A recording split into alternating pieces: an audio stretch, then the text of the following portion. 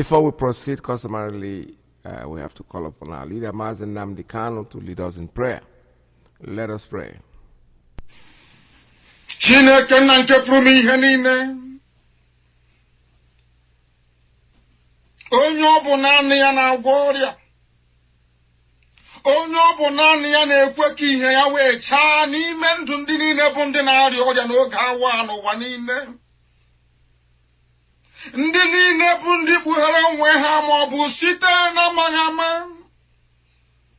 ma ọ bụ site na mgbụgba nke ekwensu n'ime obodo ndị niile dị iche iche, wee were coronavirus weta n'ụmụ ndị mmadụ. Nna m kebere dị ngọzi ndị na-ebutere ọrịa, onye nwe anyị na Chineke nna nke igwe, anyị na-arịọ gị ka iwe gwọọ ha, kama anyị na-ekpere gị ekpere wee karịsịchaa, wee na-asị gị biko chebe Biafra, chebe ụmụ gị bụ ndị Biafra ebe niile ha nọ n'ụwa niile, chebe ndị ezi omume, chebe ndị niile bụ ndị na-agwọ ọrịa, ma ndị dibịa nke oyibo ma nke ndị be anyị nna nke ebere dị ngọzi, bụ ndị na-elekọta niile bụ ndị na-arịa ahụ coronavirus. Anyị wee na-arịọ gị nna nke ebere ka i wee chụghachi ihe azụ n'ime ndụ ụmụ gị niile, ka i wee dobe anyị ndụ n'ala nke ndị dị ndụ, ka i wee chebe Ipob eze ebube dị ngọzi, ka Biafra nke gị onwe gị kwere anyị na nkwa wee bịa ọsịsọ ọsịsọ, atụfughị mgbe ezi Chineke nna nke anyị na-efe wee na-akpụ isi ala anya, n'ihi na anyị enweghị chi ọzọ ma ọ bụghị naanị gị. O nweghị onye ọzọ anyị na-akpụ isi ala anya ewezụga gị, onye nwe m na Chineke nna nke igwe, onye na-eleta ụmụ ya bụ ndị Ipob n'ụwa niile.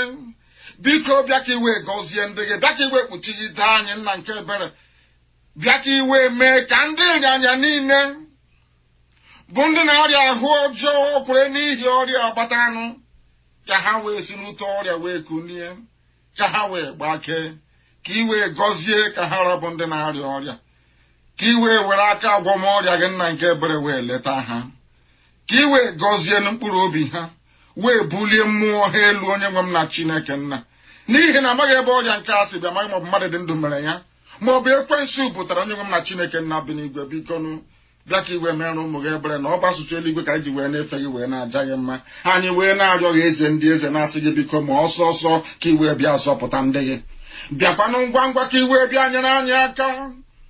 Lekwa ka ha rabụ ndị na-agba anyị mgbe okpuru, lekwa ka ha rabụ ndị kụziri si na Biafra agaghị abịa. Onye nwe m na Chineke nna nke igwe, bịa ka iwe etinye ndị dị etu a n'ụzọ ihere, bịakwa ka iwe etinye ọgba aghara n'elu ọgba aghara n'ime ndụ dị etu a, tụmadị ndị na-achị obodo ekwensu bụ zuu Naijiria. Bịa ka iwe ghasasị atụmatụ ọjọọ ha niile, bịa ka iwe chụghachi ha azụ n'ihere nke onwe ha nna nke ebere dị ngọzi, bụ ka ha rabụ ndị na-achị ụmụ gị ọchị, na-asị lekwe ka ha si wee na-ezuzu, wee na-asị na ndị na-achọ nwere onwe bụ ndị nzuzu. Onye nwe m na Chineke nna ka iberibe ndị dị etu a wee mụbaa n'ime ndụ ha, ma lekwa anyị onwe anyị bụ ndị na-achọ iru gị, lekwa ụmụ gị bụ ndị Biafra n'ụwa niile, ndị ji wee nwee ntụkwasị obi, ndị na-achọta ịhụnanya na ebere n'iru gị eze ebube dị ngọzi. Anyị onwe anyị bụ ndị nwe ezi ịhụnanya ebe nzọpụta gị nọ. Obi ya mere mgbe niile anyị na-asị nna nke dị nsọ na anyị ga-ebuli gị elu. Chineke nna nke igwe, anyị ga-ebuli gị elu. Onye ka eluigwe maka elu ụwa, anyị ga-ebuli gị elu.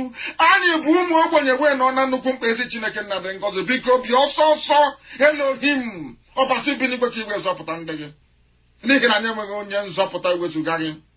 Biko na-atụfukwala mgbe, nara otuto, nara nsọpụrụ, nara ịja mma, onye ka eluigwe maka elu ụwa, site n'ebighị ebi ma ruo n'ebighị ebi. Ise, ise, ise.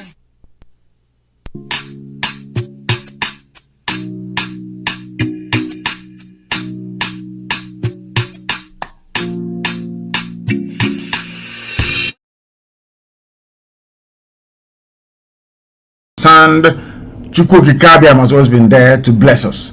And things are happening today thanks to the grace of Almighty in our lives, because we are clean and shall continue to be so until Biafra is restored and beyond. My name is Nnamdi Kanu. I am the leader of indigenous people of Biafra, the largest mass movement on the face of this very earth. Those who were born to restore Biafra, Those who do not listen or pay attention to any distractions, they are focused on that very singular objective, to restore the kingdom of heaven upon the face of this earth, to bring light where currently, should I say presently, there is darkness all across the black world. We have come to fulfill the scriptures. We have come to fulfill the will of the Father in heaven. We have come to complete that very assignment which our eternal leader started, which is to restore Biafra in our time, in truth and in every honesty.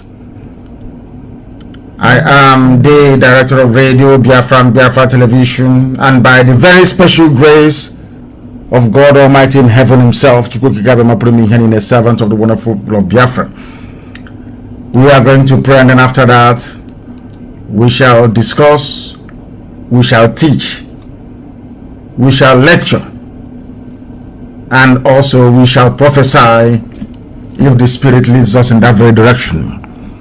Do not forget your pen and your paper. And for those of you, I know that some of you stream this on Facebook, stream it right across the entire platform that is Facebook. People have streamed it live on their respective private pages. You can go there to follow and to also read what each other is saying. But we must proceed.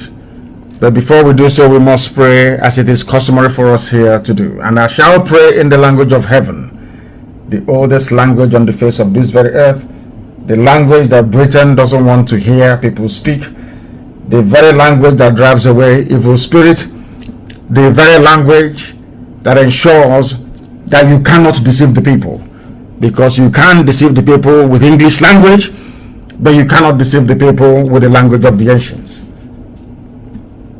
We must bow our heads. Chineke nna nke pụrụ m ihe niile, onye anyị na-akpọ ụtụtụ ehihie abalị, onye ọ bụ naanị ya ka anyị ji wee hiwe isi, onye anyị ji eme ọnụ, onye sitere sọsọ n'okwu ọnụ ya wee hazie ọnọdụ nke mmadụ dị ndụ n'elu ụwa, onye ihe niile o kere eke na-akpụ isi ala nye. Ọ bụ naanị gị ka mbara igwe na-egosi ọlụ aka ya. Ọ bụ naanị gị ka anyanwụ na kpakpando na ọnwa na-erube isi. Ọ bụ naanị gị sọsọ ka usu niile nke ime eluigwe na-efe. Ọ bụ naanị gị ka ndị mmụọ ozi na-aja mma. Ọ bụ naanị gị ka ndị okenye olu abụọ na anọ na-atụ mkpọ ọlaedo n'ala ụbọchị niile na-asị na ịdị nsọ Chineke. Anyị wee na-asị na anyị ga-ebuli gị elu n'ime ọnọdụ anyị niile, agbanyeghị ihe anyị onwe anyị na-agabiga, agbanyeghị atụmatụ ọjọọ niile nke ndị iro, agbanyeghị ekworo niile, agbanyeghị anya ukwu niile, agbanyeghị ntamu niile. Onye nwe anyị na Chineke nna kere ihe niile ekere eke mana onwe onye kere ya. Ọ bụ naanị gị ka anyị na-erubere isi, naanị gị ka anyị na-akpọku. Anyị adaberewo n'ime gị wee na-asị, ebe ọ bụ naanị gị ka ike niile nọ n'ọbara aka nna nke ndị nsọ, bịakwa ka iwe ememila ndị iro Biafra ka ha onwe ha si wee nechere anyị echiche ọjọọ. Bịakwa nna nke ebere dị ngọzi ka aka nsị ha wee baa ha ọnụ, lekwa atụmatụ ọjọọ ha niile, kwee ka o wee laghachi n'isi ha niile ka o si wee na-eme n'ụbọchị nketa obodo ekwensu bụ zuu Naijiria. Lekwa Naijiria ma dọsa ya. Chineke nna dị ngọzi, onye ọbụla na-ekpe ekpere ka Naijiria wee wuru ofu, nna nke ebere jide ndị dị etu a wee laa ha n'iyi. Chineke nna kiwe biko ka iwe kpọọ ha ọkụ, kpọọ ha ọkụ, kpọọ ezinụlọ ha ọkụ ka ha ra, agbanyeghị ndị ha bụ, ọbụladị ndị ụkọchukwu. Onye ọbụla mehụrụ ọnụ ma kulie wee sị na ọ ga-adịrị Naijiria na mma, ọ ga-adịrị onye ahụ na mma na ezinụlọ na mma site n'ebighị ebi na ebighị ebi. Onye dị nsọ mgbe niile, ihu nwoke ụmụ gị si wee na-ata ahụhụ, ihu ihe hopu ụzọ dị mma na-eme, ihu ihe nwe ike na-ezuzu ka ndị agbara ọgwụ n'isi wee na-agara ndị ọjọọ ozi wee were. Before we came, there was nobody like us. Now that we are here, they pretend, they copy, they emulate, they fabricate falsehood, but they can never be like us. Long after we are gone, they will wish we lived forever. IPOB is very special, exceptionally special, the largest mass movement in the whole world bar none. And we did it because Chukwu Kikabiama is with us. We did it because Chukwokika Biama created IPOB himself. And we are here to pilot its affairs. We will not prevaricate. We will not stop. We will not slumber until Biafra is fully restored to its former glory.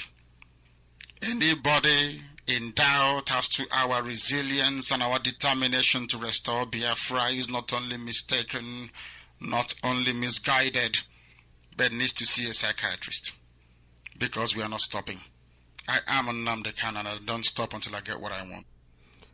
One more time, I say good morning. Welcome to another live broadcast from New York City under the auspices of our mother station, Radio Biafra London. Our leader's name, Mazi Nnamdi Kanu. Yesterday I came across a lady on Facebook that was talking. I think she works on a radio station, I'm not too sure. And she was like, there's confusion everywhere. I say, I know, no, ta. One nature, I so. This, she was saying all kinds of bullshit. And I look at her and I just responded. Because she was like making some comment like she's so confused. She's in sympathy with what we are doing. We know you are not. You're just actually quasary. A woman is supposed to be a broadcaster. She has a radio station where she works. I know that for sure. Either she works there or she does part-time or whatever she does. And then she was like, we are creating confusion.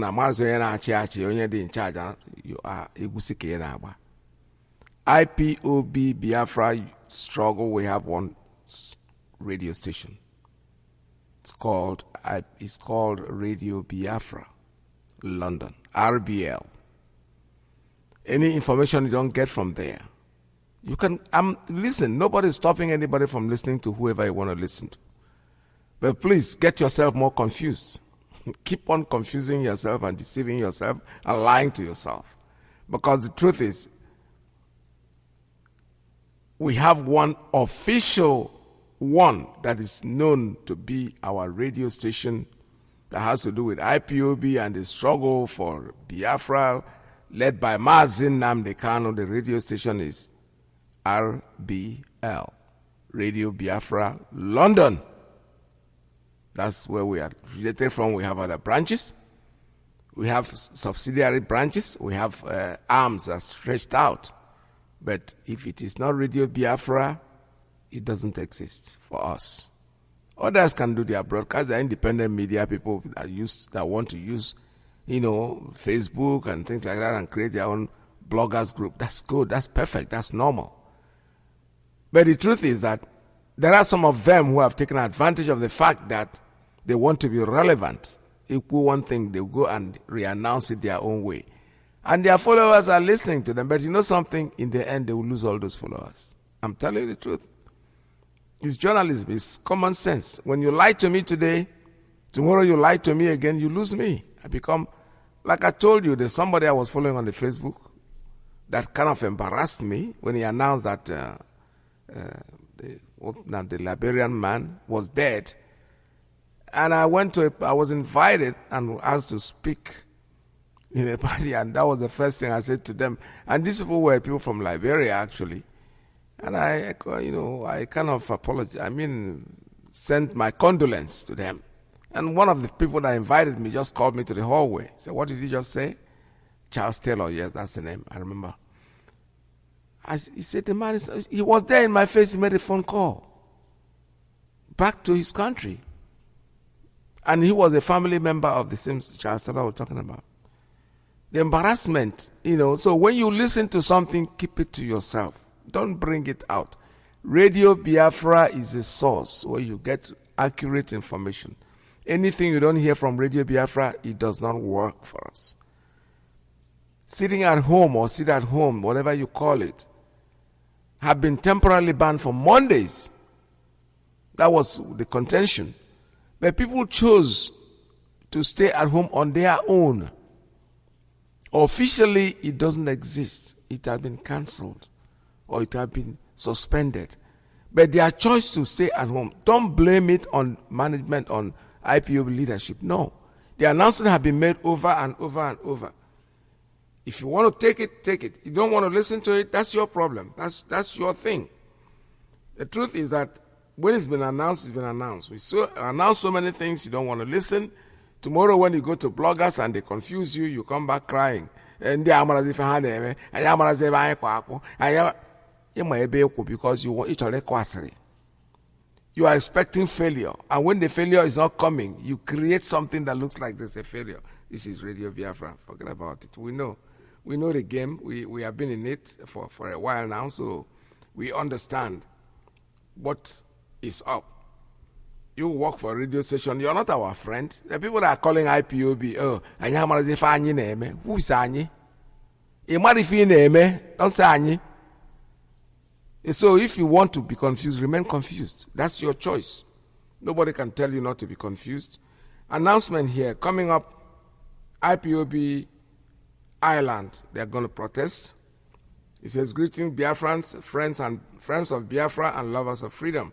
The protest against the extraordinary rendition and illegal detention of our leader, Mazi Nnamdi Kanu, through the collaboration of the British and the Kenyan and Nigerian government, will commence at 10 a.m. prompt on Thursday, 27th January 2022. On Thursday, this protest in Ireland. The venue of the protest will be at the British and Kenyan embassies in Dublin. Listen to that. The venue of the protest will be at the British and Kenyan embassies in Dublin.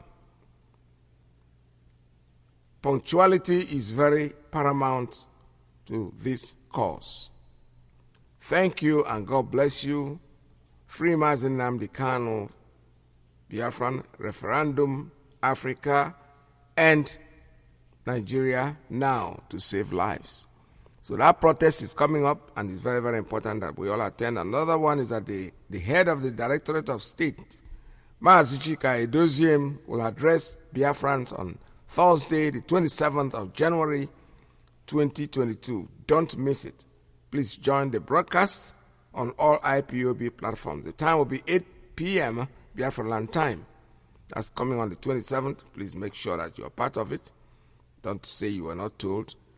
I'm still reminding you about our law. The cow eating is banned on the 7th day of April.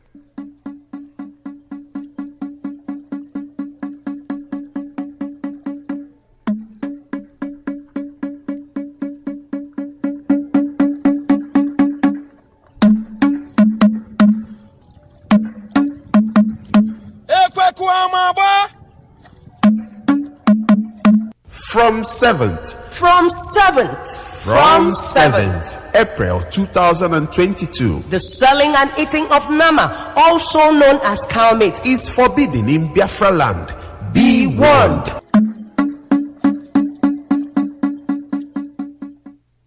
All right, that message is very clear. It's coming back again, and listen to it attentively if you didn't hear it before, because we keep talking about this. Amanya Medis Nama.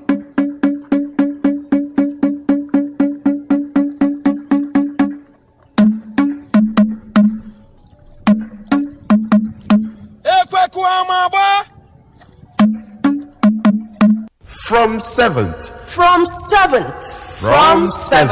April 2022, the selling and eating of nama, also known as cow meat, is forbidden in Biafra land.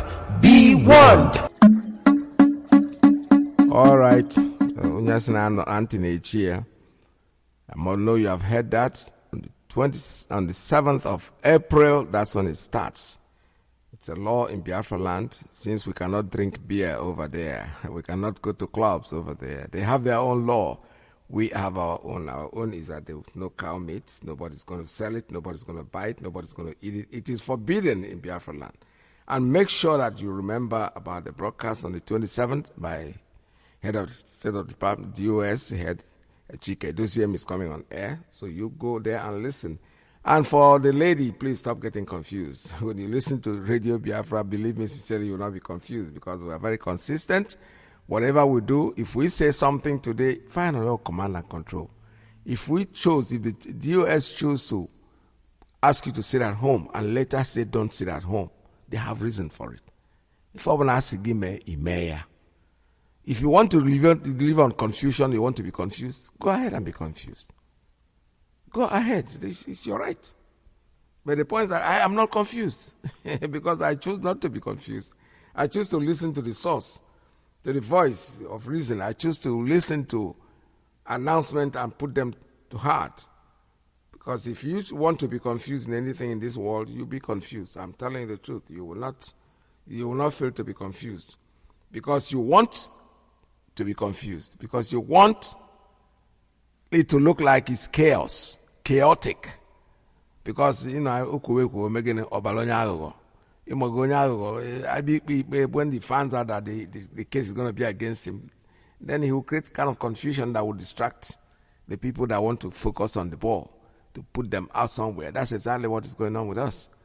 Now, when there is no confusion, you want to create one. You want to so that it will look like we are confused. No. IPOB is not confused.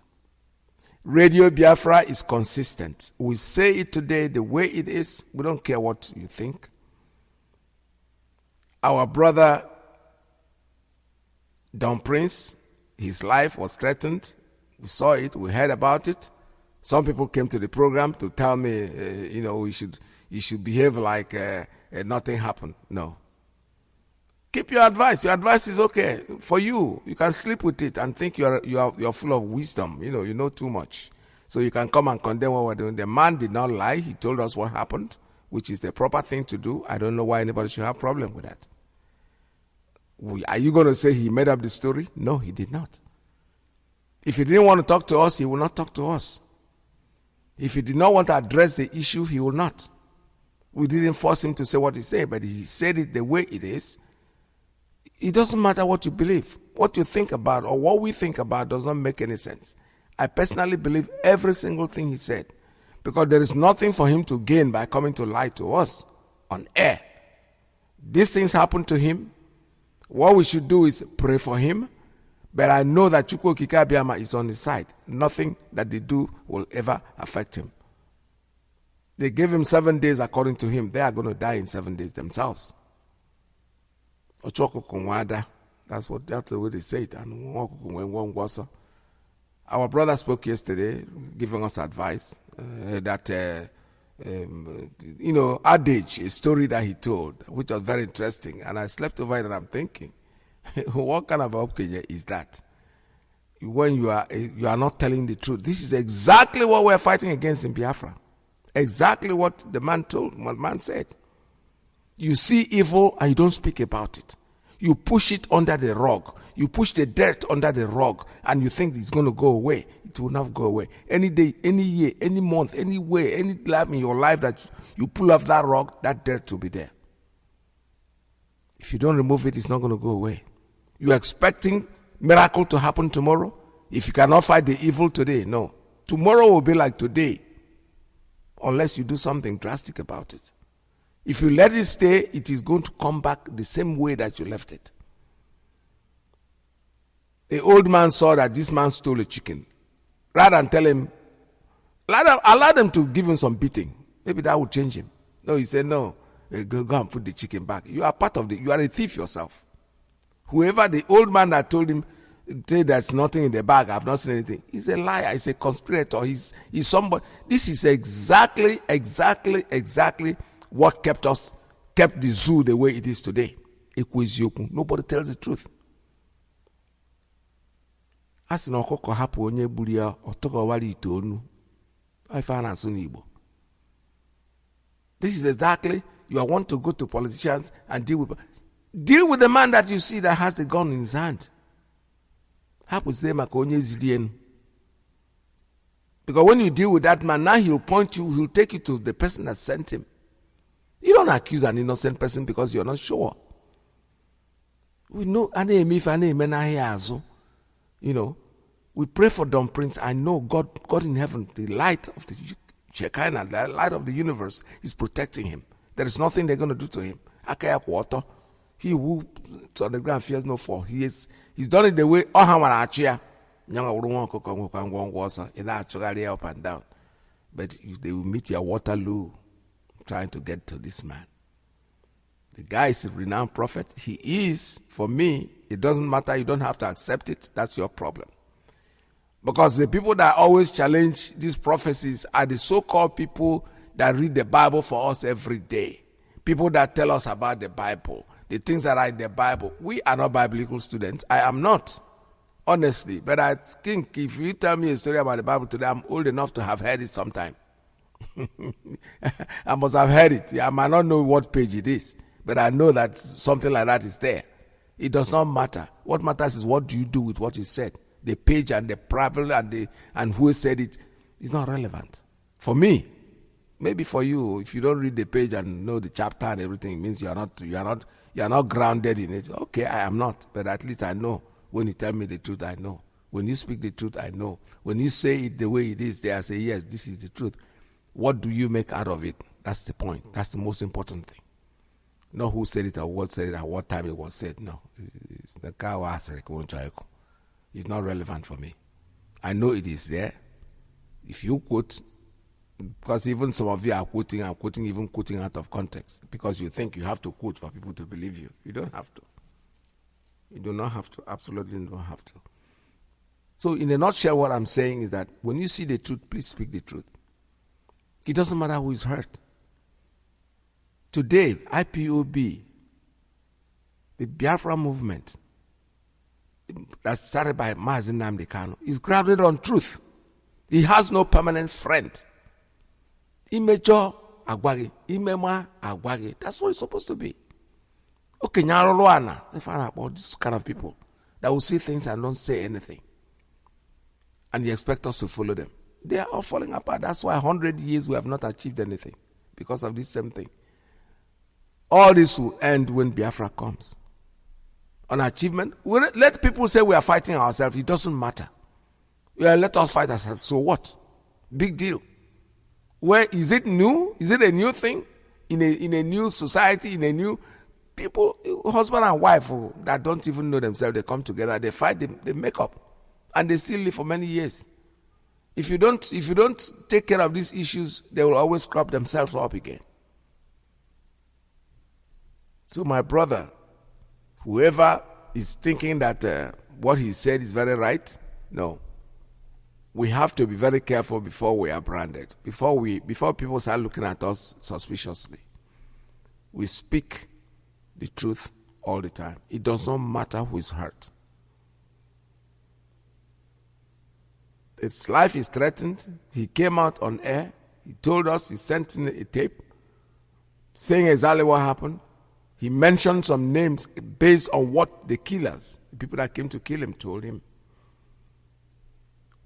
What is the wrong thing that he has done for relaying this story to us? And whoever wants to do anything, like one of my sisters from London yesterday said, from Great Britain, I agree with you. Anything, silence is killing. Believe me sincerely. The poisonous thing, the most dangerous thing in this world is silence. It's a killer. You want to do something, do it. Don't even give us details. I remember a member of the US, I once told him, I said, please don't let these people push you into telling us what we are not supposed to know. We are not supposed to know, and you are not even supposed to explain anything to us. Just do it. Action speaks louder than words. When we see what you are doing, it's okay. Don't try to explain. You don't owe anybody no explanation. What you owe us is leadership that they have given you. You're doing it your own way, the way you think you're going to do it. To hell with everybody else. I don't care what people say. It doesn't mean anything. They didn't put me there because I'm not competent enough to be there. And they didn't put you there because you don't have the clouds to do it. But criticism is the easiest thing in this world. We call it blah, blah, blah, talking. You can't talk. Just give us a solution. Criticism is something that is so easy. Everybody can criticize, honestly. There's nobody who cannot. But when they come, it's like, for me, I look at this whole thing like when you watch boxing. I used to use it as an analogy, and I'm watching the boxing when the bell goes, bam, for the dispress, and then the manager climbs over the rope, goes in there and telling the man that is boxing, listen, knock him on this way, knock him on that way. You are putting your hand too low. You're going to jab the guy and knock this guy out. Bro. As soon as the bell goes, bararam, he steps out. Then the fighter gets up. He is the one facing the war, facing his opponent. This is exactly what we see in leadership. We talk and talk and talk and talk and talk, but when the comes to become, we all step aside. Who is carrying the cross? The man that they gave leadership to. It's not you. You have spoken your words and your words of wisdom, quote and unquote, and you are on the side. Now it's left for them. If they put you there, like the manager who is telling the boxer to get up, if the boxer decides to jump over the rope and get out, the manager stands there, they will knock him out in 1 second because he wouldn't know what to do. He has the knowledge of what to do, but he cannot execute it. Just the same thing with all of us. We sit down there, we condemn, we criticize, we say all kinds of things because we think we have too much wisdom in our brain. If all these people have all this wisdom, why are we the way we are? Why has this country been watched? People are watching it, go down, down, down, down, down, down. I have a brother-in-law who just came out of Nigeria, who just traveled and came back with his wife. They just got newly married. They went home to, He was telling me so many stories. These are people who don't believe that Nigeria will ever break up. But then in the end, he told me, but uncle, I don't really see how this thing can be fixed. I said, it has no fixture. You can't fix the zoo. The truth that you have to tell yourself, don't, it's like somebody's praying and he's very, very sick and he's praying. He's still hoping that he's going to get well. That's okay. It's okay to have faith and hope. But the wisest thing sometimes is to find a solution, go to the hospital and see. When you're praying, your prayer too will work because I believe in the efficacy of prayer. But you see, something that I believe in is that even though you go to the hospital, it has nothing to do with you are being prayerful. You pray and the hospital will work for you and everything goes pari passu. You want to get well, that's the target, that's the end product. So the man just said, but how are they going to fix it? I said, it has no fixture. You cannot fix it. He's talking about his experience. They're stopping him and asking him, do you have an ID? This man that came from the US, the police is asking him for an ID and then calling him Oga, and the rest of them is a young man that goes, nobody has ever called me Oga in my life, but over there you see an old man calling me Oga and all the rest of them, just for twinkle. And then how much? 1,000 naira, 2,000 naira. That is worthless money. That's not going to buy him a cup of rice, possibly. So the situation is, when you see things getting worse, and we have all these wise men around us, all these people who know too much, they know everything, but they know nothing. The country is going down, down, down, down, down. It's going down every day. It's not going to ever get back up on its feet. Look at the way the money is. It's rotting away. I'm still looking up to a time when they would tell us that 1,000 naira is $1. We are getting there. We are getting there. Inflation is just there, and the people that are doing this are not even prepared to listen. Coming to our own people. Our people is not a problem for me. I'm telling you the truth because we're all into this. If you think that temporal gratification or making so much noise to put, what would I put? To make yourself look very important, go ahead and do it. Do it as much as you want. But you know something? Nothing is coming to change. The warning has been given from different angles and different people at different times. Nobody pays attention. We are still whiling down in our ignorance. We are going down and down and down and down. And if we think that we're going to ever go up again, it is not true. Let me take a very short break and I'll be back with you. Stay tuned. Don't go away, please.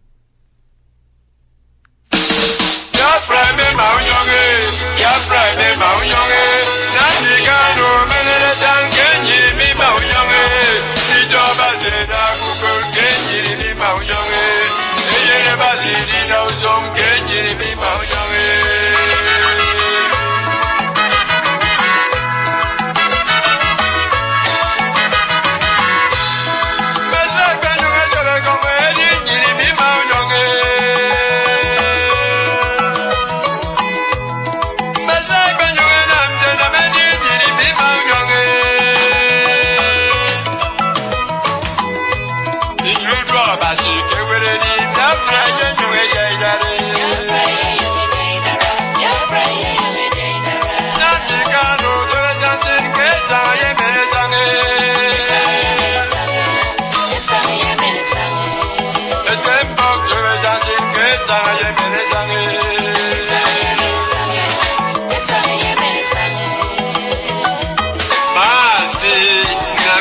Kanu, the man with the lion voice, the man with the thunder voice. When he speaks, the enemies will panic and take over. Nigeria, any other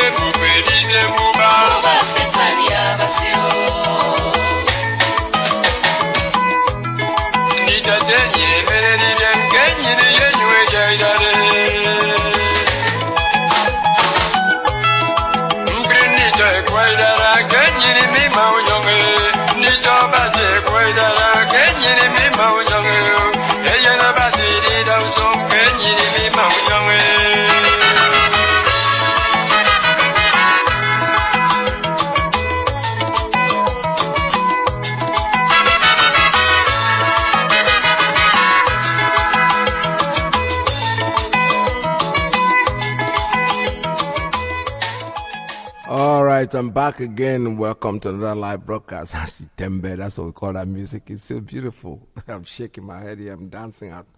And, Tembe music used to be loving the music that we listened to when we were kids in Calabar. And I remember those days.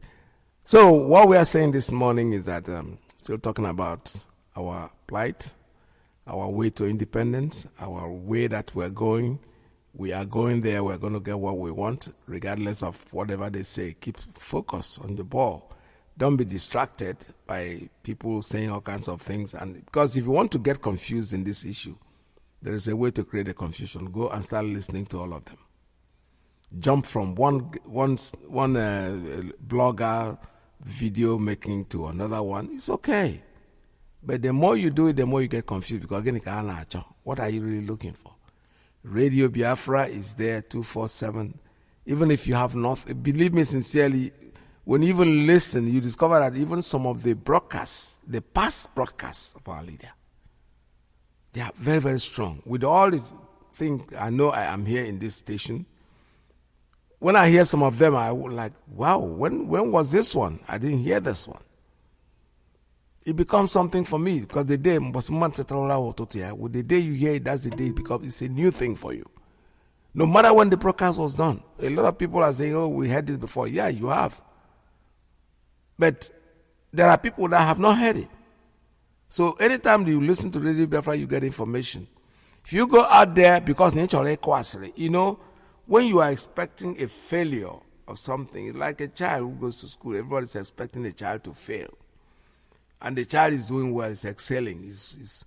They have to really find out something. Of my say, I know mine. He copied somebody's exam. He wasn't the one that took the exam. It's okay. Copy it for how many years? 5 years. Every year you copy. Every year you copy. And for 5 years you did very well. You came out even YK to you copy. Because they want to brand that person.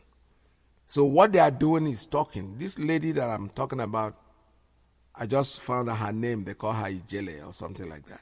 I know she's a broadcaster somewhere in the radio because I think I've seen her before.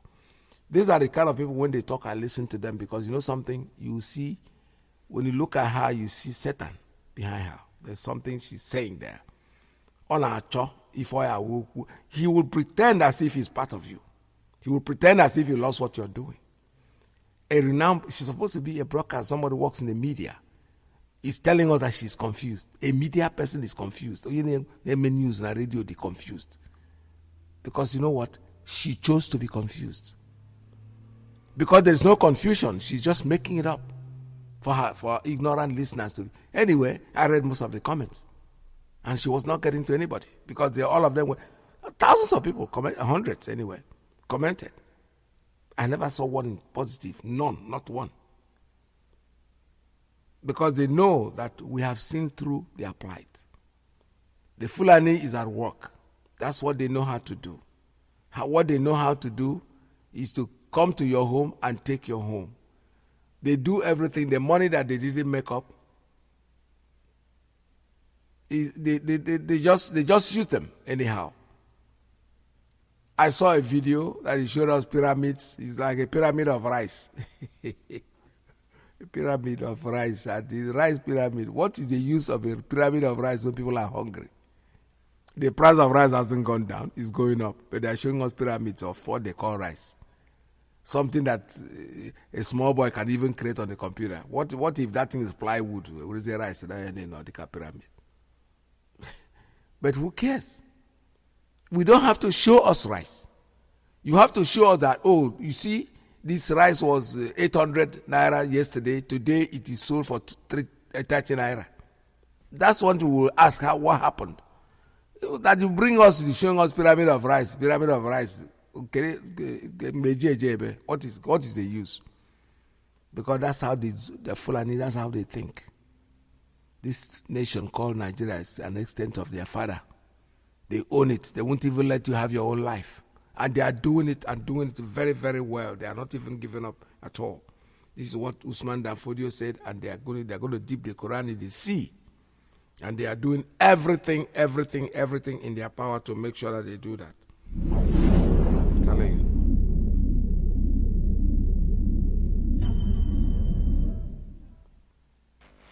This new nation called Nigeria shall be an extension of the estate of a great father, Usman Dan Fodio.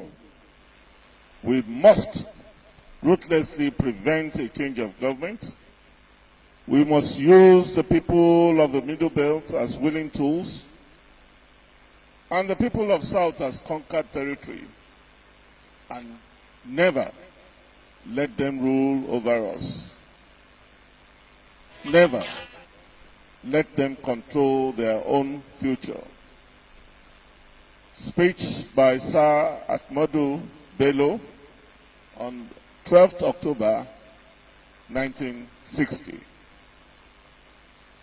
Gentlemen of the press and great people of Yoruba land and Nigeria, we welcome you to this epoch-making section convened to brainstorm on how to safeguard the security of lives and properties of our people in Lagos State. If you have an iPad here and you have access to the internet right here, I will just invite you, please go online straight away and go to wikipedia.org, Wikipedia, and type into the search engine Abuja Declaration 1989.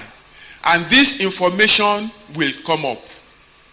Islam in Africa held a conference in Abuja in 1989. At the end of it, they issued a declaration.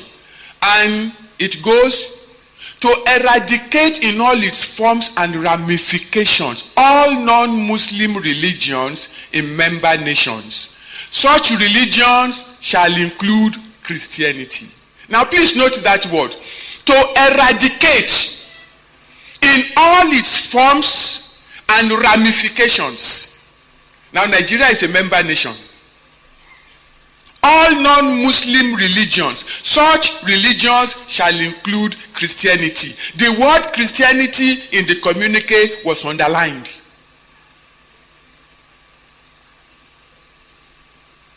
To ensure only Muslims are elected to all political posts of member nations, to ensure the appointment of only Muslims into strategic national and international posts of member nations, to ensure the ultimate replacement of all Western forms of legal and judicial systems with the Sharia.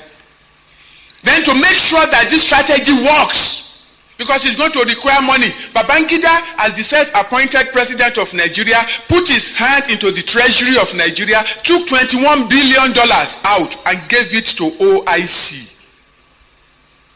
to the Islamic Development Fund of OIC and said, take this money for the total, I'm quoting, for the total Islamization of Nigeria in particular and Africa in general.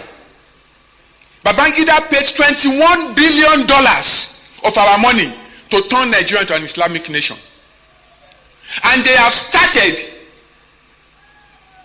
Boko Haram, don't look at it as something that is isolated to the northeast. It is meant to cover the entire nation until Christianity is eradicated in all its forms and ramifications. There are two ideologies inside the Nigerian constitution. Let me show you something. Sharia is mentioned in your constitution 73 times. Islam 28 times. Grand Qadi 54 times. Muslim 10 times in the Nigerian Constitution 1999.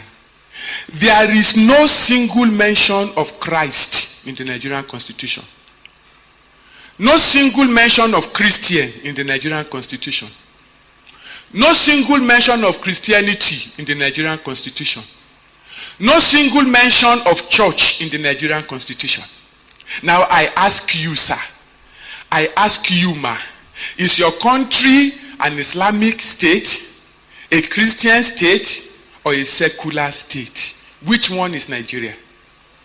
There is an Islamic agenda for Nigeria. In 1983, OIC held a strategy meeting in London. And at that meeting, they strategized how to turn the whole of Africa into an Islamic continent. The reason of OIC is that Africa is the only continent that has the largest population of Muslims in the world. Therefore, the entire continent should be Islamic. They produced a 322-page document. After that strategy session, 156 pages focused on Nigeria. They identified 7 key nations that must be captured before they can turn Africa into an Islamic continent. The 7 nations are Nigeria, Kenya, Liberia, Malawi, Cote d'Ivoire, South Africa, and Democratic Republic of Congo. OIC says these 7 nations must primarily be Islamized.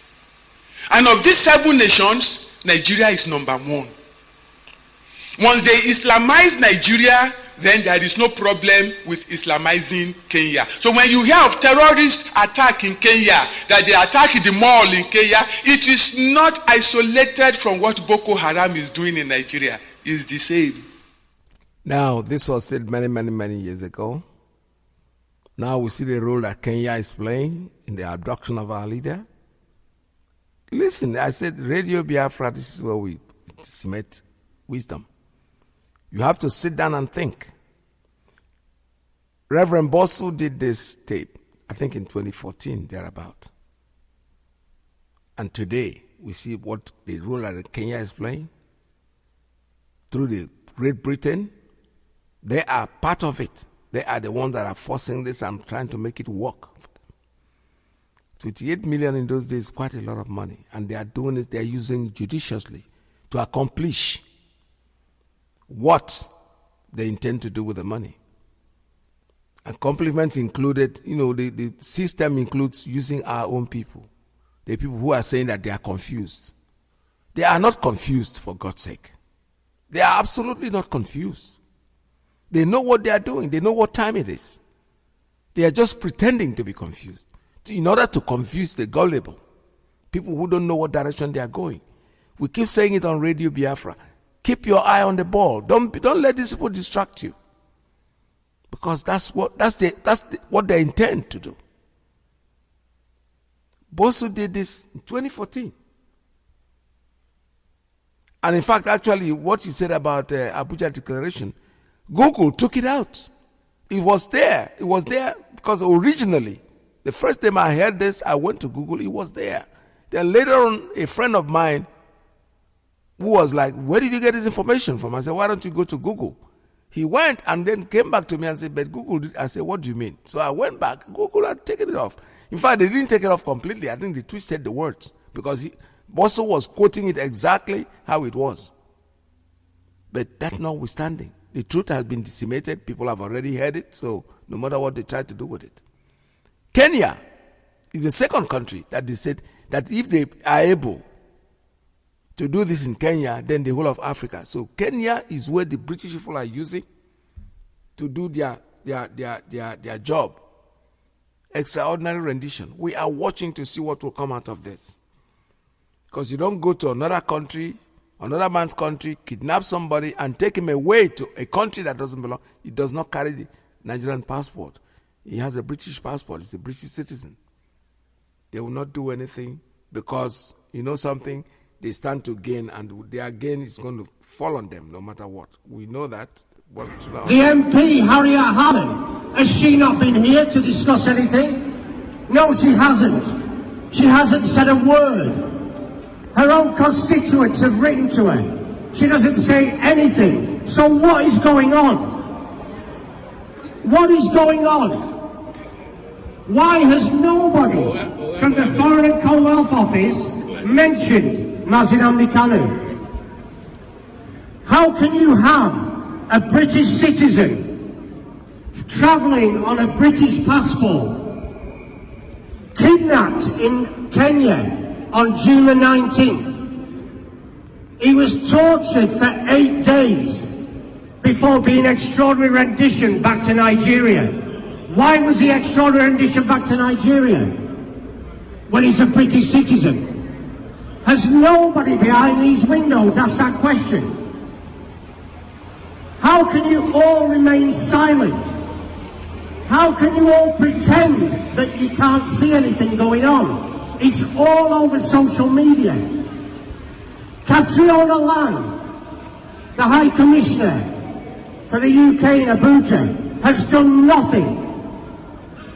She gets tagged in every single tweet that tweets about Mazi Kanu and extraordinary rendition. She doesn't reply to anybody. You ask a question, she blocks you. Is that really someone in her position? Is that really something she could be doing? She's done nothing at all. She's a representative of the UK in Nigeria. She represents British citizens in Nigeria. Why has she not represented Mazi Kanu? Why is the total silence?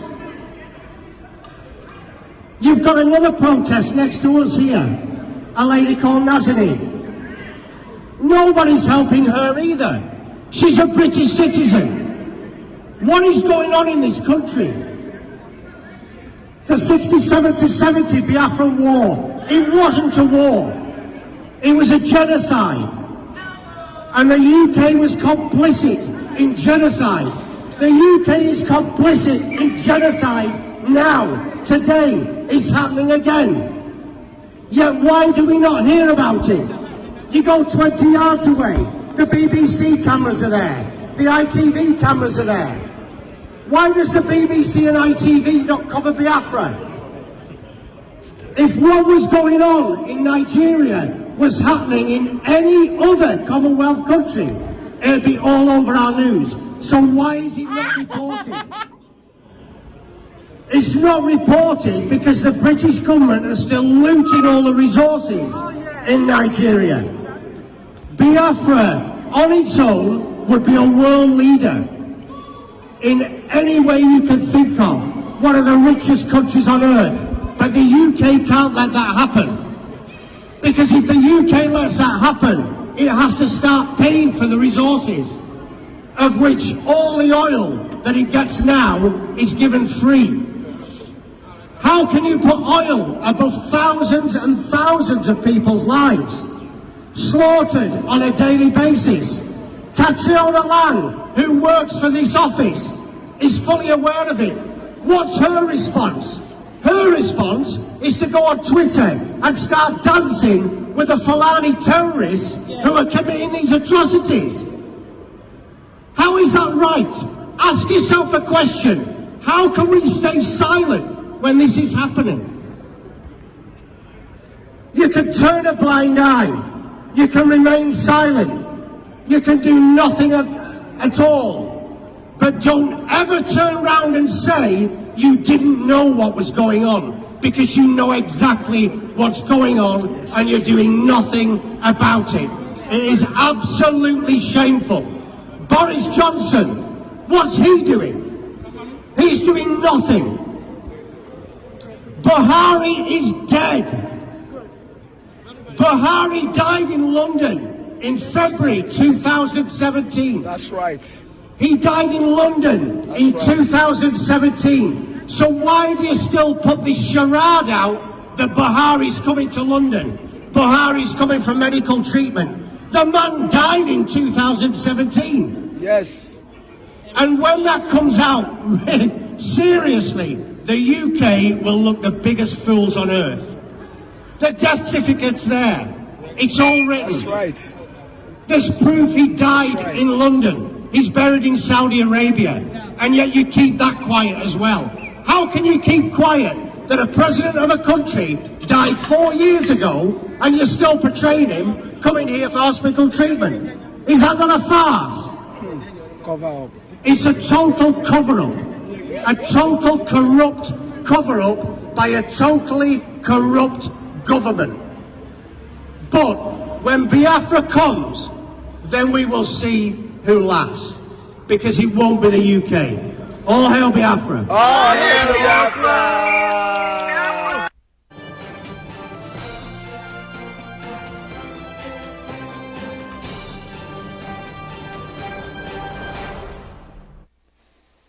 Anybody not following anything that DOS says goes. Anybody not following orders from Chike, Dosium, from DOS, you will be removed from IPOB and sanctioned appropriately. You know, before we remove you without knowing where you are. This time around, we will catch you before we remove you. Anything DOS says is what goes. Nnamdi is heading our reconciliation committee. If he calls you on the phone, you must listen to him and do as he says. He is our deputy head of Directorate of State, led by Mazi IYKE. They are the highest decision-making body in IPOB. If that thing is difficult, then now refer it to me. Do you understand? Anything, if they call you on the phone, you don't return their call, or you're doing strong head, I will then believe that the zoo has brought you over and you'll be dealt with. This is Radio Biafra. The lines are open for you. Make your calls at 646-920-4541, 845-344-7984, 929-406-9953. We are IPOB. You have a structure. Whether you like it or not, you might not like the way we are structured, but you know something? We don't care. We don't really give a hoot. It doesn't mean anything. Listen to us. We are not a political party yet. When we become a political party, then you can now air your views. This is a quasi-revolutionary group. We say what to do. Our leader is Mazi Kanu. He appoints who he appoints, and those he has chosen to give a job, we allow them to do what they have been asked to do, even if we don't like it. I'm sorry, we don't like it. You don't like it, you don't like it. So what? What we are saying is that we have a leader. His name is Mazi Kanu, that extraordinarily renditioned and locked up in DSS custody. But we have Chike Dosium, we have the DOS, those are the people that he handed it over to. It's very clear. So when somebody comes in and says, we are confused, we don't know what to do, because you want to be confused. And you know something, I wish you remain confused. When you want to be confused, you remain confused that there's nothing anybody can do. I have a call. Let me take this as my first call today. Caller on straight line, please tell us your name and where you're calling from. Good morning from here.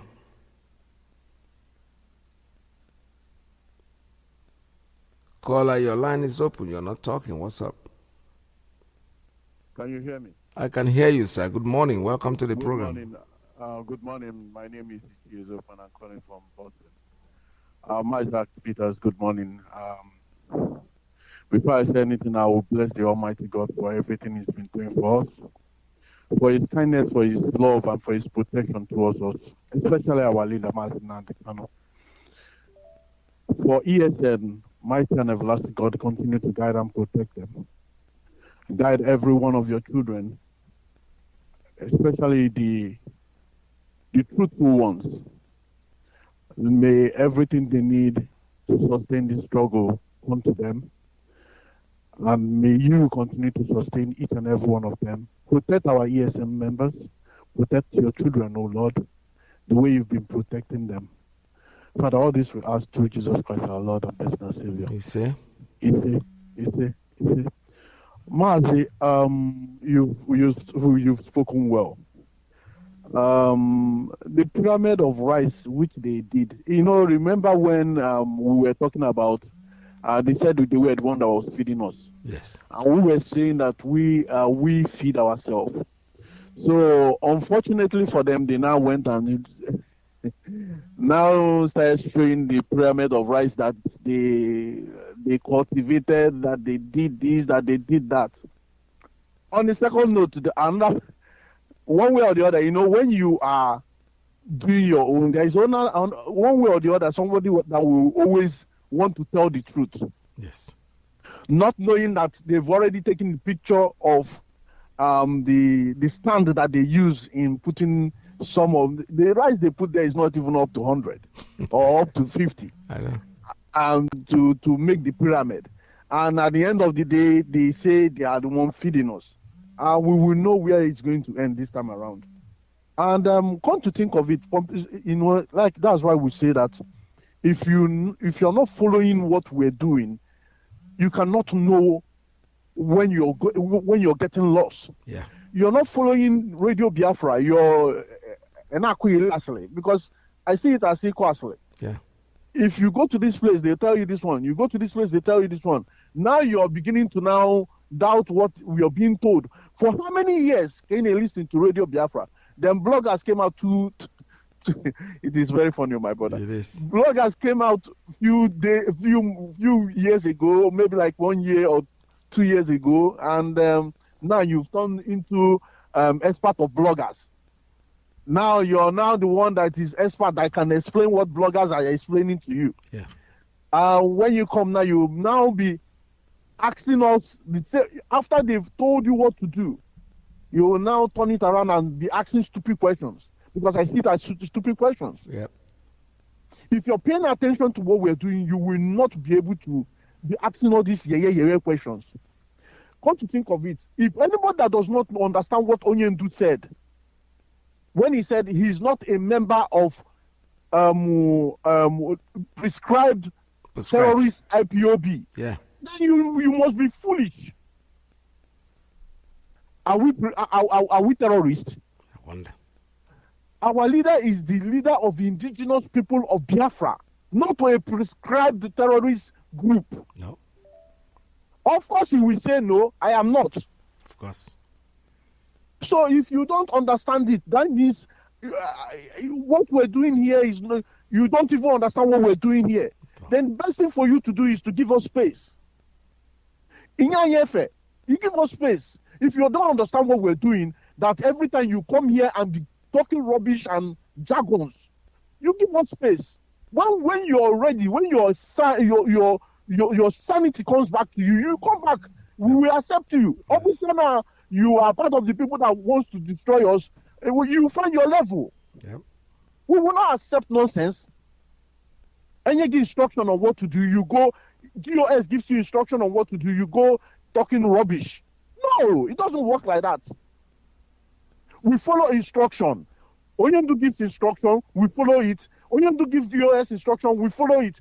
In fact, they cannot and they will never make Onyendu irrelevant. Because that's what they are trying to do. MSI irrelevant, then whatever Nigerian government does. Because this is what these people are planning all this while. Yep. Our Onyendu still remains our Onyendu. Is the leader of the indigenous people of Biafra, and not a prescribed organization. Yep. After all, in this US, if Mazi, once you give anybody letter, so far the person is a member of IPOB, and he comes into this country, and he's in a good standing, and he wants he comes. And because of his being chased or being molested by this useless government that we have in Nigeria, once you answer for the immigration, they will give you your dues. Oh yeah, of course. We are not joking. If we are terrorist organization, American government will not even answer you. Of course. All of you, everybody will be running away. Oh yeah. But once you say you're an IPOB member, once you mention Biafra from your mouth, you in fact you're in a very good standing. That's right. We know, we've done it, we know. So all these people that is talking rubbish that IPOB USA is in this, that is nonsense. It's people that want to gossip that will gossip. And when it comes to sabotaging what we're doing, you cannot do it. No. Because once something that, if God has had destined something, you cannot push it back. It's not possible. You cannot push it back. That thing that he has said will come to fulfillment. Yes. And Biafra is a fulfilled dream, a fulfilled stuff that Almighty God has said is coming to pass. Nobody can stop it. I move by the person I move. Yeah, nobody can stop it. So, Mazi, let me let it go here. Let other people speak, because people don't understand what we are doing here. The people that does not understand. In fact, Mazi, let me say this thing. Some people that have been with us for donkey years. Yes. Still, listen to the people that have been here for 2 years. Obra de high.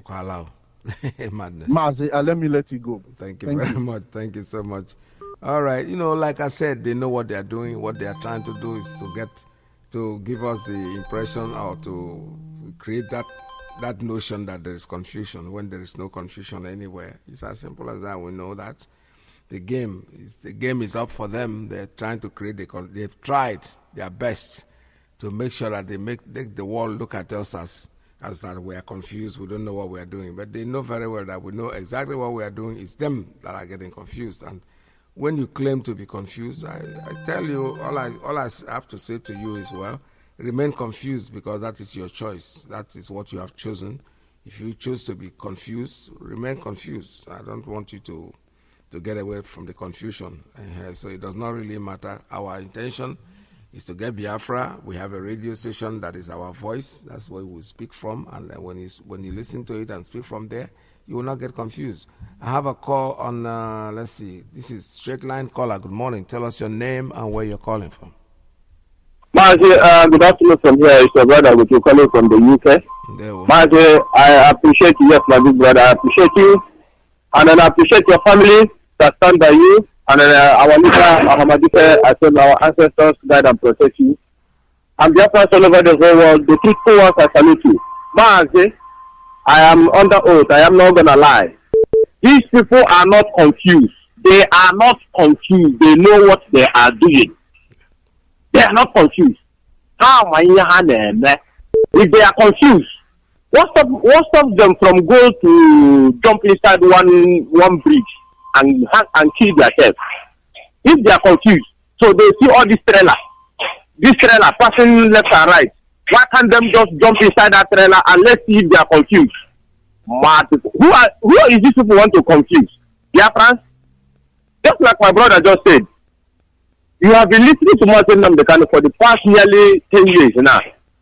And it's just few days, these criminals on social media, few days. And then you want to tell us that you are confused. Yeah, and that, Mazi, like as I said, I've been calling upon our youth to wake up. And I'm glad to say what I saw in social media this morning, that I was watching. My heart is glad. You know what it is? There is a man in Ebony State. The video I was watching this morning, I hope some people have seen it. They say it's a one-chairman. Mazi, who mentioned this guy, I don't know. This criminal, I don't know. They say it's one of the people they is using to kill our youth. You know what happened? Our youth rose up and went to his house and burned it down. Yes. I'm telling you. They say the guy was using a Bible to kill youth in Ebony State. And the youth vote and went to his house and burned the house down. It's on social media. They got punished them. Mazi Nnamdi Kanu must be released. I have all these for Fulani. Let me tell them.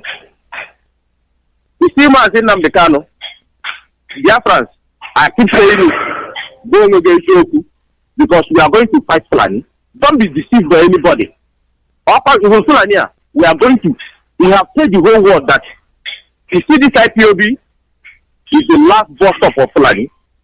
Mazi Nnamdi must be free from Fulani, and he must be free. Give us a referendum, let our people determine their future. Yeah. Fulani government, Mazi Nnamdi is a time bomb, and we must carry everything that he tells us. The whole world is about to see who IPOB is. They can call us Mazi, whatever they like, they can call us. Yep. Azikiwe was called terrorist. Awolowo was called terrorist. Mandela was called terrorist. Where is this man from India? Gandhi was called terrorist. At the end of the day, what happened? They get their freedom. Where is Mandela statue today? It's somewhere in Britain here. Mandela statue, giant statue was somewhere in Square in central London. But it's the man they call terrorist. Biafrans all over the whole world. That is what I am stand for. You see Mazi Nnamdi, this is where you are one and this is who we know. Our Mazu will go down. You must go down. It's just a matter of time. Mazi, thank you for giving me this opportunity. All right, thank you so much. This is Radio Biafra USA 2. We are still here. There's nothing anybody can do about it. You know, our Mazi said something many years ago. Say, ask the Biafra, but you know, the Igbo man loves the truth. And as soon as you tell him the truth, he will follow you. Also, because our fathers, just the olden days, you know, they have a story of every day on you eventually they find out that they and that is the way it is. For us, Nnamdi Kanu is our man. He has never lied to us. Anybody who is suggesting that we should start lying because we want to protect some people, to hell with that person out there. I'm not sure. If only we have a call. Good morning. Caller on straight line. Tell us your name and where you're calling from. Good morning from here, Mazi IYKE. Mazi IYKE PETERS. Welcome to the program. Yes, sorry, Mazi IYKE PETERS. Good morning from here. The Chukwukika Biama continue to bless you, strengthen you. Amen. For this wonderful work you are doing for Biafrans. Mazi, my name is Judo Kafo. Judo Kafo is from Agbo. Agbo is in Anioma. Anioma is Biafra land. And Anioma people are Igbo people. Yes. Mazi, I just want to use this time to thank DOS. Mazi Chika Idozia and Chinas Alongu and the rest of the genuine TOS members for holding this struggle so strong and tight. I thank you now because me, Judo Kafo, I am a student of Radio Biafra and a student of Biafra University. And my professor is Mazi Nnamdi, and my leader will always say, come to Radio Biafra with a dose of common sense. And all these years, I have come to Radio Biafra with a dose of common sense. And many Biafrans have come to come and listen to the gospel. They came with a dose of common sense. Our leader will always reiterate and say, Alamajari, you are invited. Come with your slate and chalk, and they will come and get knowledge. You know, all these days, I don't put one and one together to know what has been going on and what is happening. It will only take those that have the spiritual eyes that Chukwukika have given to them to see that this thing that is going on is not an ordinary hand. Yes. You know, our leader being a very good man, listen to everybody. But one thing the book of life said, test all spirits, if they are the same or if they are of God.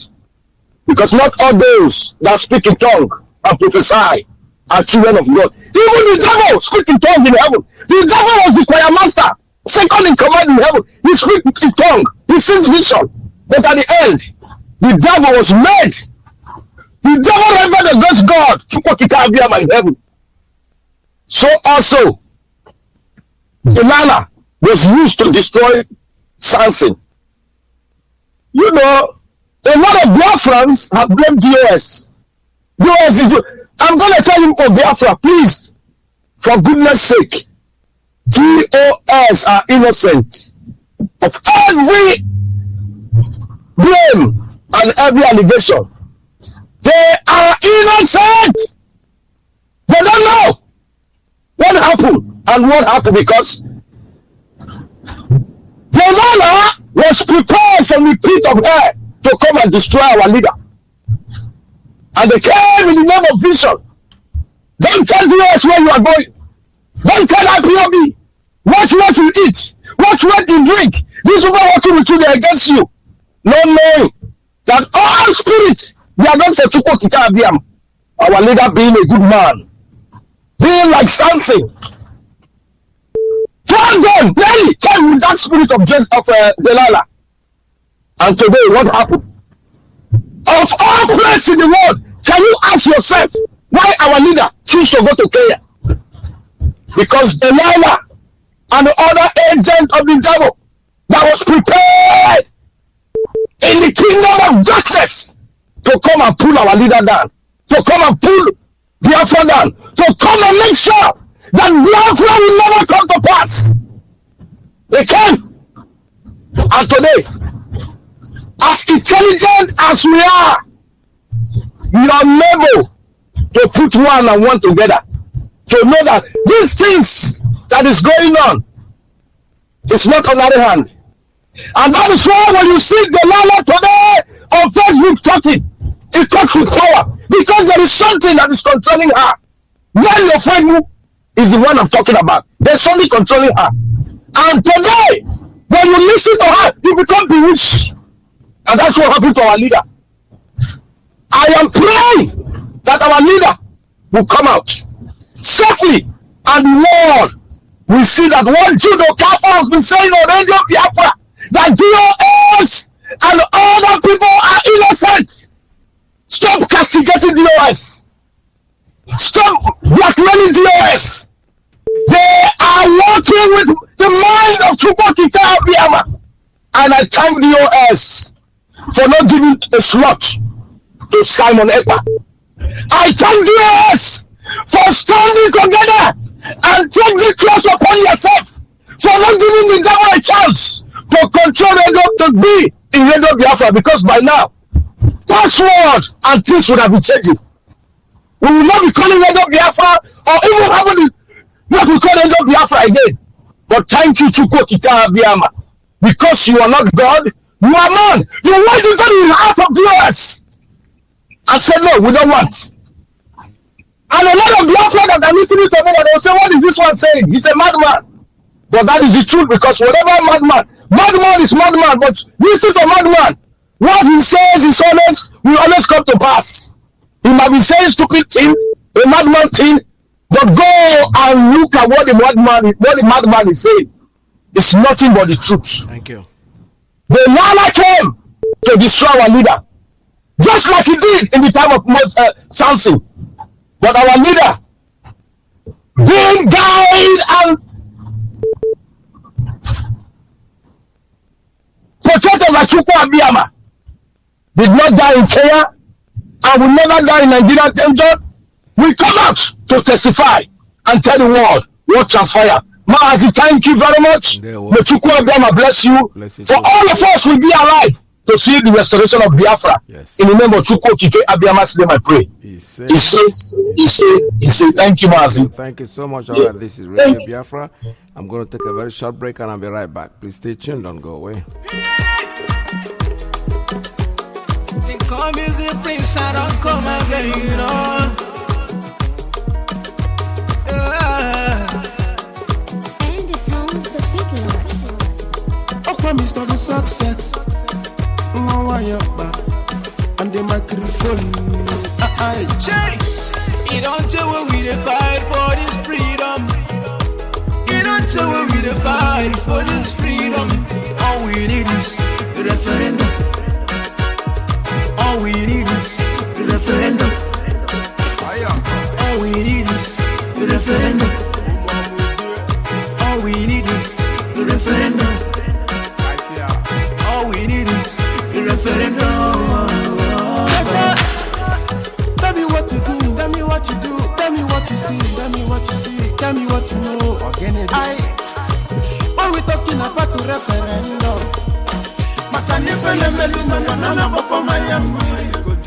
oh you see, I have to go for long. We don't become a slave for long time. Back in the days, we know what's up. But because of who the focus to come out. All right, I'm back again now. Welcome to the program. One more time, let me take a call on WhatsApp. Call on WhatsApp, please. Tell us your name and where you're calling from. Good morning from here. All right, call on WhatsApp. Are you still there?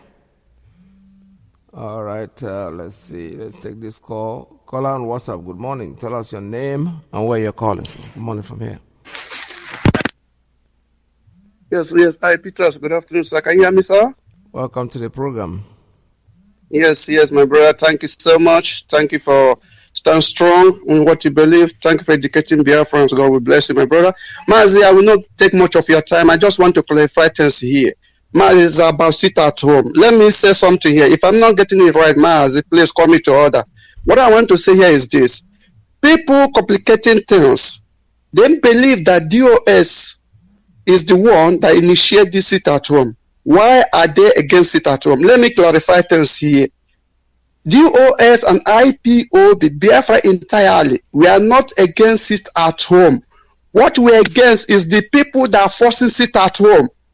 Please listen carefully. DOS is not against sit at home. If you willingly want to sit at home on Mondays, please, you kindly can do that. Nobody is against that. But what we are against is people coming out and say, DOS says sit at home. No, sit at home might be suspended. But if you decide every Monday to sit at home, you can do that. Or if you are willing, it's what you choose to do. It's okay. But people coming out here to force you, say you must sit at home. That is the people we are coming against. That's the people we're against here. So please, we are not against it. If he decide to sit at home, he can sit at home on Mondays. But nobody will force you to sit at home because it has been suspended for now. So nobody says DOS is against it at home if they initiate it. They are not against it. But what they're against is people forcing it, telling you that you must sit at home. That is where we're against. Mazi, another thing before I drop, Mazi, is about people saying if this autopilot is not a member of IPOB, why did Nnamdi Kanu, tell people to go and listen to him? I want to clarify things here. Nnamdi Kanu says, I don't know how people reason sometimes. Nnamdi Kanu says, if you know anything that you can do to move this struggle forward, please do it and we will support you. That's what Nnamdi Kanu says. If you know anything that you can do, why autopilot is not a member of IPOB? Nnamdi Kanu find out or see that this guy, what he's saying, makes sense in his own way, that people can go and listen to him that time, not now. Not only this guy, Nnamdi Kanu mentioned many things. And let me say something. Mayegu diary, if you can know Mayegu. Mayegu is not a Biafra. Mayegu is not Igbo man. But Nnamdi Kanu said, go and listen to him. Why did he say that? Because what Mayegu is doing is rhyming to what we are doing.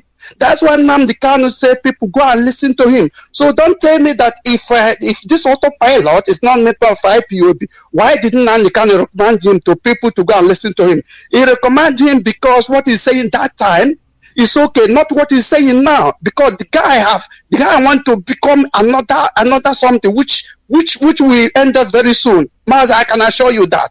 Now, Mazi, another thing I want to say is about this cow something that we are campaigning of. Mazi, the jungle is too slow. We need the jungle to every broadcaster, please. We need it. We need it. The flyers is going on. We are campaigning it hardly now, and the time is running out. People think that April is too far. No, April is very close. So we have to do everything to make everybody be aware. be warned. No more Fulani cow meat in Biafra land. Full stop. Nobody should use Fulani cow in anything you are doing. Any celebration is cancelled in Biafra land. It's suspended. It's bound. There's no more welcome in Biafra land. Mazi, thank you for having me and God bless you. Thank you, sir. Thank you so much. All right, this is Radio Biafra USA too. It's already banned. It's already on the news, and we know that. We continue talking about it. It's not going to end.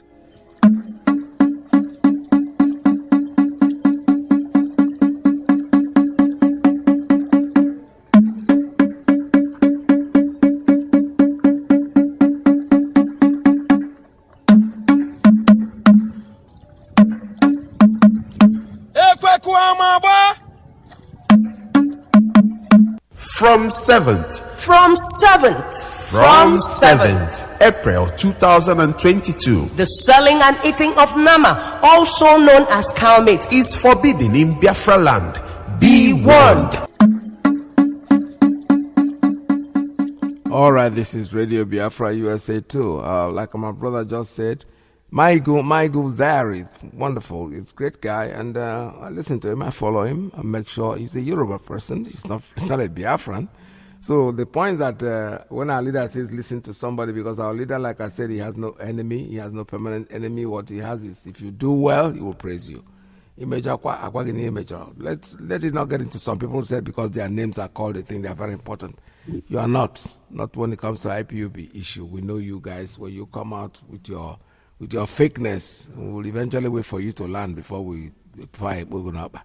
All right, have a call coming in on WhatsApp. Caller, good morning. Tell us your name and where you're calling from.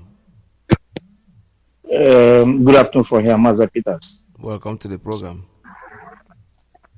Okay, thank you very much, Mazi.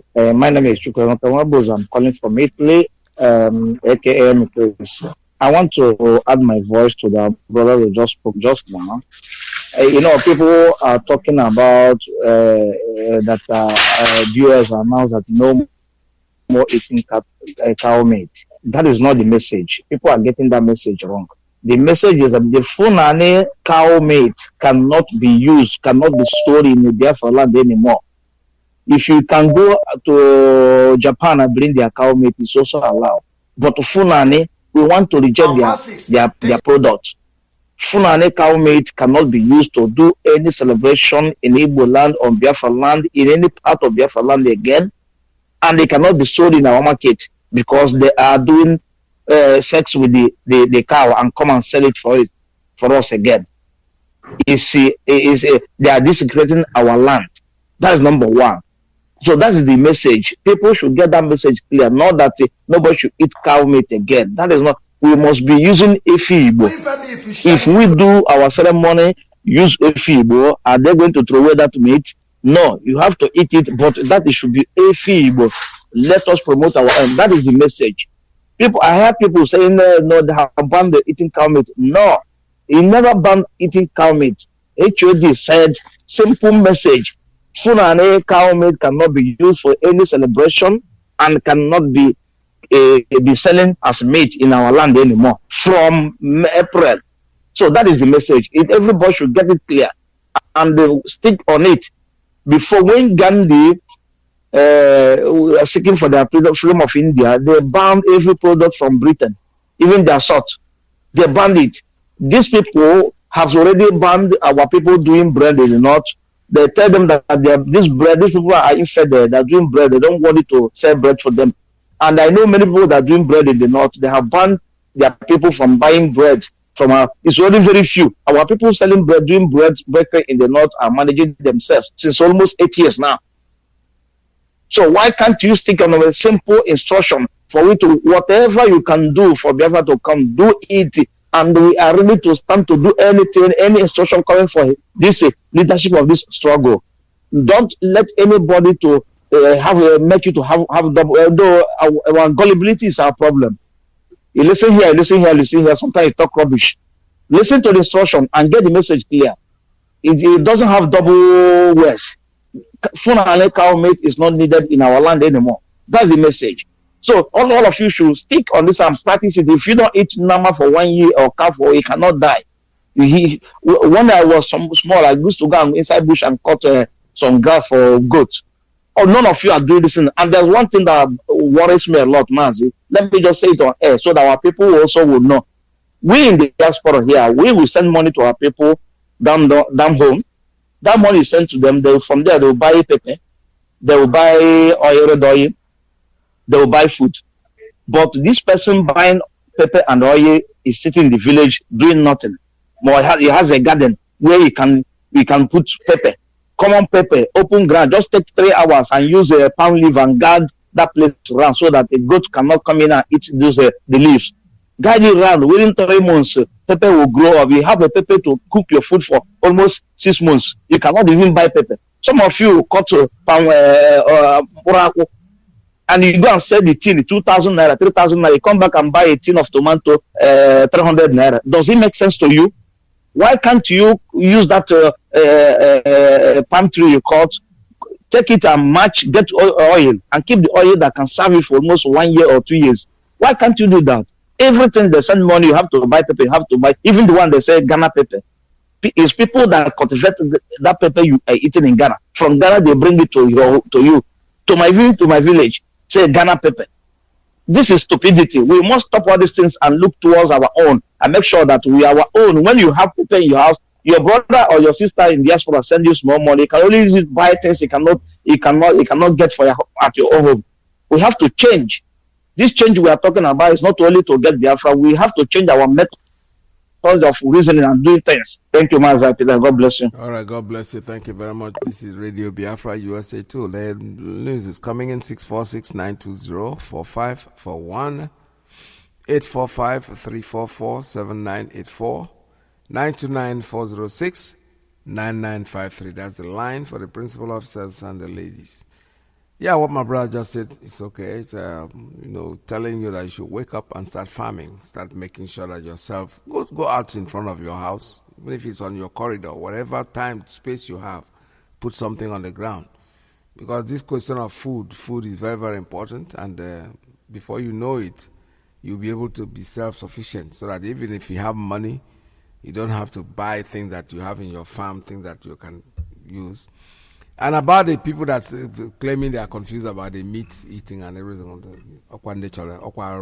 they just don't want to tell themselves the truth. What is confusing about it? Stay away from cow meat, the nama. That's what we are talking about. There's nothing to be confused about. Caller, good morning. I have a caller on straight line. Tell us your name and where you're calling from. Okay, my name is Mazi PETERS. Good morning. Welcome to the program. Yes, so. I'll be there that is calling. Ekenemu, my brothers and sisters, darling. You see, Mazi PETERS. When I was growing up, my mother hardly bought anything from the market. Yes. We had everything. We had green, we had lettuce, we had ose, we had ede, we had ogo, bitter leaf, you know. Yes. Even cow meat, we had poultry. Yes. Just Sunday, that's right. So that is the employment that HOD, the leadership just created for us. Yes.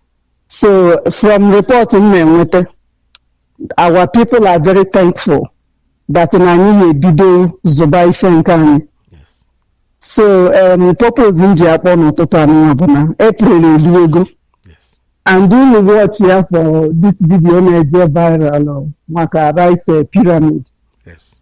So when you watch Yana, they've already prepared for their own. So Anya rap rocky family during the Biafra war come back and hunt us. Farming season a bidogo, Oka may take a few months to Oka. Then they tell if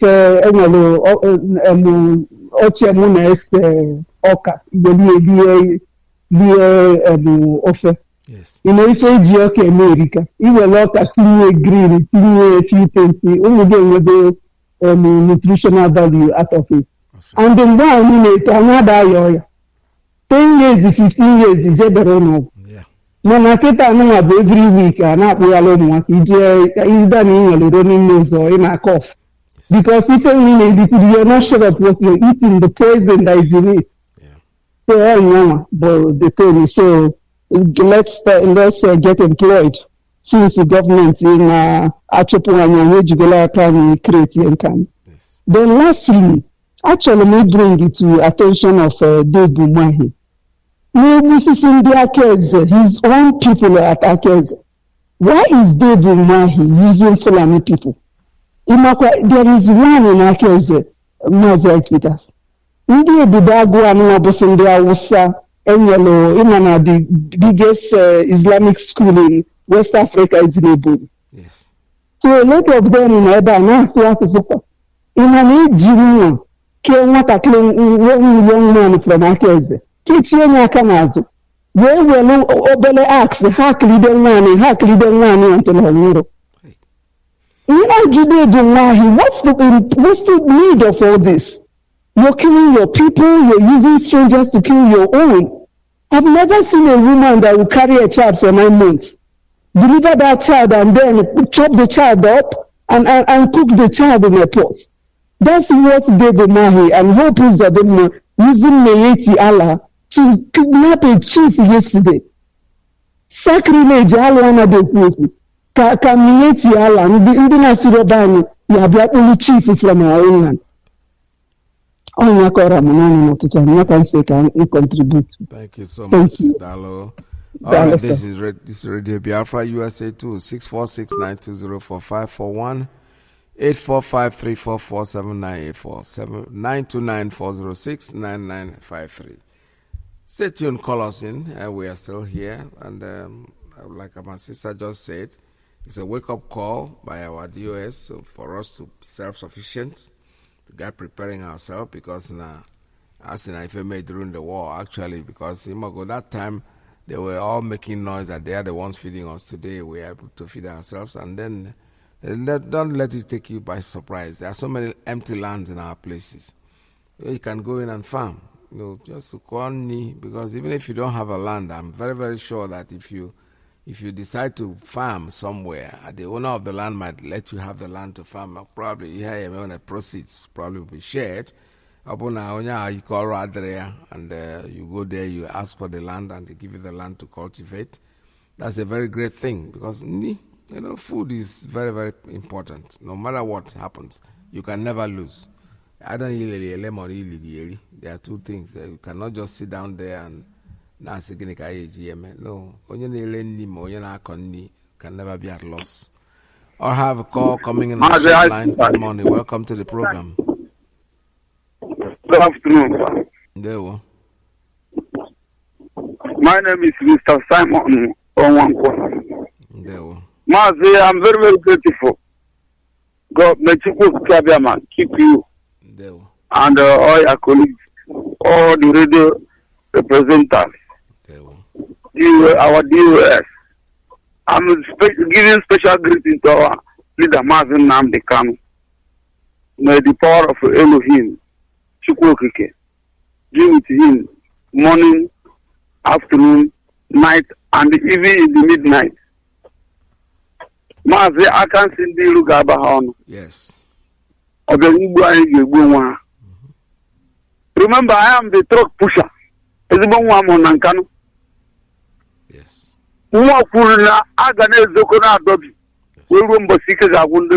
That's right. And the no gather. Michael Jackson is one name. Now, walk out to him out what channel. Now, just little fool this than I got. Yes. When the time reach, there is no human on earth, no human being born of a woman that will stop it. We are going. Yes. You open again, when the time, anyone that wants to happen, it will happen at the right time. Yes. Mind you, without opposition, there will be no party. There will be no reigning party. If the one opposition is there, then the reigning party will be there. Yes. And then they will be fighting together. I want you why it's true, but when the time reach, something must happen. Yep. Something has already started happening. So I'm happy for you, to you people. Whenever I hear your voice, because I can say that we are on, in terms of university, You are all lecturing. It seems like there is a good counselor. Thank you. But you broadcast as a counselor. When I hear your voice, I always have courage. I have hope in me. So you people are trying. Please keep it up. We shall live and see Biafra life. Yes. Let's hear the man. Yes. Or in the air. Because even if you are an Igbo man, where depend on whatever you say must be written in the Bible. If you go to Second King chapter 7 from verse 1 to 3, when Prophet Elijah talk of what will happen in the next 24 hours in Israelite, somebody doubted it. He said that the man will see it by his eyes, but he will not going to eat it. Yes. So shall it be to every of our enemies. They shall never see the land of Biafra. The land will open and swallow them. They will fall, then we will move. Victory is ours. Yes. In the mighty name of Jesus. Yes, be blessed. There we Thank you. Hello. Thank you so much. Yeah. Right, this is Radio Biafra. We're still here taking calls at 64692044541. Hey! Don Prince Victor Igbo Mmadụ Anya begun Biafra deje No Obia Ije Freedom Na udo ka ị na-arịọ Anya chọrọ ihe mkpofu ọbara n'elu Anyị bụ ndị Biafra bụ ndị ji udo na-aga maka ịlụ ọma ka eju na-aga n'elu Ọ ga-adịkwara anyị na mma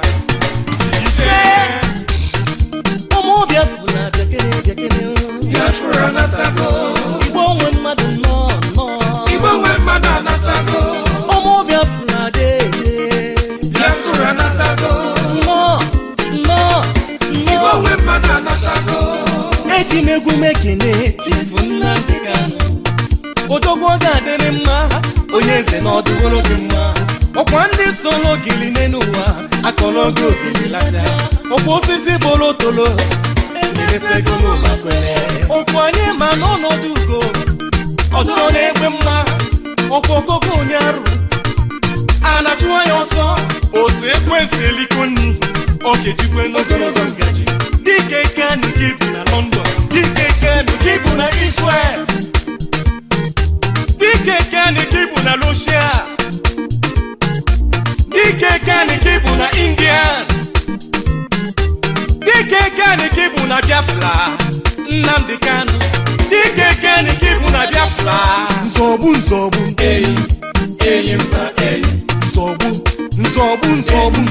enyi mba enyi Anyị ga-azọgbu ndị ilo enyi mba enyi Nzọgbu enyi mba enyi Ụmụ Igbo niile dekene Igbo nwe mmadụ anatago Igbo nwe mmadụ nọ Biafra anatago Ewo ọ dịwola anyị Igbo nwe mmadụ anatago Onye wele kesi zanye n'osisale My blood Onye wele ke chukwu nye no chukwu okike obiọma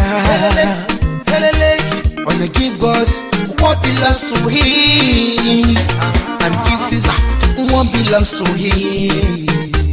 As we seek for peace and humanity, it's not at all profanity. There are once people is killing each other. I wonder why my brother who go be a flag John I'm beginning a man I'm beginning a man Oh yeah,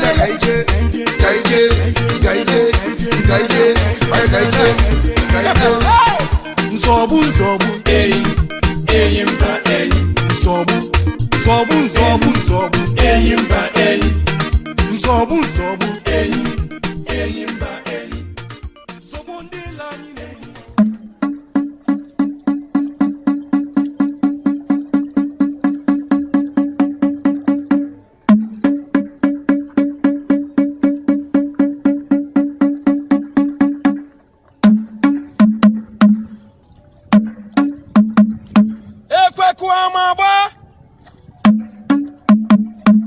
from 7th. From 7th. From 7th April 2022. The selling and eating of Nama, also known as cow meat, is forbidden in Biafra land.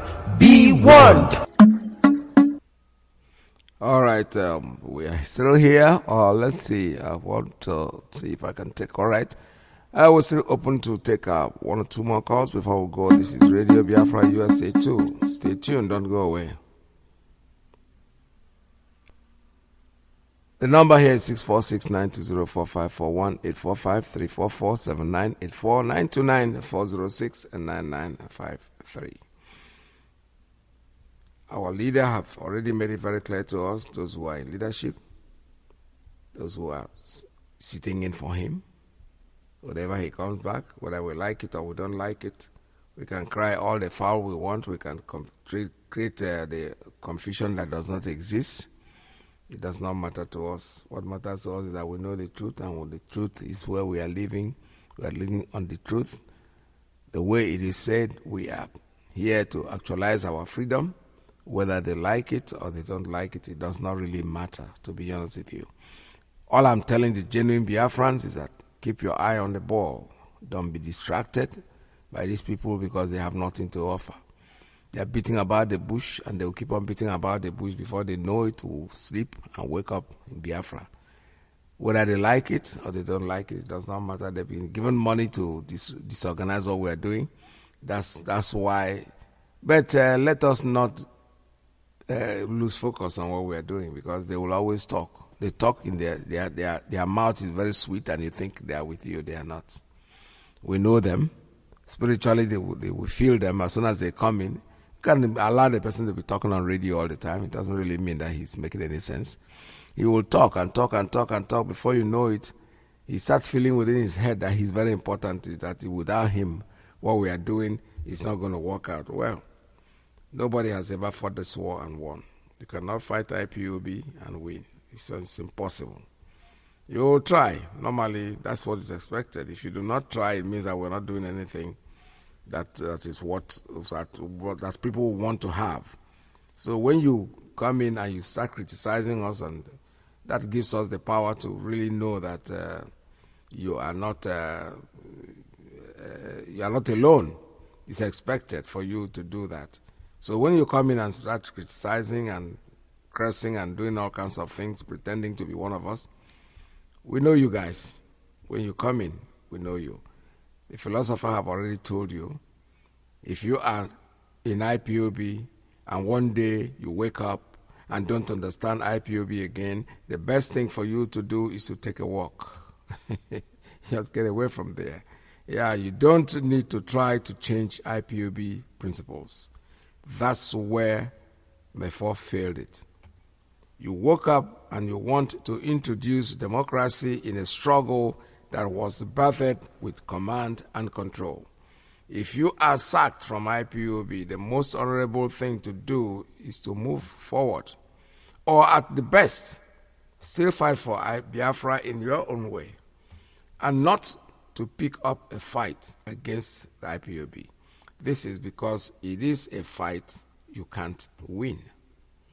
Some of us have wrong understanding of IPOB.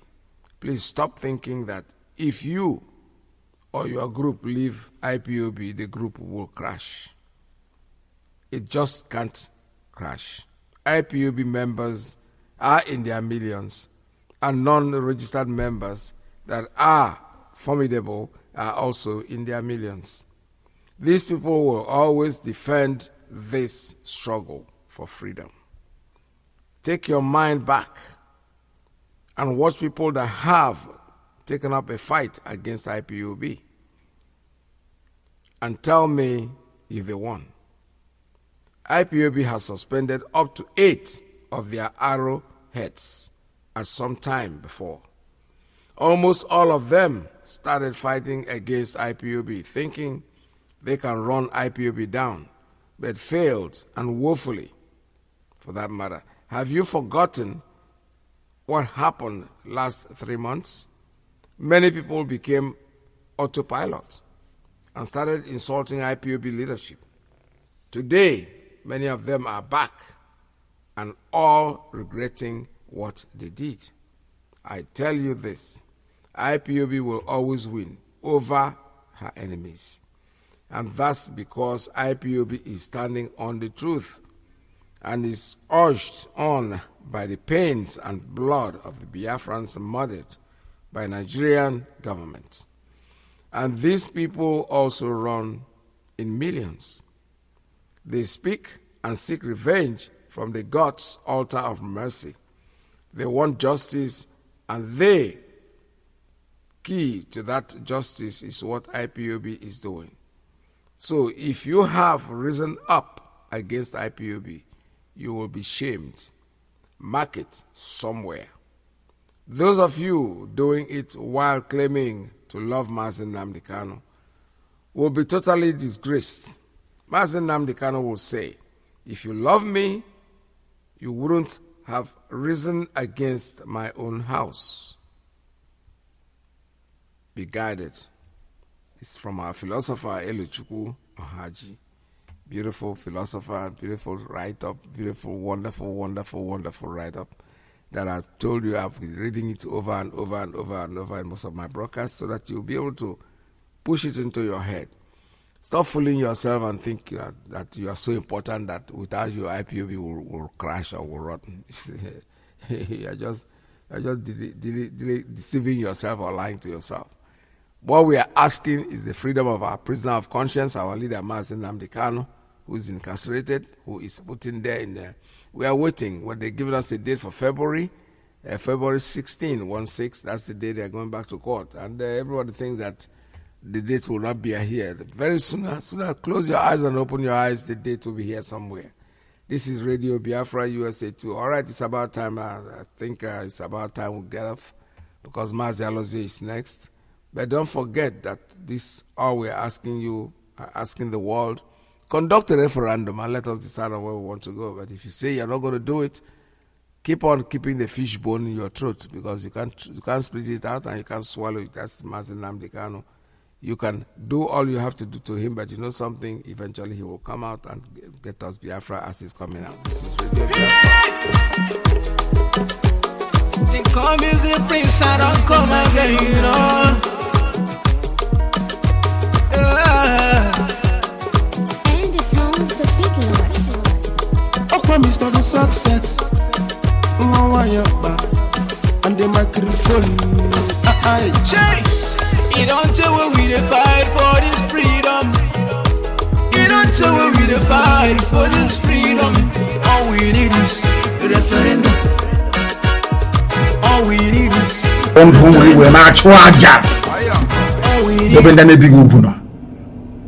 n'ụbọchị nke taa na-abalị na ala nsọ bụ Biafra ka na-akpọkwa ha nsọ na-asị biko bịa ka igwe mere anyị ebere lekwa ndị detu abụọ ele aha n'iyi kpọlite mmụọ ndị niile bụ ndị egburegbu nna nke ebere tinye anyị ego tinye anyị iwe n'ime ka ndị dị etu a bụ ndị pụta na soro ụmụ ga agaghị adị ndụ nna nke igwe bịa ka igwe kpochapụ ha n'ime kama na ihe ahụ ga-eme n'afọ ọzọ ka o wee mee n'ime afọ a anyị wee na-ajaghị mma wee na-eto gị na-asị biko n'eze ebube dị ngọzi bịa ka igwe rọpụtara anyị ụzọ ebe ụzọ na-adịghị na ndị a niile bụ ụmụ gị n'ụwa niile lekwa ezinụlọ nke ego nwere aka gị wee ihe bụ IPOB ma gọzie ha gọzie IPOB n'ụzọ pụrụ iche lekwa ESN ma tee ha mmanụ uwe okpu ugo nna nke ebere dị ngọzi uwe okpu nna nke ebere onye ime eluigwe agụọ ka anyị na-arịọ gị n'ihi na ị gaghị agbanwe agbanwe ọ bụghị bụ Chineke na nke pụrụ m ihe niile biko nụ zọpụta ndị gị lekwe ESN ma chebe ha chebe ezinụlọ ndị eziokwu nọ n'ime IPOB n'ụwa niile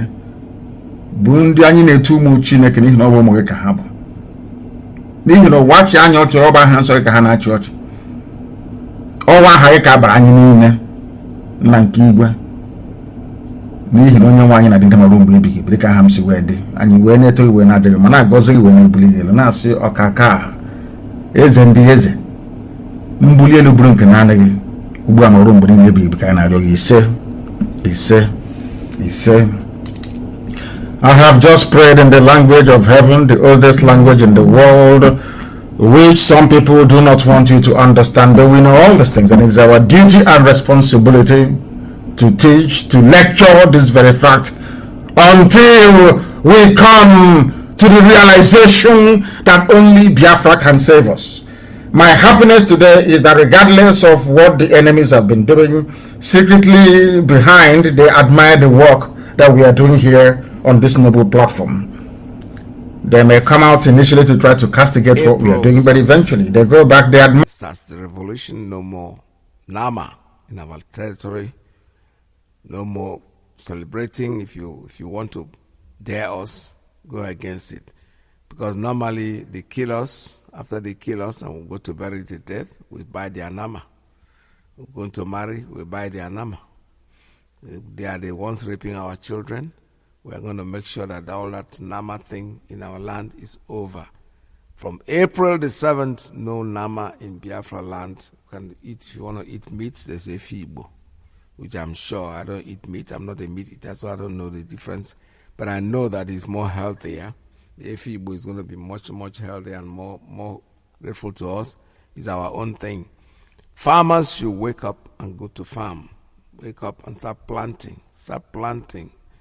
Even in America here, there are some backyards you go in, and you see women are planting. My wife, I saw the onions and the tomatoes that she's planting at the backyard, and she's taking care of it. So if we can go be in a foreign land like in New York and we still have farm, what stops us from having farm in our homes? There are many plots of land out there that nobody's cultivating. If you talk to the owner of that land, they will allow you to cultivate, and will probably sell them, make the proceeds you make from there, you share with the owner of the land. You are feeding some people, because when the food is made, the food is cultivated. Even if people are going to buy it, at least you're feeding some people.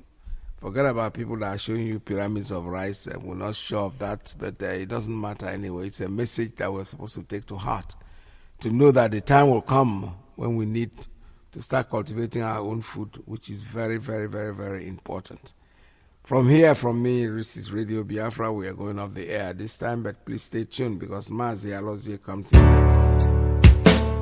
Biafra for us is our religion, and Radio Biafra, that's where we worship. They respect us for what we are doing, and secretly they wish they can be like us. Or some of them, the older Ifulefus, they wish that their children would be like us. But they can never be like us, because before we came, there was none like us. Before we came, there was nobody, no entity like us. Now we are here. You can pretend, you can copy all you like. You can never be like us, IPOB.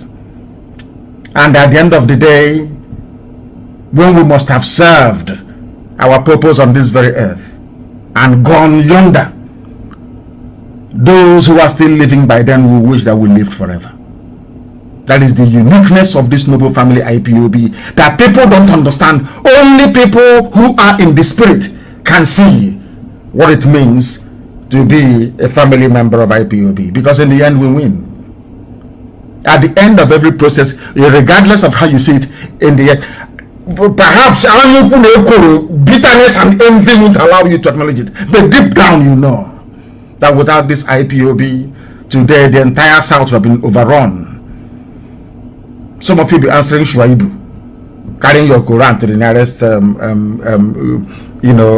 dilapidated building, hastily converted into a mosque.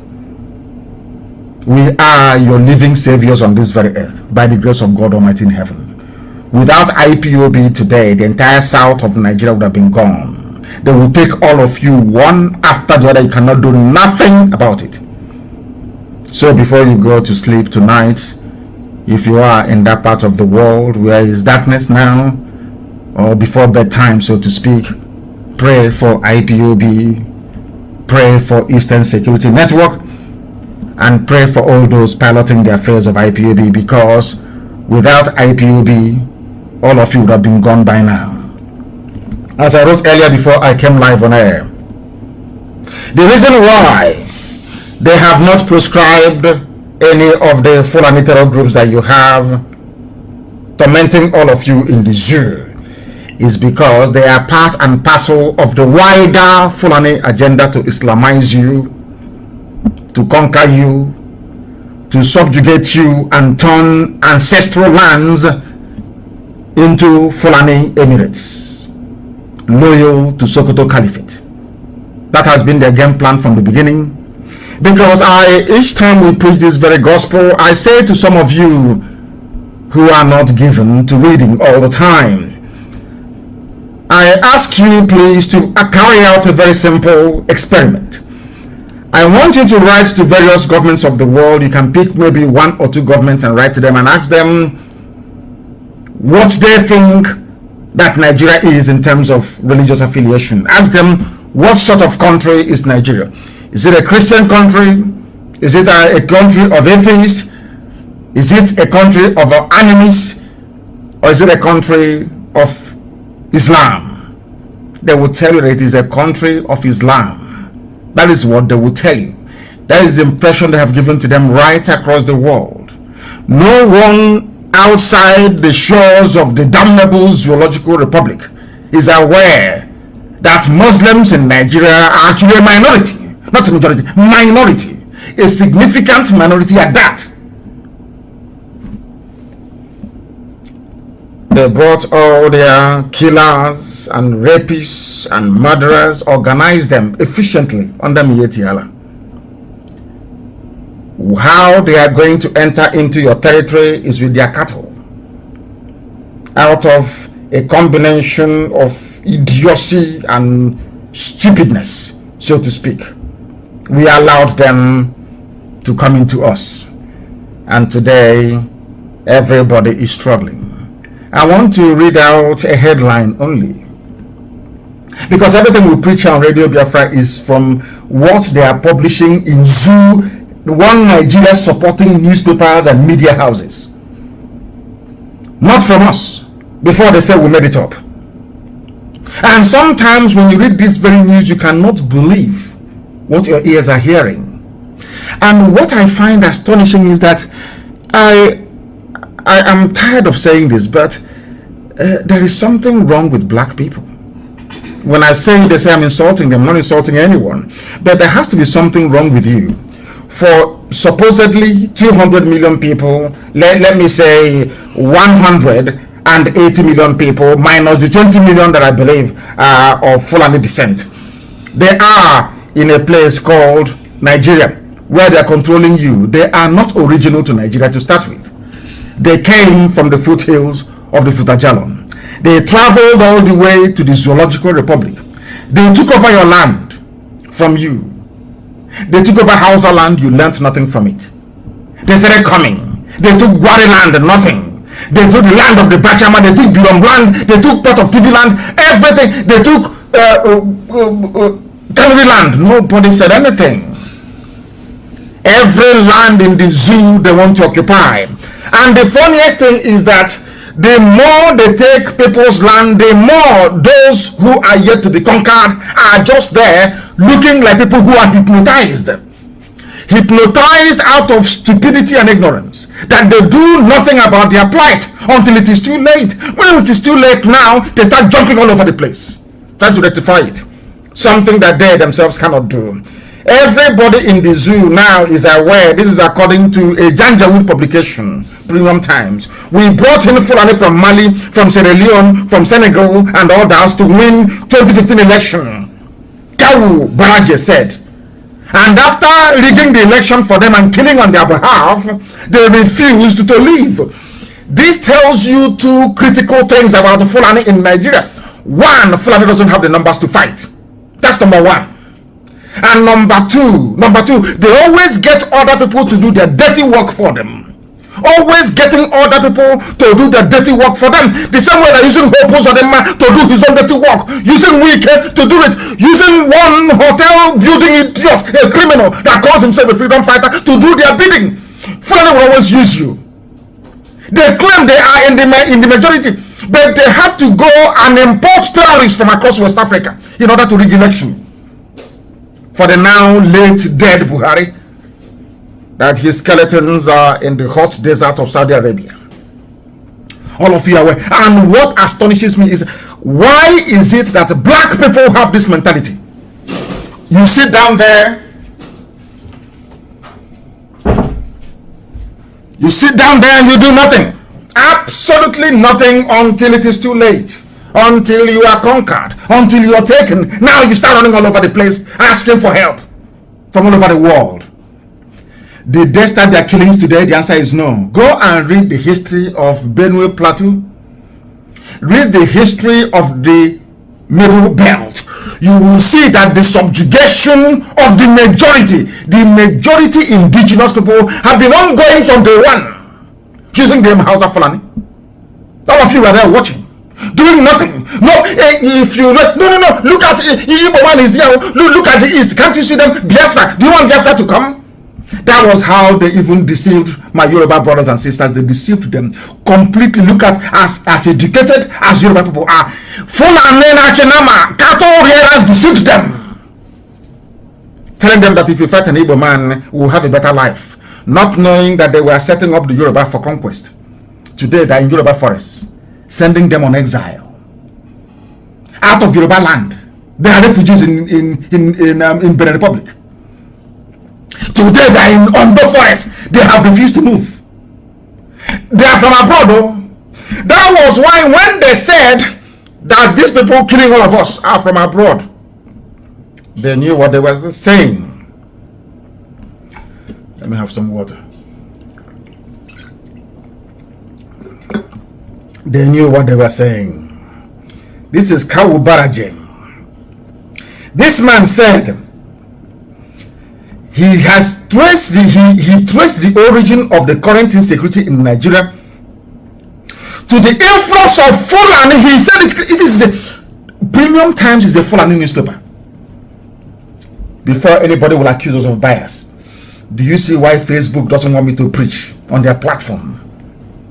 They know we have opened the eyes of people. I got information this morning, lots of them saying before, oh, he's a rabble, he's a this, he's a... Today I am getting confirmation. A very important person called me and confessed and said that those who were against her before for supporting me, all of a sudden they are now calling her and telling her how wrong they were. These are people in Abuja, the so-called, the real hardened fulefus in Abuja. Now they are calling and saying, oh, please, if you see Nnamdi Kanu and the IPOB, you thank them. It's about time we key into what they're doing. We are the ones who are the fools. We've been wrong all along. They're the ones who have been right all these years. They brought in Fulani from across the Sahel to rig elections. All of you were watching, you did nothing. They brought in little kids from Niger. During the election, they brought in their cousins from Niger Republic to come into a so-called one Nigeria, to come and campaign for them. They brought them from Chad, from Niger, everywhere, to come and vote from Northern Cameroon. All of you were just there watching. As they were eating you up, you were shouting one Nigeria. They were eating you alive. You never knew the idiotic mess you were in. You were busy shouting one Nigeria, shouting one like a demented idiot. Look at where you are today. Those people they brought into your land, they have refused to go. And there is one thing that I find baffling, and I want people to consider, to sit down, to think about what I have to say now. Please think about it very carefully. Since they brought in, by their own admission, they brought in these people from across the Sahel. I am asking them, since they brought them from across the Sahel, can somebody tell me how they came to be in possession of AK-47? But they were very clever, you see, very smart, very smart. Britain was advising them. Britain told them that your entry route into the heartland of the South is with your cattle. Don't call them. These are people they brought in to rig election for them. After the election, they have decided to settle them down. In order to justify their presence in your forest, they are now telling you that they are headsmen, that they belong to this, that they are pastoralists. Under Yetiala. This is how clever. They think they are clever. They never knew we would come. Fulani never envisaged that the likes of Nnamdi Kanu will ever emerge. They never in a million years. They thought that you can bribe anybody. You can buy anybody. offer him a jet, give him money, tell him, promise him good life with his family, anywhere he wants. Promise him a house, mansion, oil well, anything he wants. Give him this money. After all, you can buy any woman, you can buy them. They are very weak. You can buy all of them. They never knew who we were. That I come from a line, I wouldn't call it royal, a line of nobility, where you have noble men that do not sell their conscience. If you knew my father, you would testify to what I'm telling you. Ask those that knew him, they will tell you who he is. Noble people, they do not compromise. Never. And then we came, or should I say, Chukwu Okike Abiama determined that we should come at this time to save you. Not just to save Igbo people, not just to save Ibibio, not to save Efik alone, not to save Ejo, not to save Isoko, Urobo, Ishekiri, Igodomigodo. No, not at all. But to set free everybody trapped in the colonial enclave called Nigeria. Because as I told you 2 days ago, those ruling Nigeria now are not Nigerians. If I thought there's anything like, let us assume there is something called Nigeria that Britain created. The people in charge now are not Nigerians. They are not indigenous to the land. They do not have a home. They have no home address. If you ask them, where is your home address? They don't have. They are nomads. If you don't know the meaning of nomad or nomadic life, go and Google it or look for your dictionary. That was why Jonathan set up nomadic education. Nomads means people that wander, wandering people. They don't stay in one place. They keep moving all over the place. Abraham in the Bible, that begot all of us, was a nomad. Until at a time, Elohim said to him, you should stop moving about all over the place. You have to stay in one place. But these people are still one of the few primitive tribes in the world moving their livestock from one place to another. So anywhere night comes is home. I want ethnic nationalities in Nigeria to understand the mess they are in. Some of you have no idea the type of the state of hopelessness you're in. I am here to remind you of it. And you may not act upon it, but try to tell your children what you've heard on Radio Biafra. So in the future, as their mother is being raped or their sister abducted, they'll say, oh, daddy, remember that thing you told us you heard on Radio Biafra? That is why we preach this gospel the way we do. They came from Sierra Leone, from Mali, from Senegal, from Chad, because Fulani in Nigeria hasn't got the numbers to fight. The reason why Southerners have not been attacked in the north, allow me to repeat, the only reason why Southerners have not been attacked in the north is because poor Hausa peasants that the Fulanis have ground into the dust. If you want to see poverty, go to Kanu. Go to Kanu State. You see what is poverty. This same downtrodden, because Fulani is a specialist in using people. They love to use people. These same people, they have traumatized their fathers, their grandfathers, every of their lineage going back 6 generations or more. The Hausas have just realized, courtesy of Radio Biafra, that we are no longer going to go out to kill Igbo people. We cannot do it for you anymore. And the Fulanis do not have the numbers to do so. Do you know how they managed to stop tomatoes and onions from coming down these past few days? Because anywhere you have any institution you have Fulani in it, they always aspire to be at the head, to be giving orders and command. So they set up checkpoints where the commander of that very detachment is a Fulani person. That's how they're ruling you. If all of us open our eyes tomorrow to say enough is enough, Fulani will be sent packing. I'm not asking for them to be attacked or for anybody to, but they cannot be in our forest though. Makade Mama, they cannot be in our, no, God forbid bad thing. Let heaven fall, they cannot be in our forest. If we find them there, they are gone. And of course, some of them can testify. to the goodness of the Lord. In that regard, if you find you in any forest in the east, you are a goner. As I'm speaking, record what I'm telling you. Record it, tape it down, and send to anybody you feel like sending it to. Our people must understand something. Those killing you are from Senegal, they are from Mali, they are from Niger, they are from Sierra Leone, they are from Chad. They came to rig elections. All of you were there when 7-year-olds were voting in Kanu. You are there, you saw it. All of you saw it. People say, oh, well, why do you speak this way about black? I say, because black people are useless. They never act on that thing that is right. Never. Morally speaking, black people are bankrupt morally. Moral bankruptcy. All of you, including your INEC, including observers from Europe, all of you came down during the elections of, was it 2015? You saw kids voting in Kanu State. You came again in 2019? You saw people, little children voting from Niger Republic. Didn't you see them? What did you do? You said, oh, although there was rigging, we voted for them. APC in one landslide again. They gave money to newspapers. You see, in Africa, every layer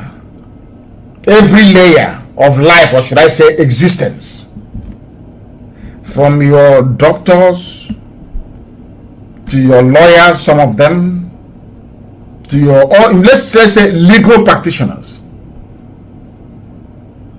we'll bring it down to those holding high public offices and those serving beneath them. Have you seen the level of wickedness? Do you know that a doctor who took an oath, according to medical ethics, if you see somebody dying is an emergency, you must treat that very person before asking for money. As long as you have the necessary materials or tools to treat that person, you must treat them. That is medical ethic. Go, I think it's medicine 101. Go to anywhere, and the number one thing is to save life.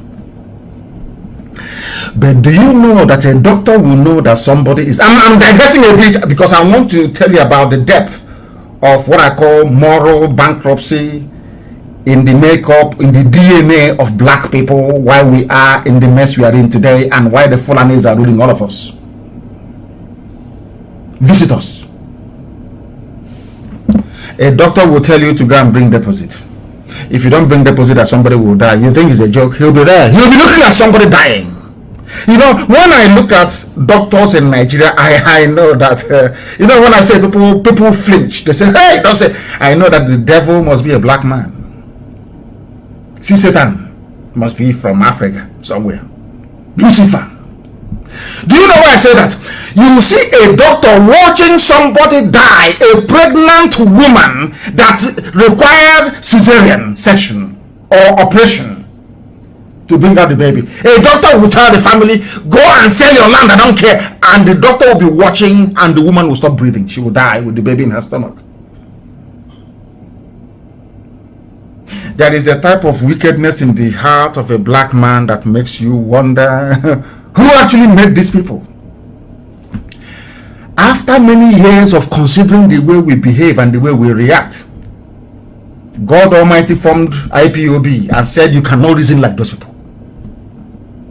For me to love you, for you people to have the freedom that I promised you, your job is not to set yourself free. Your job is to liberate the thinking capacity of an average black person all over the world. That is your job. That is the duty of Biafra. That is why I have sent you to come. That is the reason why somebody,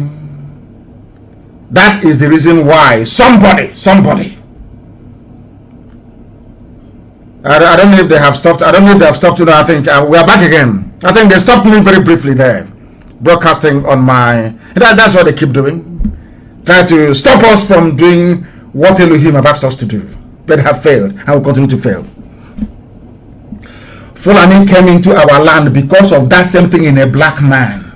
When you see evil happening, you keep quiet. Because the Fulanis came and took over the Hausa land. Hausa themselves helped them to take over other people's land.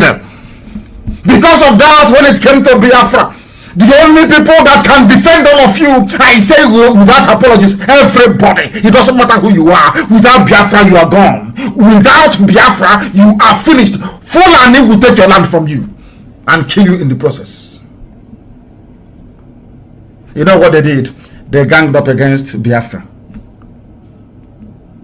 They ganged up against anybody trying to speak the truth. They killed the Legiwa, an honest man. The only journalist I know in the history of Nigeria, the only journalist I've ever known is the Legiwa. The rest are all rubbish. You can buy it. After a while, you buy them over, all of them are all rubbish. Pure bunkum rubbish. Village idiots. The Legiwa stood on the path of the truth. Babangida killed the Legiwa. Everybody knows this. That Babangida today is an elder statesman. People defer to his opinion, but he's a murderer. He is a killer. You know that Babangida is a killer. You know that very well. He killed the Legiwa because the Legiwa was exposing all the things they were doing, all the fraud with MPN and Fujro, all the things, all the evil things. Even Julius Berger, nobody will respect that man. He's in heaven, of course. They killed him. The Legiwa was fighting for a better life for everybody in Nigeria. They killed him. Nigerians did nothing. Nothing. That is part of that punishment that you're suffering now at the hands of these murderers from the Sahel. Do you think that God will forget? People don't, they go to all these churches and they sing, they jump up and down. They don't even actually understand who God is or how God operates. They have no idea. Isn't it very funny? The more churches you build, the more mosques you build, the more difficult things become. Have you not noticed it? The more churches you have, claiming you have miracle centers, the more difficult things become for you. Because you are in a period of perdition. I told you in 2015 that Somalia will be better than Nigeria. I am telling you, if you have not applied for your Somalian visa, go and apply for it now. If you have not applied for your visa to Somalia, because Somalia is hello, but it's better than, it's going to be way better than the zoo. Because when you people see evil, you condone it, and that evil has come to you. Now you are going to discover, as they say, you are about to see something you have never seen before. They came down to our land. They came down to all the way from across the Sahel to rig election in a land that doesn't belong to them. Fulani owns no land in Nigeria. They own nothing. They are visitors. They are, and all of you are there just cowardly. They are afraid of them. Oh, don't say something. Oh, please don't say anything. Oh, if you say something, don't say something. All of you, I'm just looking at people and laughing at you. Typical cowardly, wretched black people. You cannot stand up against people. They don't even have the numbers. They don't have. All they are doing is that they are boasting in the media because they control it. They can give money to a useless Yoruba newspaper editor to publish junk and he will write for them. That's all they rely on. If you scratch the surface, you see that they are nothing.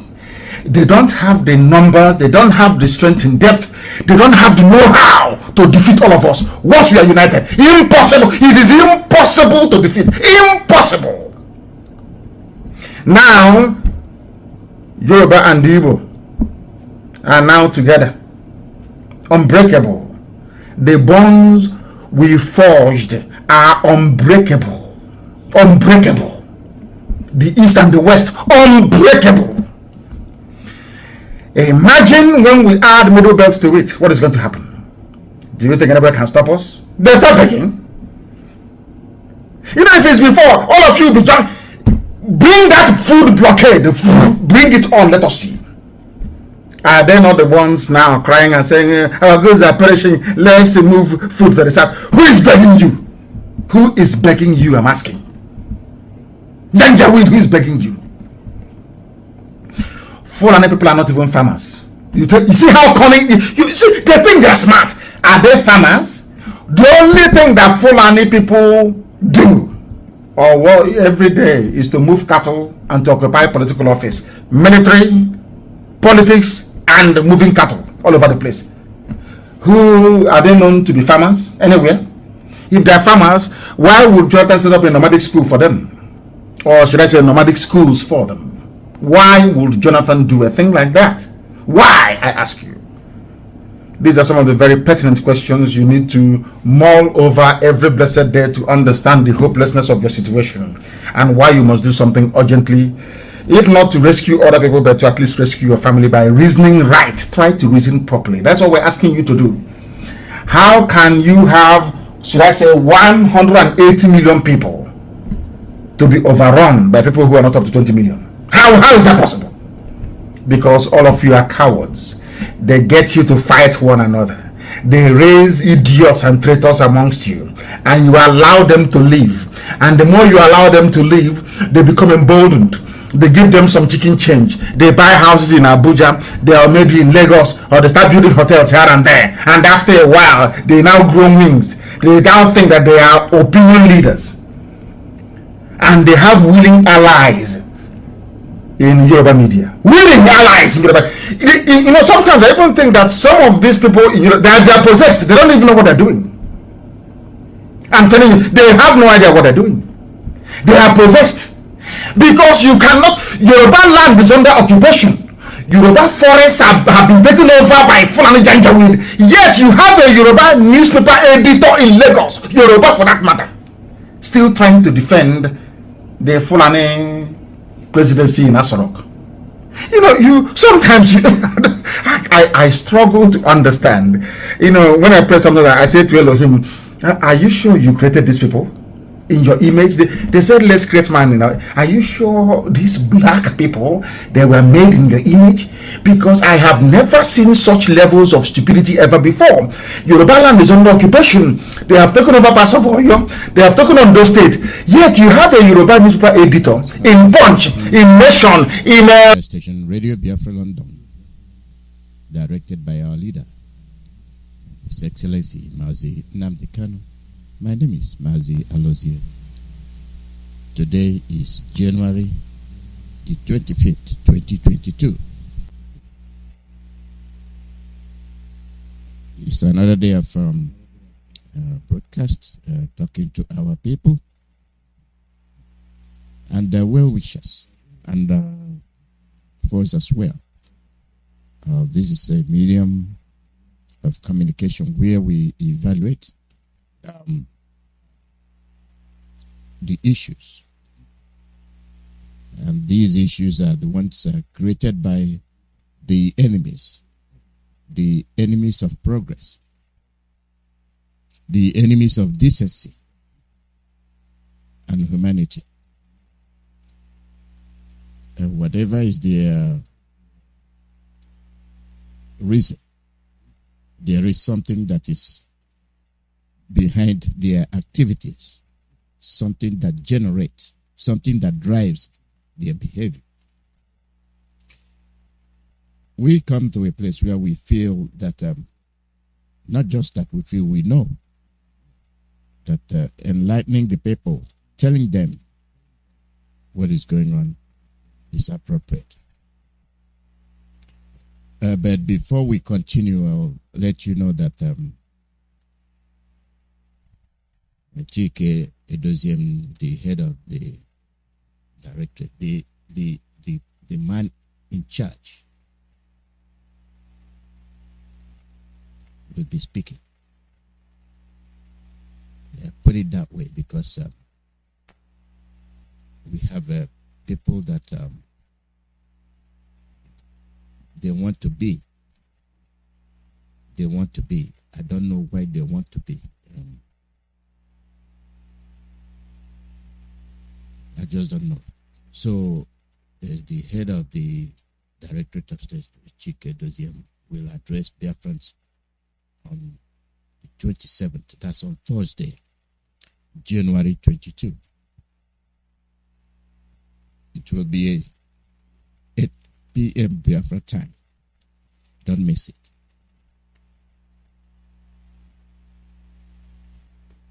On the 27th. So the wannabes, those that copy, those that feel that they have what it takes, but they cannot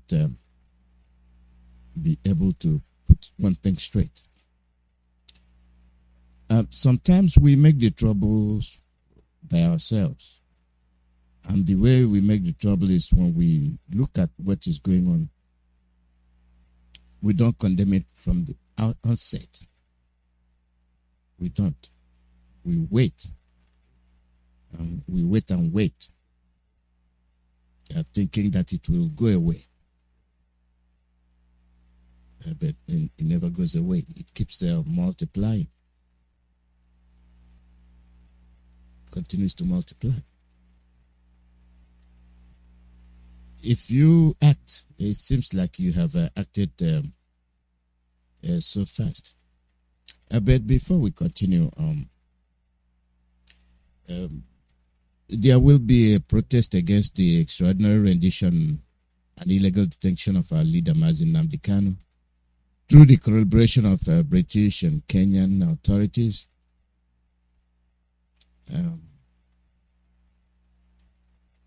And then their executors, Nigeria. It will commence at 10 a.m. on Thursday, 27th of January. That's the day our head of directorate will make a broadcast. The protest will take place in Dublin, Ireland. And the venue will be British and Kenyan embassies. So you are advised to be there on time. You are advised to be there on time. So it will be free Nnamdi Kanu's protest. 10 a.m. I'll repeat the venue, British and Kenyan embassy in Dublin. So join and make it grand. I will be pinpointing certain issues today. And that is, what do we know? And what is it we don't know? What have we heard and what is it that we did not hear? Why are we in this situation? The issue of Nigeria is not an issue that just surfaced. There are old politicians, there are old analysts,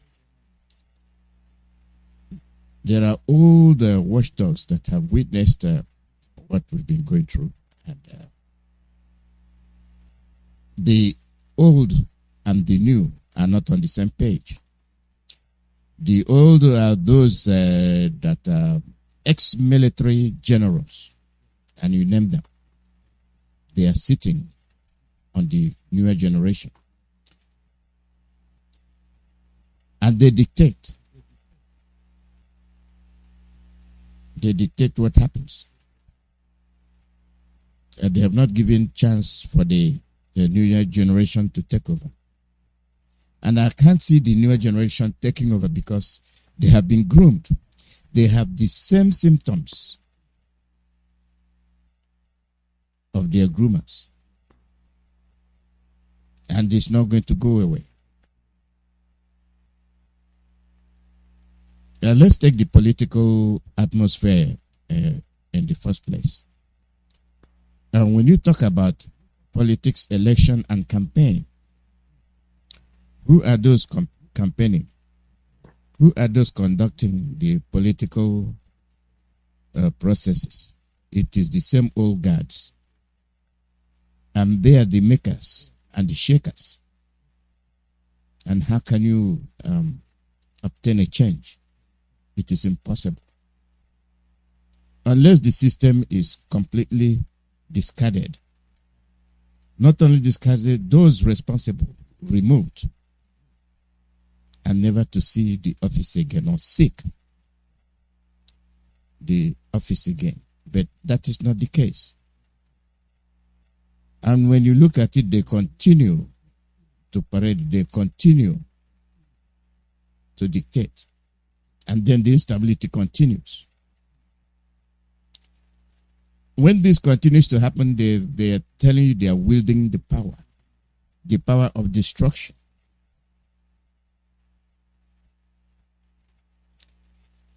Look at Mali.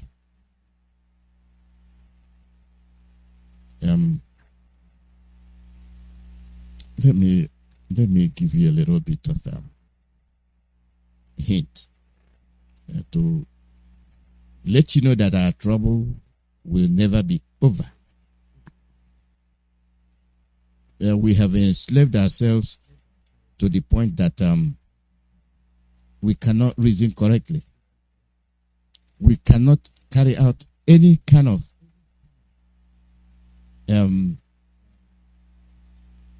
agenda. It's impossible.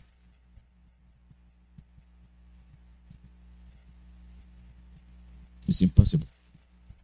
If you dare make any attempt to change, make something go forward, you are in trouble.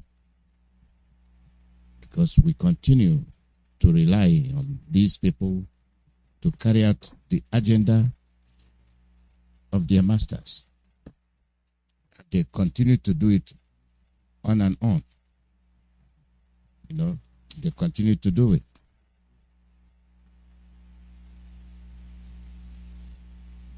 You see,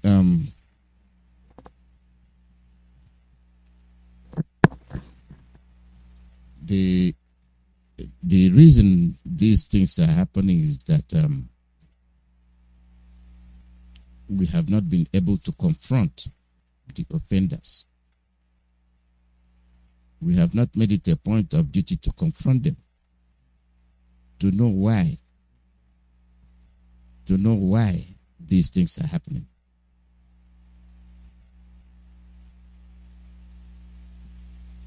Instead, we just embrace them. We embrace their activities. We make it seem as if it is the way of life, which it is not. Let me give you this. We have not been freed yet. Africa is not free. Africa will never be free until Africans themselves, starting from their own household, free themselves. I always tell you that charity begins at home, and sometimes people don't take deeply into it. Africa will never be free until we free our mind. And that our mind emanates directly from our own homes, from our own houses, from our own compound. It is toxic. It spreads and it is contagious. Very, very contagious. Our activities, our faith starts from our houses, our homes. Let me break it down to the lowest point so that you will understand what I am saying. You can be the governor, you can be the chief, you can be the ese, you can be the igwe, you can be the councilman. Our problem starts right from your own house. When you are of unsound mind, when you're engulfed with criminality, cheating, not being able to tell the truth, that is from your own house. You go to your neighbor, the same compound, try to convince him. You've convinced two people. Now you convince the third person. And guess what? When there is money, exchange of money, where did you get it? This is what I did. And if you do this, this is what you will get. Please go and show me. From that compound has been inflicted with corruption. And you think it's just the compound. In no distant time, the whole village start participating in the same activity. Then the next village.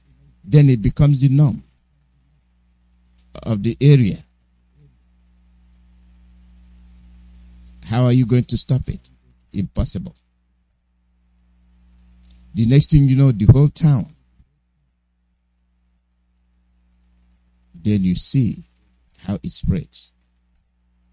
Corruption, lies, hatred, cheating. Now, how are you going to effect a change in the affected areas? Impossible. And these will come to make out the community. Their practice has been conducted for a month, 2 months, 6 months, a year. Then when somebody of some mind comes to change it, you say, that's the way we did it last year. That's the way we've been doing it. We cannot change. Because those that have started gaining from the wrong practice will resist any change. And who are those sponsoring it? Your colonial masters that have watched you, that have studied your lifestyle, your behavior, and they know the remedy. They know what to give to you.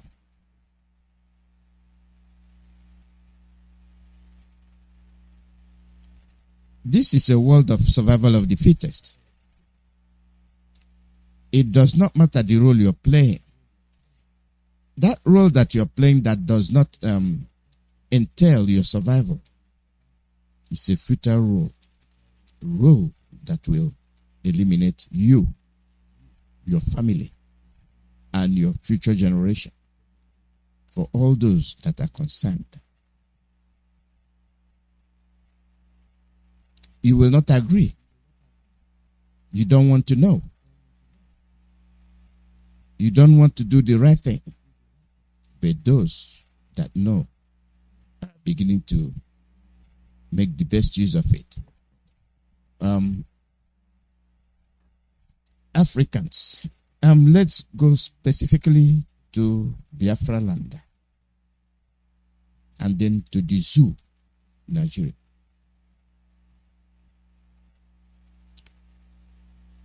Depending on how you were raised, depending on your religious background, depending on your collegiate background, you know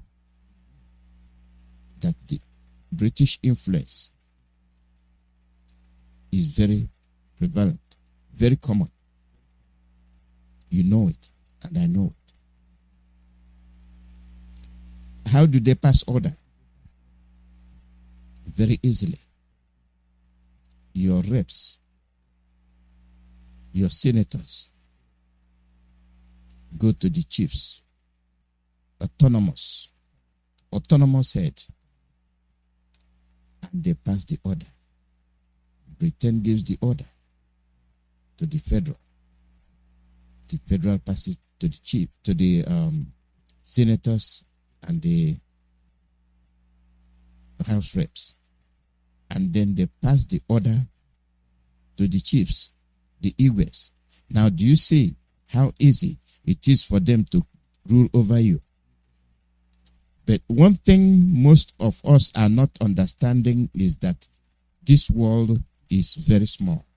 And that is why I told you, if you're from Nigeria, the zoo, Biafra land, that don't want to be the zoo, if you don't want to be the zoo, if you hate the name zoo, do the right thing. Get away from it. If you like to subject yourself to animalistic title, then you're the zoo. Where you cannot learn, where you don't know what happens, where killing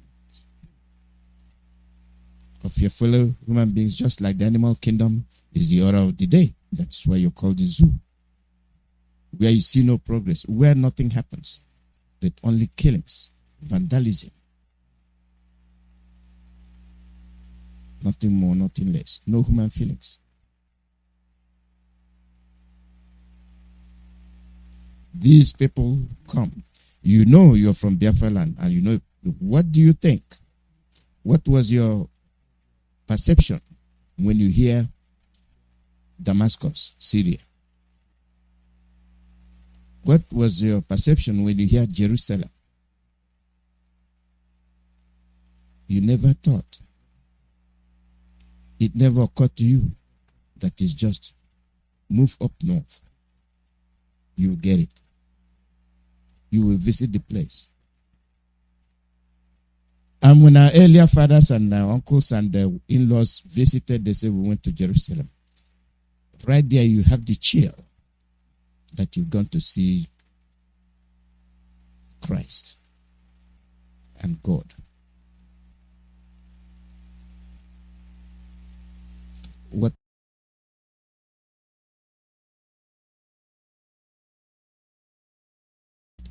a small world. Perception makes you think that it is in heaven. And where is the heaven?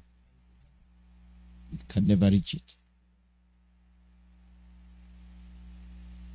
We don't know where it is. Scientists are proving to you that there are more than what you see. There are more than what you see. And all we do is watch. You get into airplane. You raise your face in the sky. And you see the cloud. That barrier you see that is blue, you think is heaven. You look up there, you see it's heaven. Go above the cloud. You see nothing. You continue to see more and more. But then when you look down, you see that you are in a different world. The world is very small.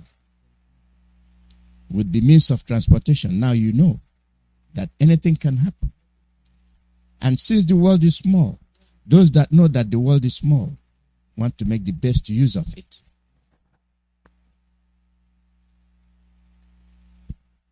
And for them to make the best use of it, they will dispossess you of what you have. Now they know that the resources are limited, not unlimited. They know it is limited. And where are those resources coming from? From your land. You have the comparative advantage of everything, but you are not making use of it. Your lifestyle, your culture, your belief is different, and you protect what you have. And they that have noticed your lifestyle will say, okay, we will use their culture against them to prevent them from flourishing. We will dominate over them.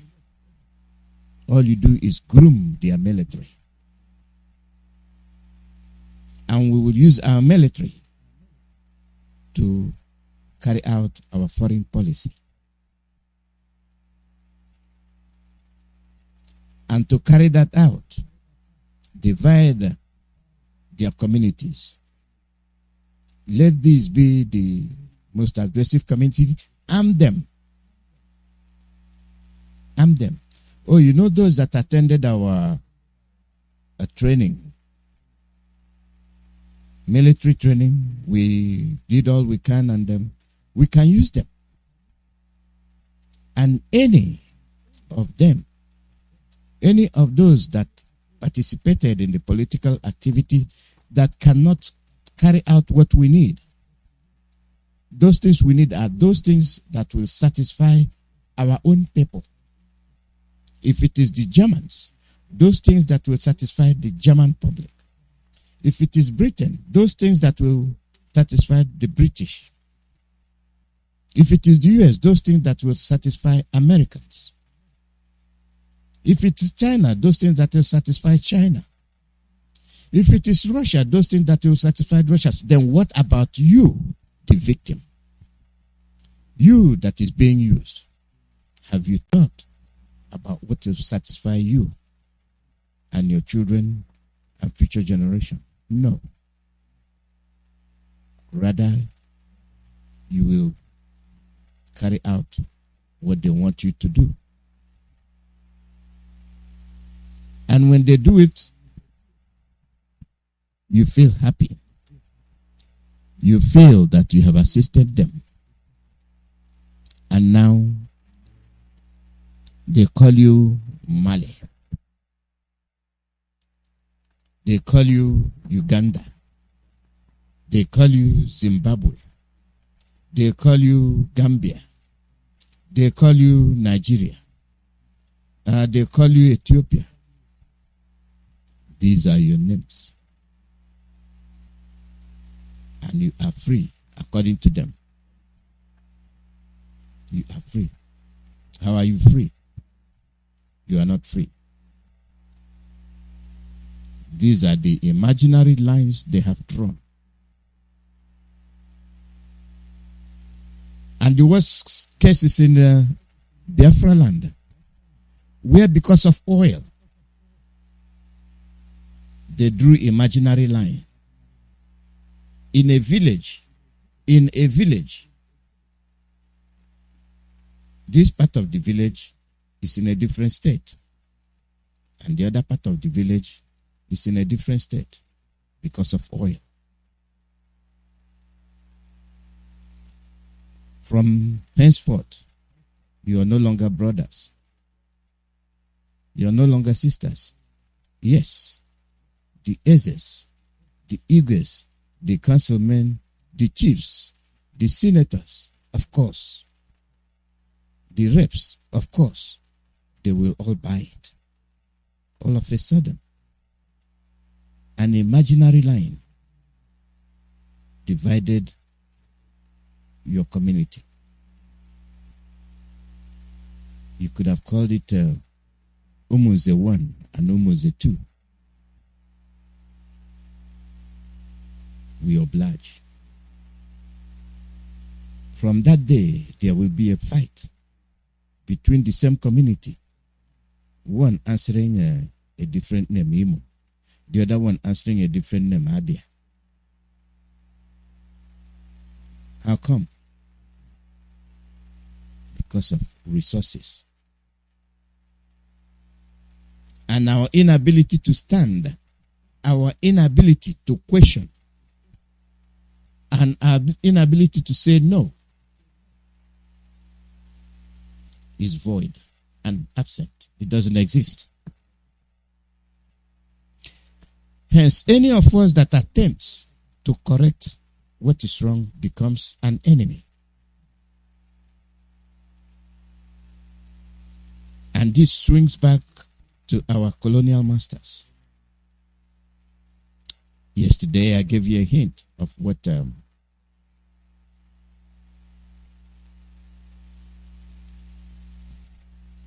my friend said. Bruce Fain.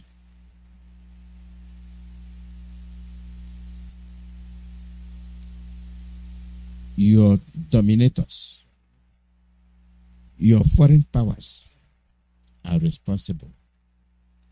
And now Africans have sold themselves. They refuse to progress. They refuse to learn. They refused to do the right thing. And this is what we are facing. If you're not fighting for the release... Sempre le solite notizie. Cambia aria con EasyJet. Prenota ora con 100.000 posti da soli 9,99 €. Affrettati, questa offerta vale solo fino a lunedì. Termini e condizioni su easyjet.com. Eccoci a Radio Agos,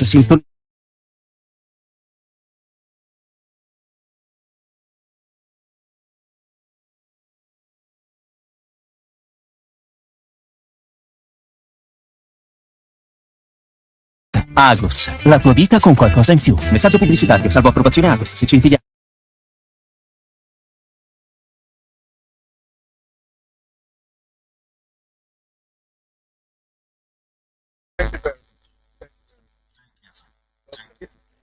We must proceed. That is Mazi IYKE Foreign, one of our people that works tirelessly to see to it that the radio gets to each and every one of our people everywhere they are. Let us take this caller. Hello, caller on WhatsApp. Your name, where are you calling from, and please try to be brief. Go straight to the point. You have 3 minutes for your contribution, so others can also have the platform. Go ahead.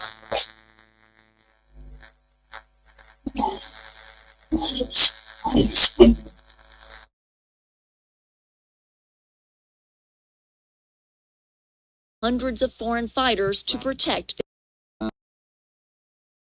the Russian military, Russian Air Force airplanes are delivering them. The world can see this happening.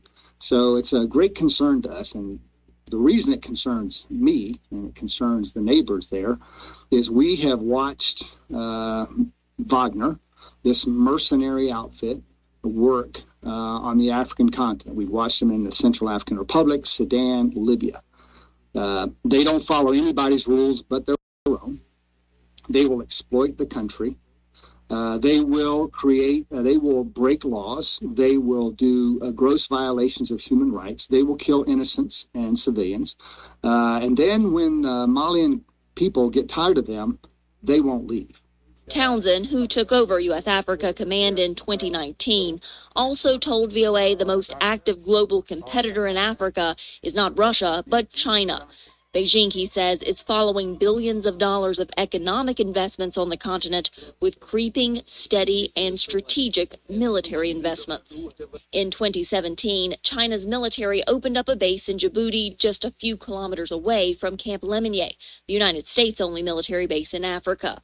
The general said Beijing now looks to Africa's western coast, intent on building a military airbase or naval facility in Equatorial Guinea. They're putting chips down in all these countries on the Atlantic coast. They know that they won't get a yes in many cases from many of those countries, but by asking and trying to get a base in all these countries, one or two of them may say yes. And we think that the place that they've got traction right now is Equatorial Guinea. We're not asking them to choose between China and us. What we're asking them to do is consider their other international partners and their concerns, because a Chinese military base in Equatorial Guinea is of great concern to the U.S. and all of their other partners. In addition to Chinese military expansion, Townsend said he's monitoring a less obvious threat to U.S. interest on the continent, the one from Iran. We are starting to see them express increasing interest in Africa and starting to make some inroads there. I think their inroads are going to be malign in nature. And so we're just keeping an eye on it. It's very nascent, but it's happening now, and we're watching it. Can you give us any examples? Can you get into a couple of examples of that? I'll just say that they're intelligence related, and they're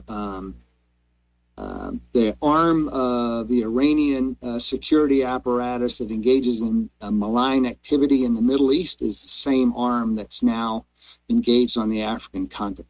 A U.S. official confirmed to VOA that after a U.S. drone strike killed Iran's elite Quds Force leader Qasem Soleimani, Iran's Islamic Revolutionary Guard Corps plotted assassination attempts on American diplomats in Africa and is still looking for revenge targets there.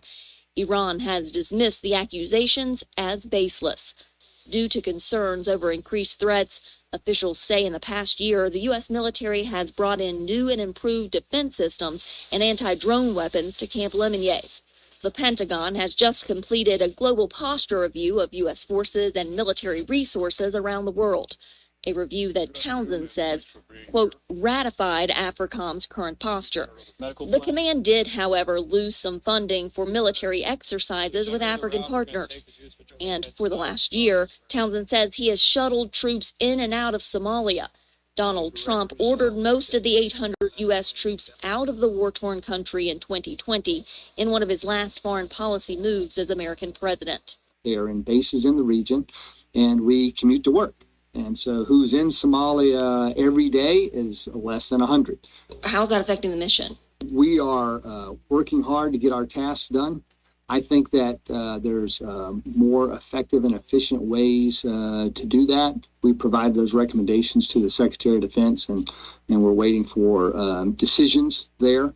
But as Townsend awaits decisions from the Pentagon, political infighting continues in Mogadishu, where al-Qaeda affiliate al-Shabaab is adding to its ranks. The threat of al-Shabaab is growing, and if increased pressure is not applied to al-Shabaab, I'm concerned that there's going to be a significant al-Shabaab attack. We've seen just suicide bombs going off in Mogadishu over the last 2 weeks. So I think that they're expanding and they're a growing threat.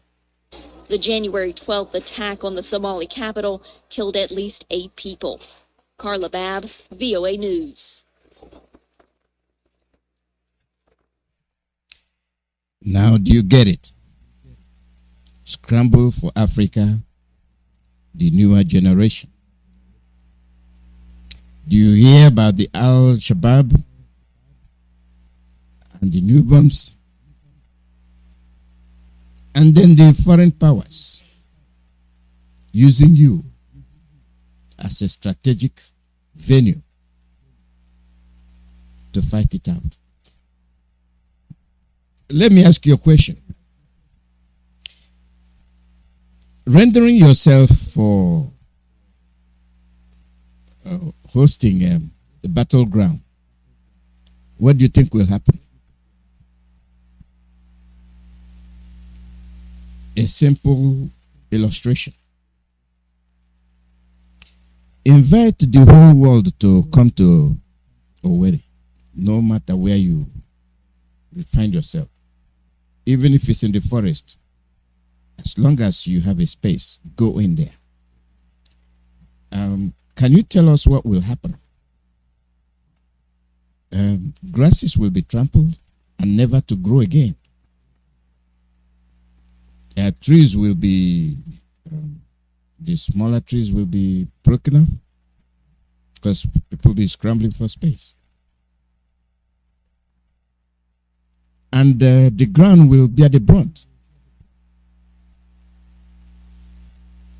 And let's say take a dancing activity. You see what will happen? Not just the dancing activity. Say let's conduct some skirmishes. Then you see what will happen. When Africa is hosting the world powers, and when they will start fighting for the territories they have awarded economic aid, they have loaned you money, and their military is there. They are not going to fight in China. The war is not going to take place in China. The war is going to take place in Djibouti. The war is going to take place in Equatorial Guinea. The war is going to take place in Libya. The war is going to take place in Abuja, in the zoo. The war is going to take place in South Africa. Wherever you give them military base, they will fight to defend it. And they will not consult with you.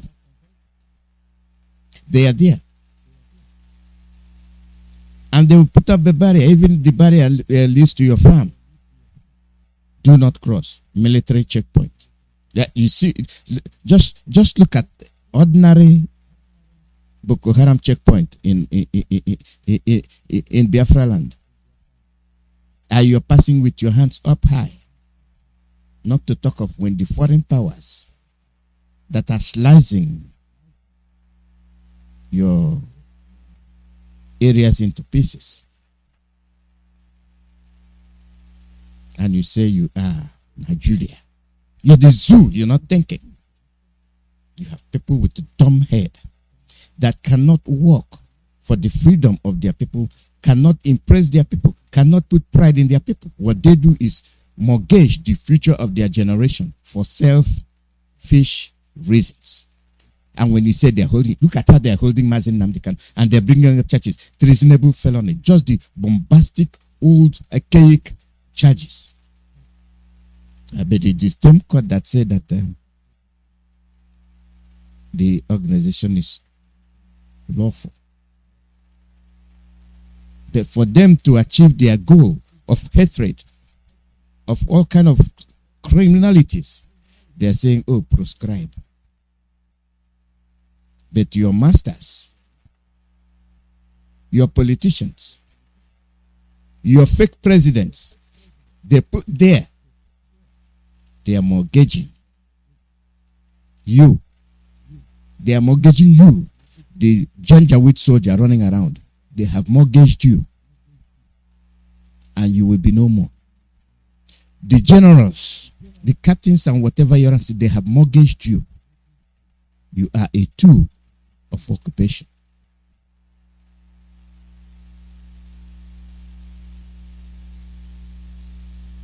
Of course, you're serving them. You are military. What kind of military, heaven knows? That you cannot reason. You cannot sit with your colleagues and say, what is going on? Are these activities for our own interest or for whose interest? I have given you the heavy dose. And this dosage will last you for a while. These foreign countries, they are scrambling for Africa, including your backyard. Britain is staying put because when it starts, then they will come and take you. Okay, join the army. All right, you are the military, you are British. That is the strategy, but nobody's saying it. You're willing to die for Britain, and Britain is not willing to die for you. They will rather send you things that will kill you. They are recruiting your nurses. You think they don't know what they're doing? They want to survive. And they will use you to survive. And you don't recognize your nurses. You don't treat them like they're nurses. You don't treat them like they're doctors.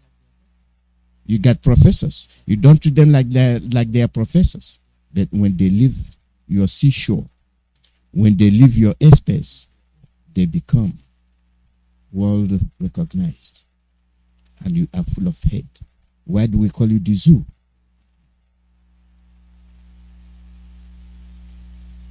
Instead of asking yourself, why are we called the zoo? What do we do to change it? Your obscured brain will not let you reason beyond or see beyond your nose. Those that are reasoning, those that are thinking, those that will make you move forward, you arrest them. Treasonable felony. A government that is serving a foreign government to enslave its own people. The brain of African man.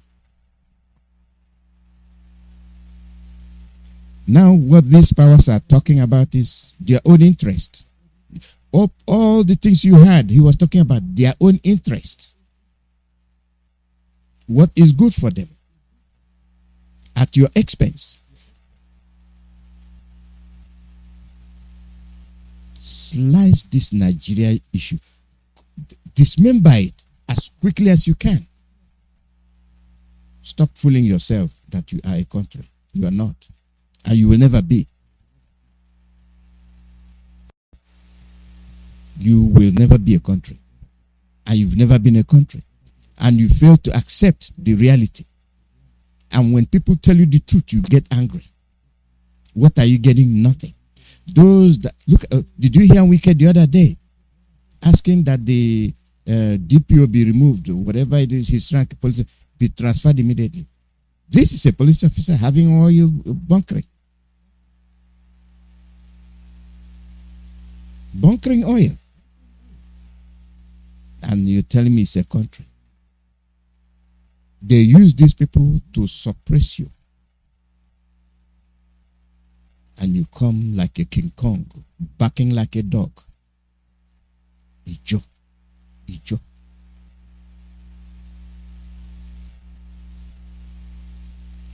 it is painful. It is very painful. You're looking at the smaller aspect of it, but wider aspect of it you're not seeing. You're not seeing the repercussions of what you're doing. You refuse to reason. Selfishness.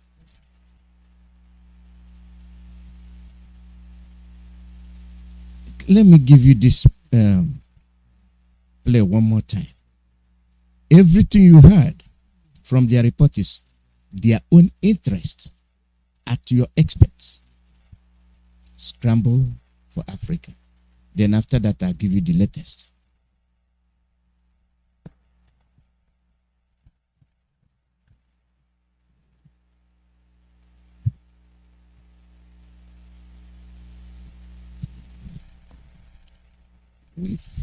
We fight.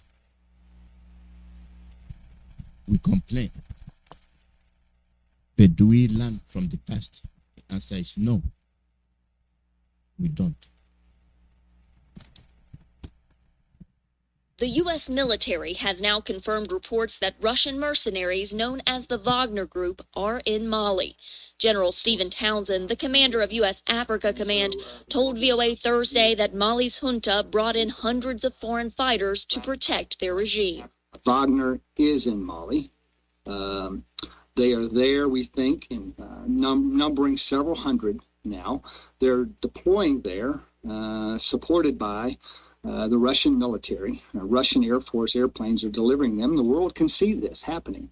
So it's a great concern to us. And the reason it concerns me, and it concerns the neighbors there, is we have watched Wagner, this mercenary outfit, work on the African continent. We've watched them in the Central African Republic, Sudan, Libya. They don't follow anybody's rules but their own.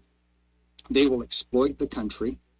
They will break laws. They will do gross violations of human rights. They will kill innocents and civilians.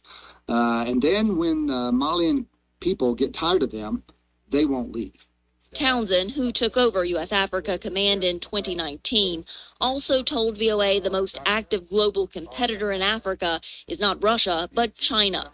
Beijing, he says, is following billions of dollars of economic investments on the continent with creeping, steady, and strategic military investments.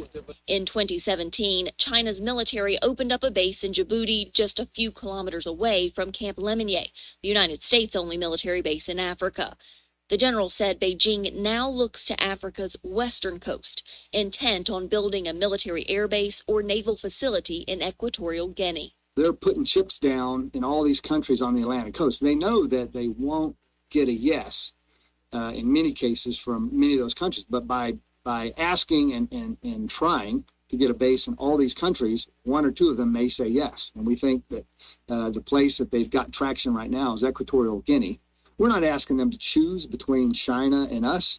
What we're asking them to do is consider their other international partners and their concerns, because a Chinese military base in Equatorial Guinea is of great concern to the U.S. and all of their other partners. In addition to Chinese military expansion, Townsend said he's monitoring a less obvious threat to U.S. interest on the continent, the one from Iran. We are starting to see them express increasing interest in Africa and starting to make some inroads there. I think their inroads are going to be malign in nature. And so we're just keeping an eye on it. It's very nascent, but it's happening now, and we're watching it. Can you give us any examples? Can you get into a couple of examples of that? I'll just say that they're intelligence related, and they're the arm of the Iranian security apparatus that engages in malign activity in the Middle East is the same arm that's now engaged on the African continent.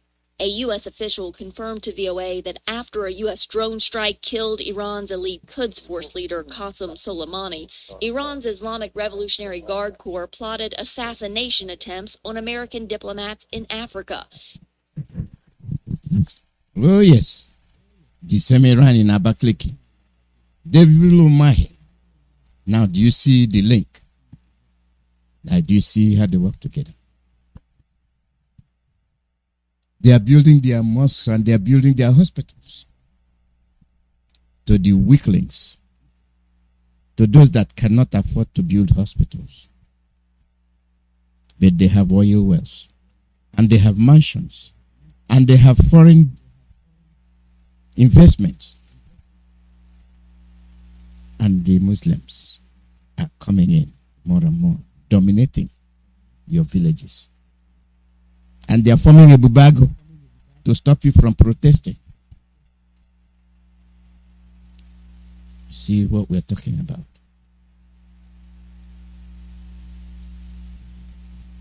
Then I made mention to you about Mali.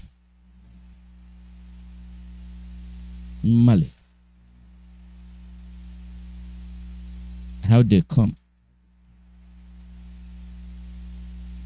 How they influence you.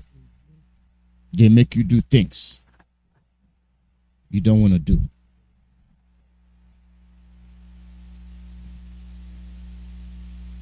And we just watch. The military in Burkina Faso says it has seized power in a coup. The announcement was made on a state television by an army officer who said both the government and parliament had been dissolved.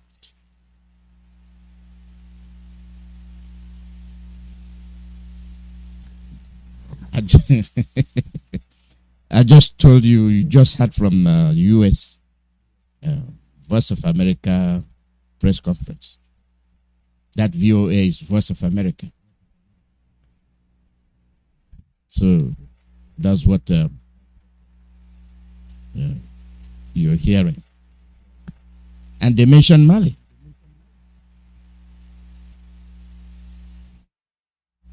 Not just mentioning Mali today, the military has taken over. They've taken over. They took over power.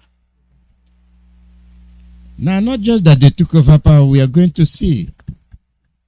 We are going to see what they are all about. We are going to see what they are all about. Who is sponsoring the military takeover? Is he the one that will save Mali? Or is being sponsored by the foreign powers? Imagine the scene where 7 elephants fought. Could you imagine what will happen? Even other animals here will be trampled to death. And that's you and I.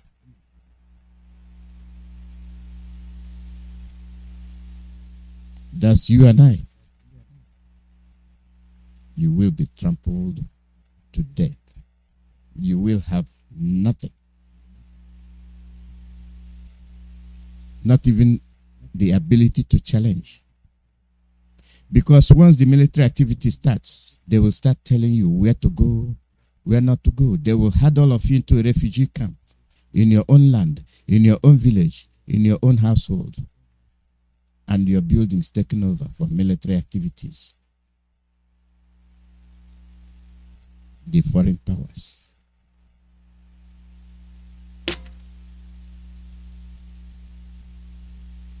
I made it simple for you to understand what we are dealing with.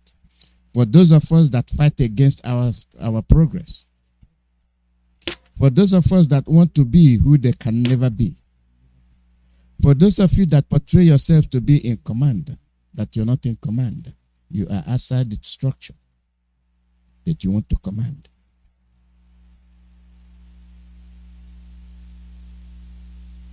If you are not doing what the rest of the people are doing, somebody else is drumming for you. And you are dancing a different tune. Where and when then do we have to accommodate you? Why and where then do we have to listen to you? The real issue is there. Let's find a way to get things done.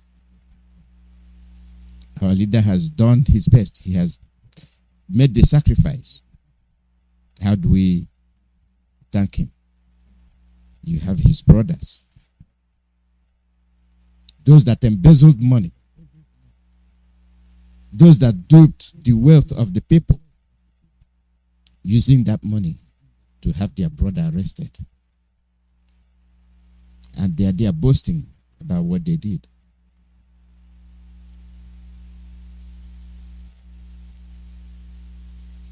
You have been caged.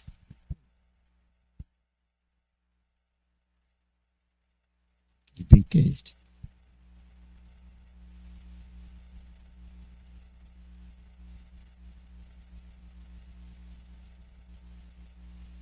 If we can do things the way we are supposed to do it, that'll be fine. In the East is where the killing is keep going on.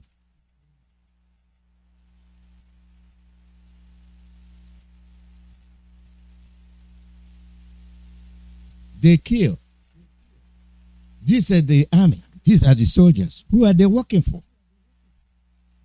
You will leave the North. You will come to the East to kill the population, to kill every young man you can get your hands on. What's your mission? Who is sending you?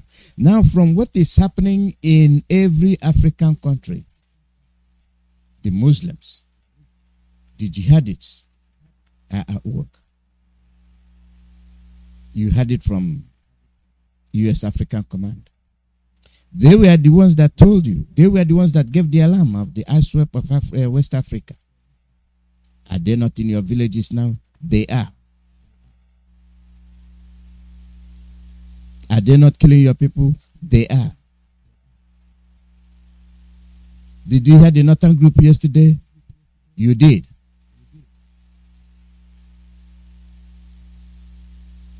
And they cannot put their story straight. Groups that are intertwined with terrorism is giving you order. They are not part of the government. They are the government.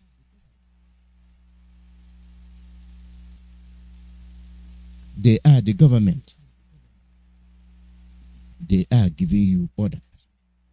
And you feel it is normal.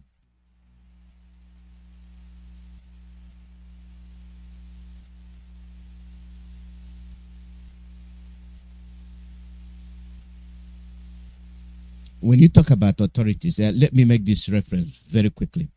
It is the position of the International Society of the Civil Liberties and Rule of Law that the authorities of the Nigerian Army have admitted involvement in the killing and disappearance outside the law of thousands of defenseless citizens of mostly Igbo Judeo-Christian faith origin and razing their dwelling houses in eastern Nigeria. Having carefully read and analyzed the two different reactions of the Nigerian Army issued within 24 hours on the 19th and 20th of January 2022, they are conclusively nothing short of self-indictment and admission of the responsibility of the heinous conduct atrocities into society. Further wishes to state that the reaction of the Ebonyi state government is not worthy to be responded to. The state government, apart from lacking technical and structural expertise in the subject matter, cannot morally exonerate itself of notorious security changes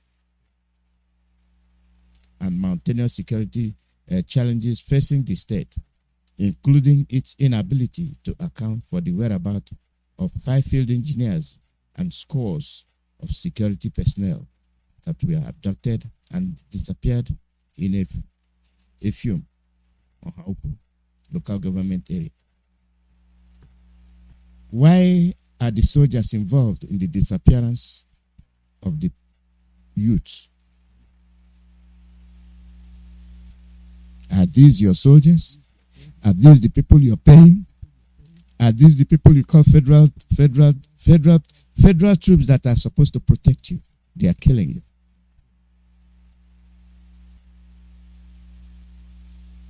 And then the northern groups will come to bless them and tell you that they are following rule of law.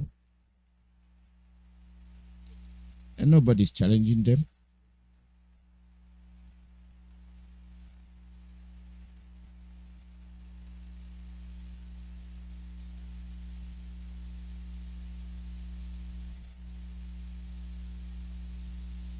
Nobody's challenging them.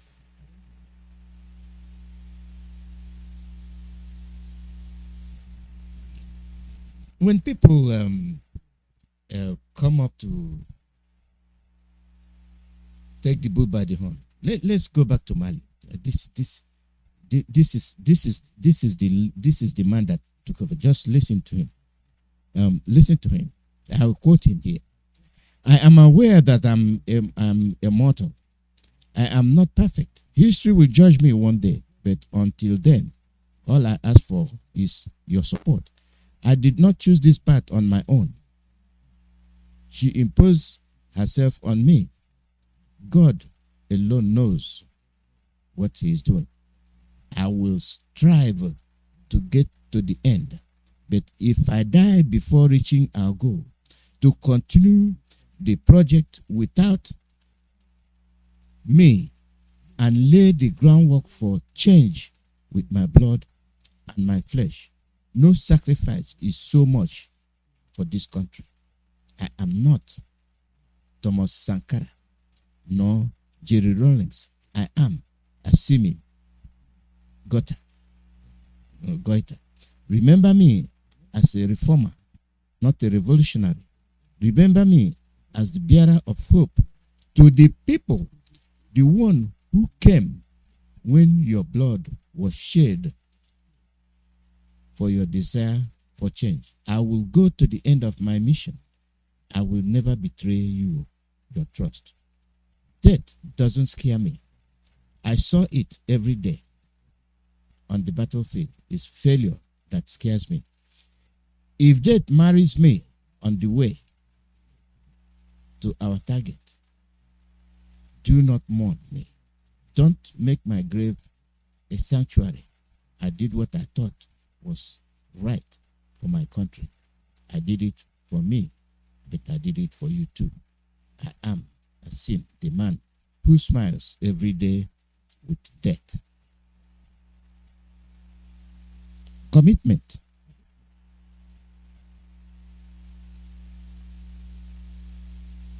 Commitment. When those that know that things are not right, when those that know that there must be change, when those that know that there is something terribly wrong come up, they kill them. They find a way to quench them. You think about your people first before you. That is Allah, Mazi Nnamdi Kanu.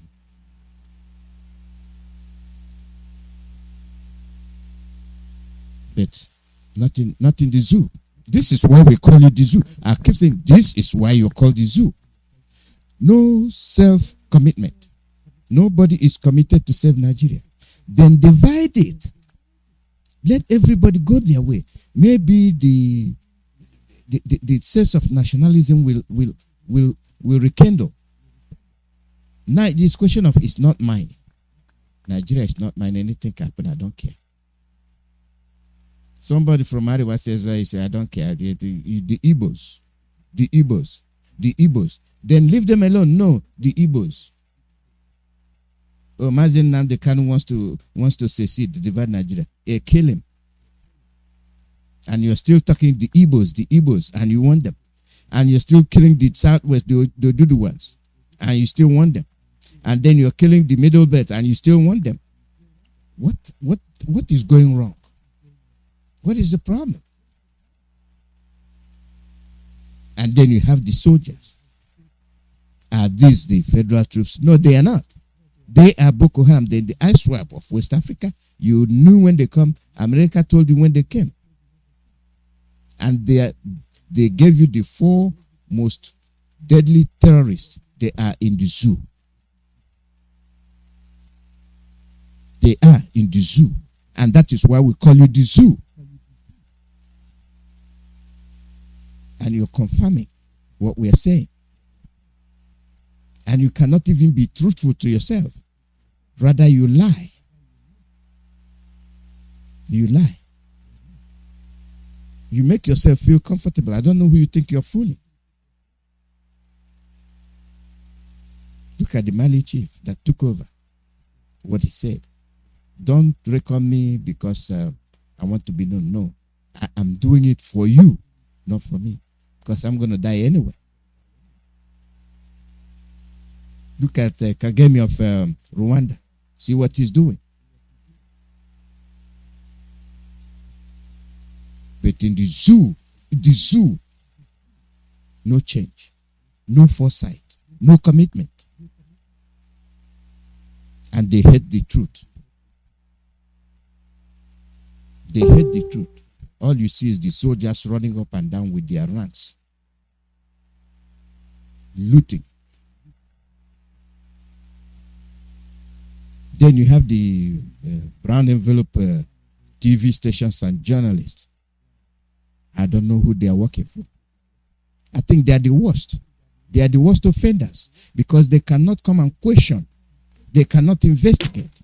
You say you're Buhari. Let's see.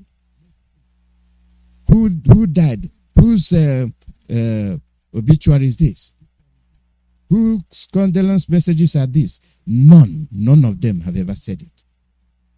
You think you are cheating the Igbos. You are also cheating yourself. And then the world powers are taking over. They are taking over your village. Because you've sold out. Look at China. You were better than China. In the 80s, Nigeria was better than China. In the 70s, nothing worked in China. They were called the communist China. They were told, oh, they cannot, they are not up to date with their technology. They are not this, they are not that. What happened? They pretended like they brought down communism and embraced capitalism. What happened? Cheap labor. Competition flourished. Now look at your phone. Look at your appliances. They have surpassed everybody. And Nigeria is still selling cow. Making roga. Talking about military. Other people are progressing. They are retrogressing. Come out and talk, they will kill you. Because you're not from Daura. You're not from the Sahel region. And then you have your own people aiding them. I am Ejo. I am Delta. I am Aqua Cross. What a shame. What a shame.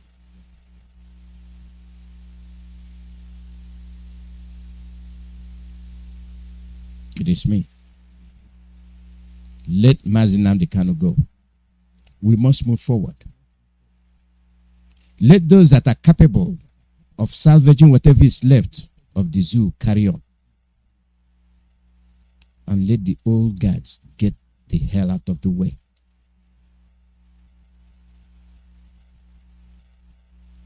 I'm not expecting anything from the military because you don't have any. They are compromised from the beginning to the end. No truth, no foresight, no commitment. Neither the Air Force, the Navy,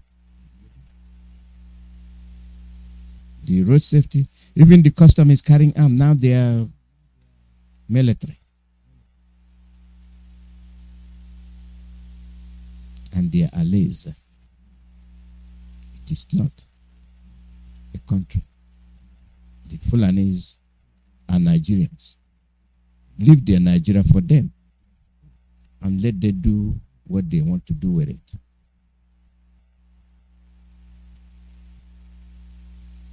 They are a cow country. They are married to their cows. You cannot effect any change. That is why April, that's the last of their cows in Biafra land. We must move forward. We must be saved as a race. We are not going to be wiped out.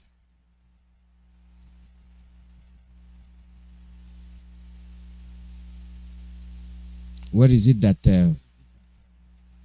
they are looking for that will make them continue talking about military base? What you have is not enough for you. You have to stretch. You have to stretch out. Then take another person's land and stage the battleground. But you cannot see the strategy. Those that know the strategy are calling you to wake up, and you're saying, arrest them. Charge them for treasonable felony. English. The call number is +1 484 767 0848. +1 484 767 0848. Live broadcast from Radio Biafra USA. You have to be alive for anything good to happen. They are borrowing money over your head. They know they don't belong where you belong. They just want you to carry the burden of pain. All of a sudden, China owns Africa. Why don't you go and own China? What stops us from going to own China? Why can't we build military base in China?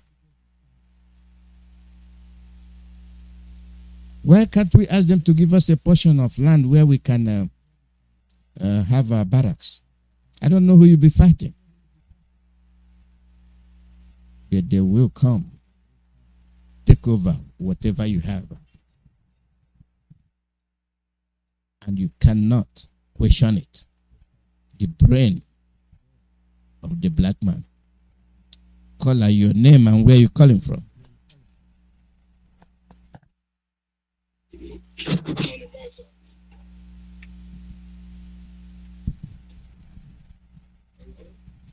Good morning. You sound deep. Good morning. Yeah, are you hearing me? Yeah, I'm hearing you barely. Okay, that's Excellency. My name is Superman. I'm speaking from my location. I greet you once more, here. Each day, after listening to you and other programs on Radio Biafra, I try to learn more. Honestly, I am one of the students of Radio Biafra, confirmed. Now, you have touched so many areas. But before I start to say anything now, I would like this jingle, that jingle about Nnamdi, to be played in Radio Biafra. Time without number, so that people will hear that jingle. Every information is inside that jingle. That's number one. Number two, I want to talk to all these Facebook who are deceiving themselves This group of people, I call them Ashawo or harlots, because the work of a harlot is to paint his mouth, paint his hand, paint his leg, all over the place, looking for customer. This group of people, they come to internet to look for their buyers, Nigerian politicians, and Fulani government. That is their work. They use cover up about our leader to cover themselves, thinking that they are preaching about Biafra, not knowing they are here looking for customer to buy them. If you examine them very well, you will agree with me what I'm saying is truth. Because the Bible said, you shall know the truth. The truth shall set you free. That is our leader. Our leaders have fought for many years to educate the Nigerians, to educate the peoples, to educate the Yorubas and the Hausa that Nigeria is a devilish country created by British. You can never see anything good in Nigeria for 1 million years. This is just the beginning of trouble in Nigeria. Go and mark it. The earlier, the better. The earlier, the better. Our leaders have suffered so much. I want to use this opportunity to explain one thing. Give me just more time. There was a debate about Singapore. I wanted to speak on radio. There are 2 words I do that, but I cannot take them out. There's different things at home created by IPOB. All of them are different purposes according to the time. One is started May every year. This is yearly that way. Officially announced by our leader is here. 30th of May is the day our late leader, Nnamdi, declared Biafra. 1977. 30th of May. To remember the death. 14th of September is yearly remembrance of saboteurs and battered that in our leaders' room and killing our people. These 2 things at home is yearly remembrance. We have another seat at home for any are you hearing me? Yeah, Master, round up. Yes. We have another seat at home for election. This come according to the nation. We have another seat at home. Emergency seat at home. That was started last year for e-poster. Any day we attempt to enter our territory. Emergency. We have sit at home. Any day our leader is going to talk. These are different, and we are working different things all together. We have The last one is when they sit at home. This I see that today was announced. After announcing it, something happened. And since that day, till today, till yesterday, our people decide to hold on that platform because their demand has not been met. Our leader has been getting more brought for several months.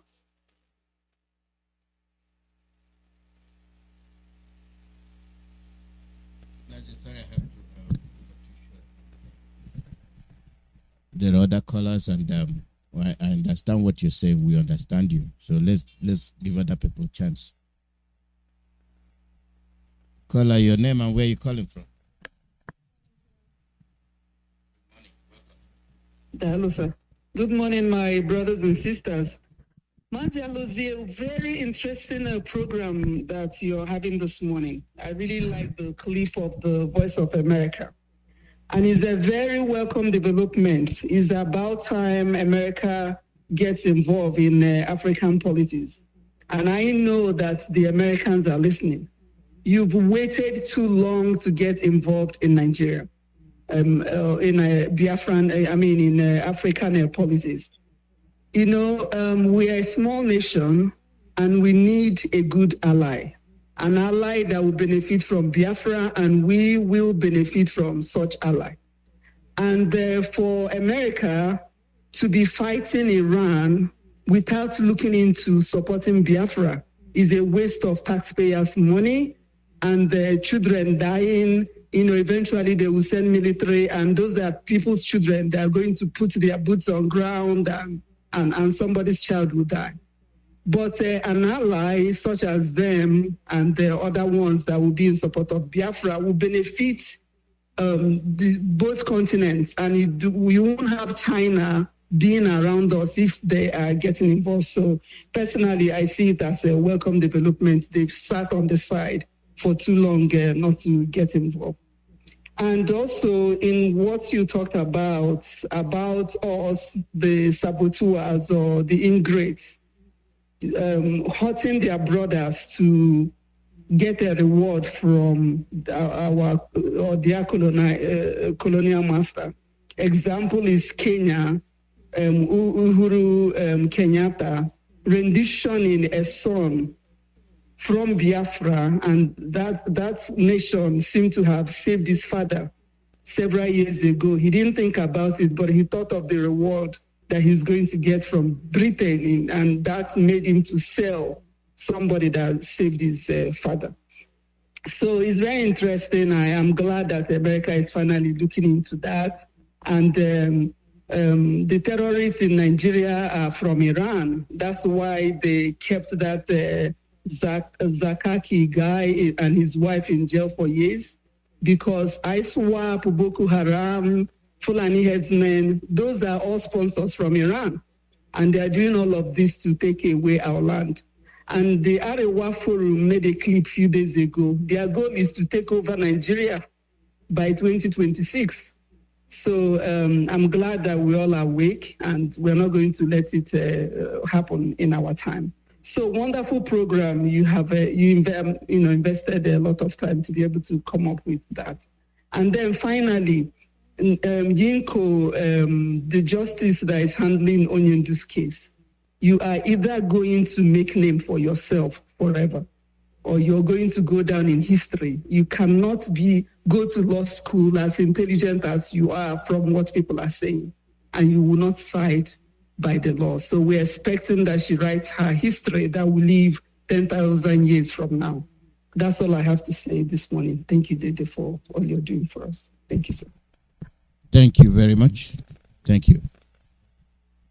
Binta Nyako is, you can't predict what she's going to do or what she's going to say. It depends on the pressure they put on her.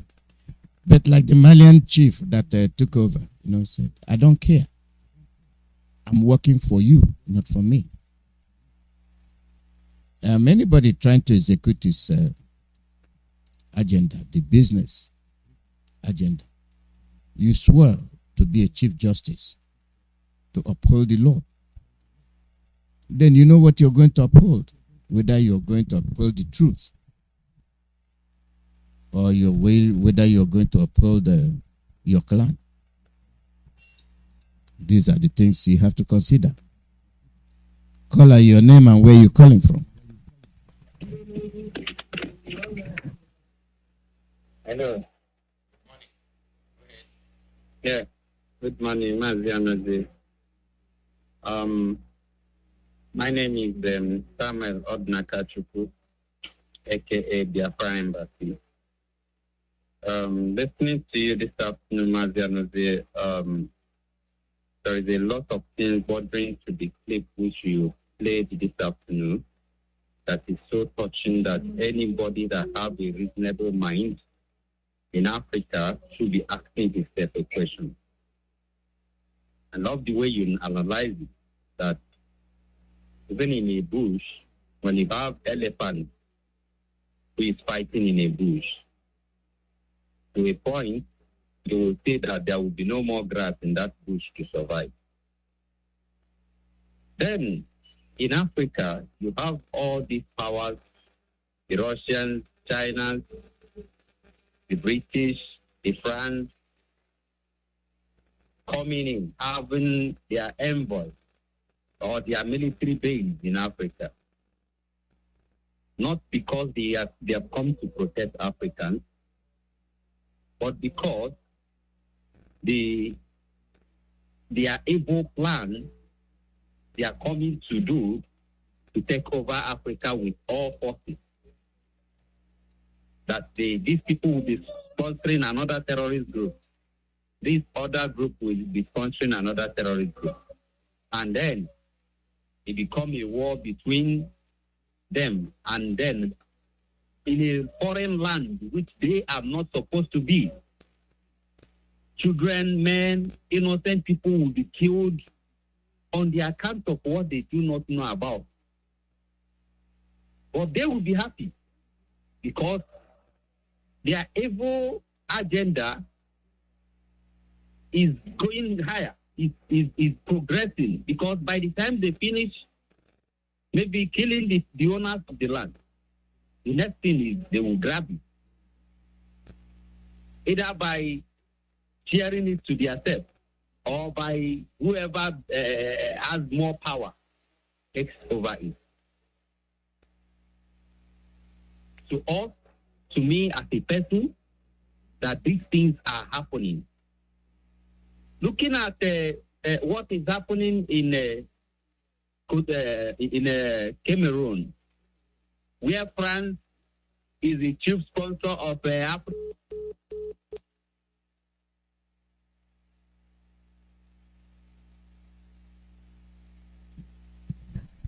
Your line is gone. Your line has cut up.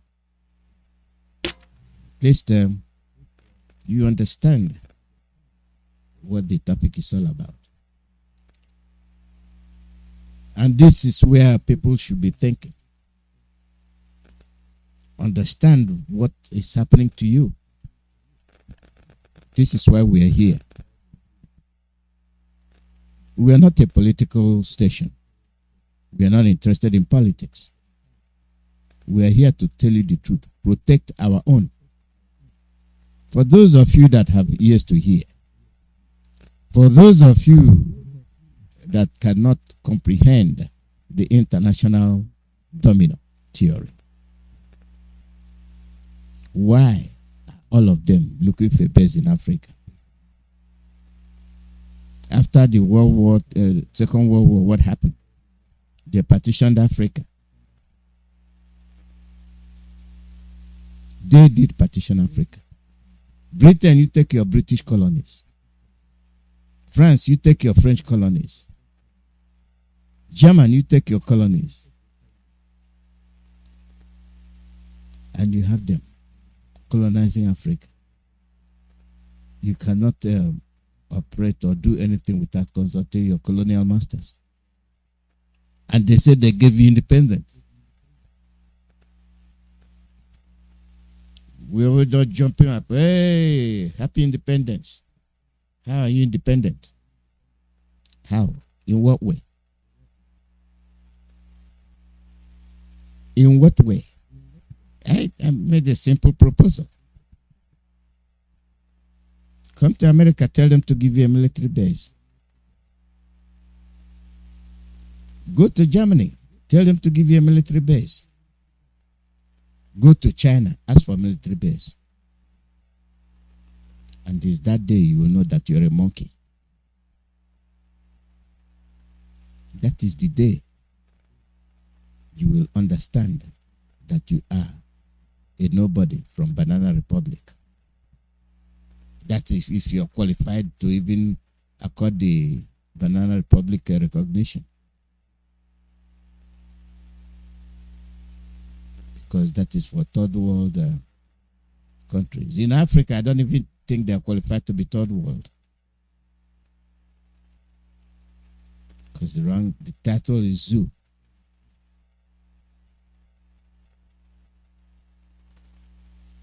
You don't even want to be ranked. You don't even want to be talked about. But these people are coming. They are giving you aid. Why are you accepting the aid? Why? Why? Call your name and where you're calling from. Yes, thank you very much, Mazi IYKE, and good evening from here.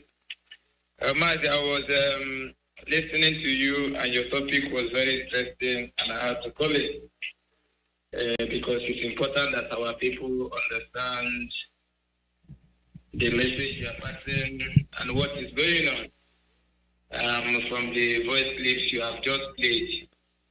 Then, Mazi, but before I continue, I will bring your indulgence to permit me to give out these our numbers from IPOB Italy National Body, signed by IPOB Italy National Coordinator, and it's for Biafrans in Italy to call and support ESN. So if you're a Biafran and you're in Italy, friend of Biafrans, or any group that is affiliated to Biafrans, or anybody as may concern that want to support us, that want our freedom, please, we are calling on you to call these numbers and support and join us to support ESN as long as you are in Italy. The first number is +39 35100 46055. I will repeat, +39 35100 46055. This is IPOB National Coordinator's number in Italy. And the second number is +39 3512 551274. I will repeat, +39 3512 551274. This number is for IPOB National PRO. In Italy, when you call any of the number, you'll be directed on how to support ESN in Italy.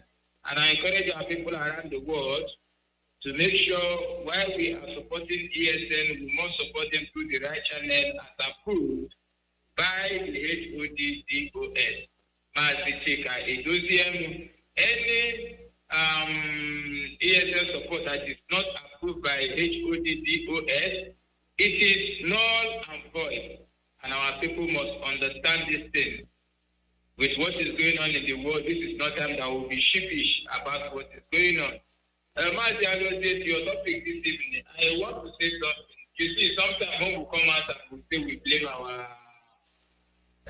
forefathers for not being able to fight for our freedom, and today we have to face it.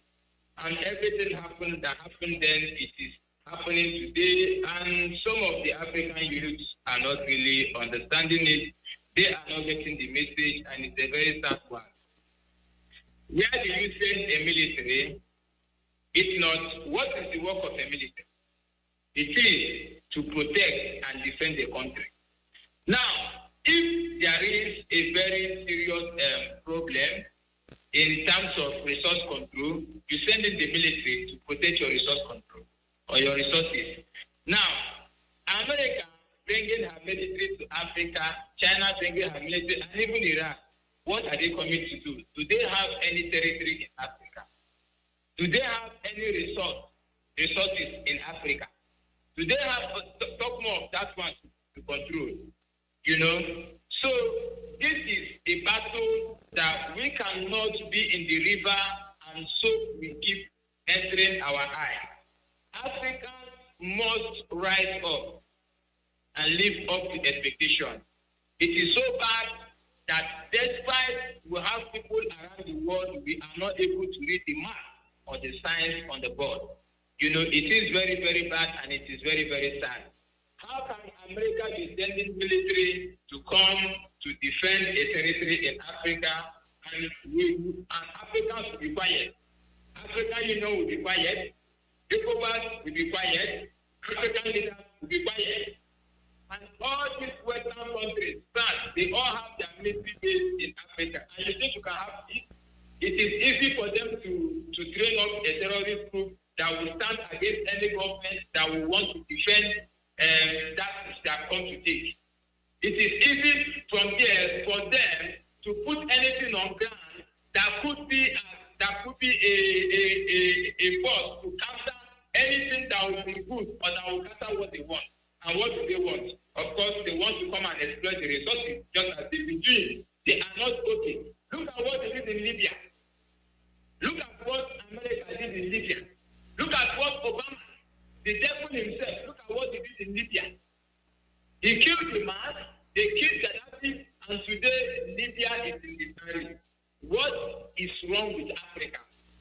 Now, in terms of Biafra, I want to encourage our people that this time around is an opportunity to Biafra has given to us by our leader. And we must do everything to secure this opportunity. Because if we fight and Biafra is restored, we can be able to have our state and make our plans the way we want it. We don't need America to come and help us to fight. We don't need anybody to come and help us to fight. All we need is for a referendum to be conducted. And if they cannot conduct a referendum, they should mind their business in their own country and allow us to take our freedom. Fulani cannot be difficult for us to take our freedom. It is British that is sponsoring them and that is the problem. And we have been calling on the world, telling them to caution British to mind their own business. Because we cannot be scattered all over the world. Somebody will go to school in your country and you come out and you be a slave to one white man. You know, and it's not, look, Africans must rise up. This kind of thing gets me angry, it gets me irritated. Because when I hear this thing, I keep on wondering, what is the mission of these people in Africa? These people, Africa was good before they come. At least in the case of Nigeria. Before the British or the colonial people come to that place, nobody was killing each other. But they came here and we started killing ourselves. Because of the kind of people that they bring here and give to people. And the military that accepts them, that will not ask questions before they start to shoot. You know? So everybody must join hands. Africa must wake up. All these people going around to be doing, what is it called now? Doing conference and talking to encourage, they should stop that. If they cannot fight, encourage the youth to defend their land, they should stop it. That we cannot be in a water while so we keep entering our eyes. It is a shame to Africa. And I pray that by the grace of Geopolitical, we will be victorious in this our quest for Biafra. And they will teach Africa what they need to understand. Thank you, my dear, and God bless you from here. Thank you very much. Thank you. Teaching Africa, they are waking up. Those that are alert are not waiting for the giant of Africa. They are doing it on their own. You see, the smaller countries can now assess their abilities, what they are capable of doing and what they are not capable of doing. At least start from somewhere. You start from somewhere. If you cannot manage your economy, If all you do is to destroy your economy, what do you do? You look for an outside source, and that puts you into debt. You mortgage, you borrow to fix the knot, not the rest of the country. Then we look at them not doing anything. What stops you from dividing the country? What stops you? Nothing. Only for you is indivisible. Why? Because of the oil.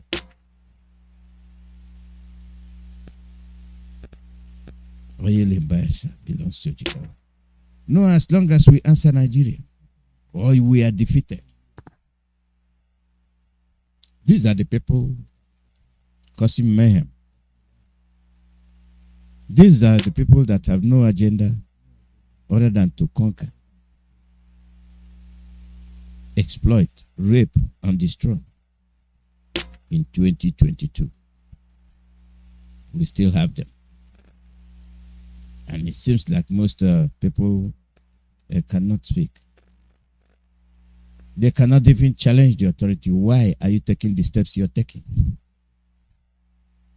Somebody was illegally arrested. And you say you have judiciary. What processes do you have to go through to carry out justice? What are the things you have to do to dispense justice? It is a moral issue. Do you have it? The answer is no. It's a question of being truthful. Do you have it? No. It's a question of being focused and honest. Do you have it? No. Then how can you dispense justice? How can you enforce the law? These are the things you have to examine. Answer these questions. And maybe we'll have a headway. Who are you serving?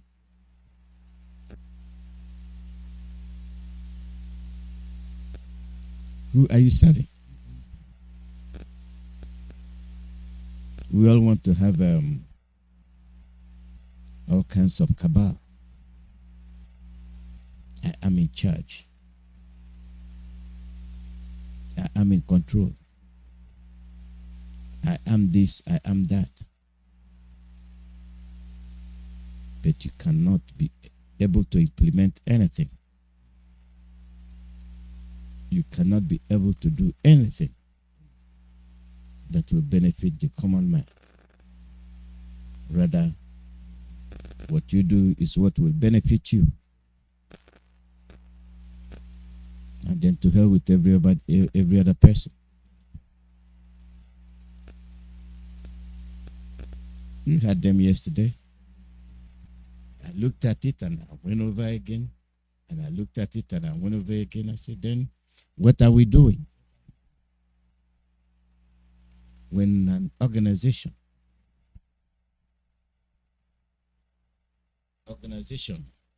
will play politics,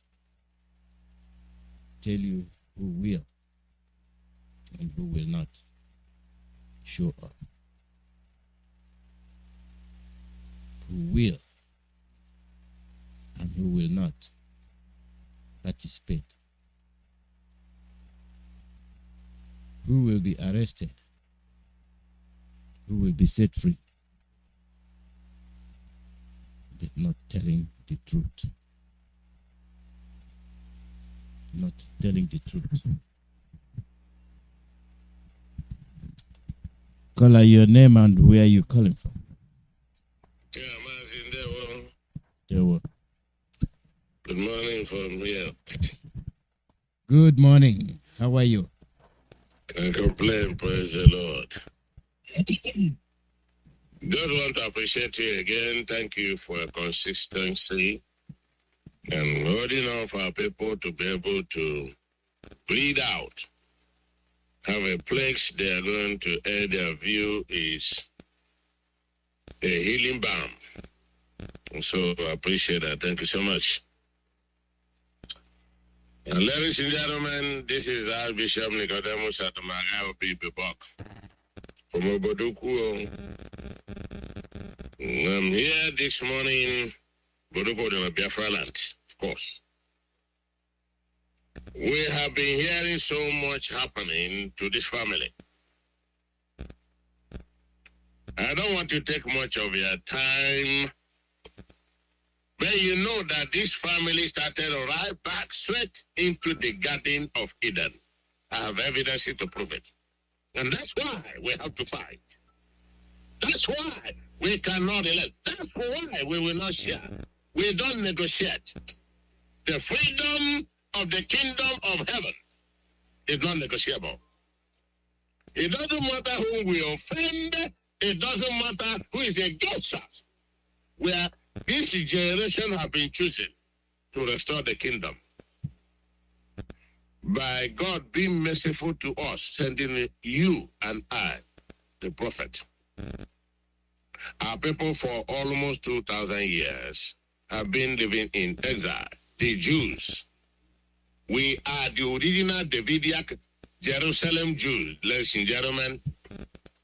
That's why we must restore this kingdom. That's why God, the prophet, he told us that God told him that he is restoring Biafra, and Biafra is the kingdom of, I didn't, not the Archbishop Church, or not me saying. Thank God he didn't send me. But what I'm saying, ladies and gentlemen, we cannot disappoint heaven, number one. We cannot disappoint the dead. From 1945, the Jews that were being killed in Biafra land, we cannot disappoint them. To 5.something million killed during the Biafran war, we cannot disappoint them. Not those who died at Onyedu's house, and thousands and thousands who have been kidnapped, raped, killed. We cannot disappoint them. So if anything comes into your mind to betray this entity of heaven, may your soul rest in pieces in hell, because you're going to die in a hard way. We are privileged to be the generation that will restore the kingdom of heaven. It will be, I don't even know the English word to qualify it. We cannot afford the consequences of disappointing heaven. Ladies and gentlemen, all of you in New York and USA, we cannot afford to disappoint heaven. Let me make the announcement. Brooklyn Zone is having their meeting on the 30th of this month. We have gotten a new place. Ipob. New York is back alive. Staten Island is there, though we are few. Bronx is there back alive, though we are few. Brooklyn is back alive, though we are few. But we are moving forward. And Queens is coming. Those who are dreaming to close in New York, Ipob, you are dreaming in a never land. That's not going to happen. You forgot. This is stubborn, demented Archbishop of Ipob that I'm here in New York City. So we're going to have, Brooklyn is going to have their meeting on the 30th of January. We have gotten a place, and the address is 2565 Atlantic Avenue, 2565. 2565 Atlantic Avenue. It's in Brooklyn, New York. And the time is 5 p.m. 30th of January 2022. Try to be there. Those of you who have not attended our meetings, please try to attend. We're expecting you all there on Sunday 5 p.m. and we want to thank you all for coming. I want to leave it this way. And Desert Warrior is the coordinator, and Chidabella is our deputy coordinator of Brooklyn. And they're inviting you to this meeting. Please try to be there and be on time. God bless you. Shalom. Mazi Alozia, thank you. I appreciate for your time. Thank you, Archbishop. Thank you very much. Failure is not in our agenda. No failing. No going back. If you look at those that are always coming after us, you start asking yourself, what are they for? What are they looking for? What do they want to achieve? What do they want to achieve? You claim you're not with the people and you're on your own and you're using the people's name to raise funds. That is scamming. It's scamming. You are not with the organization and you're raising money with the name of the organization. That is fraud. That is fraud.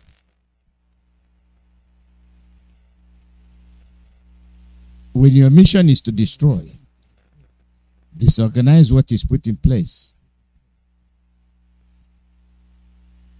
that is a cowardly act. That is something done with intention to take over, to destroy.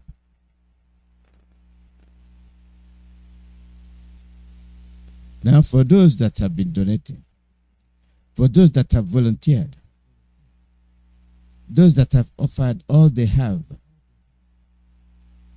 just to see that they are free, will you tell me that that's a crime?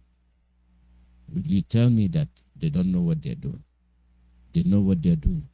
They simply prioritized your future, your well-being, your safety is paramount to them. Therefore, they will do anything. If that is the case, then what are you doing? What do you do, or what do you give in response? Nothing. You try to show that you are capable, you are equal to the person doing it. And my question is, did the person doing it ask you if you're equal or not? That is that person's concept to get something done and done right. Is that a crime? For you to do something right, will you consider that a crime? This is not even that it's like you want to do something right that you have to be compensated. No, you do it out of your will. This is what you have chosen to do.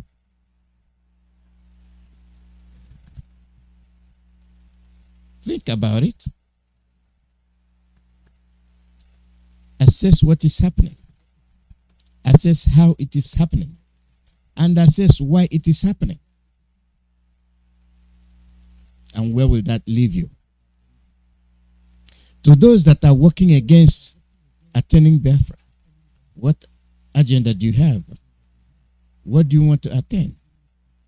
One Nigeria. Then go. Pack your things, move over there, and you will get one Nigeria. I don't see any reason why somebody will be working against the interests of their people. And they'll try to deceive you that they are working for you.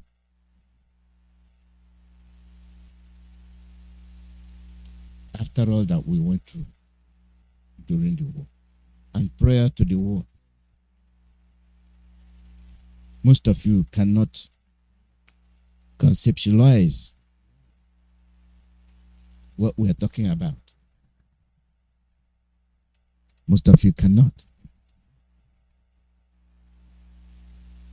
But if you look at what is happening, that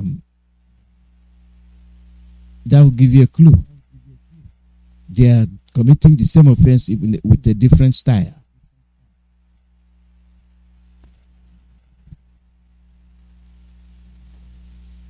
And we are telling you what their plans are. We are telling you what they are doing and why they are doing it.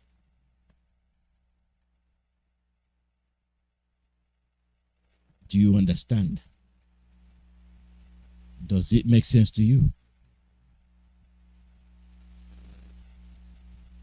That is my question. Does it make sense to you?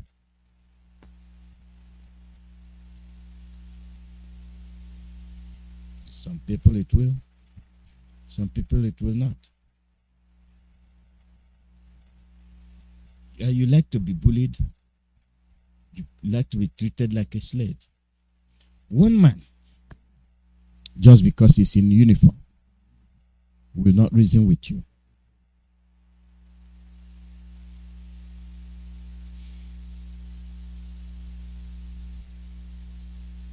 They have the ultimate power to kill and destroy. Every other country is progressing. What they are producing is killers. And that brought me back to the scene in Abuja, where people protested peacefully. And the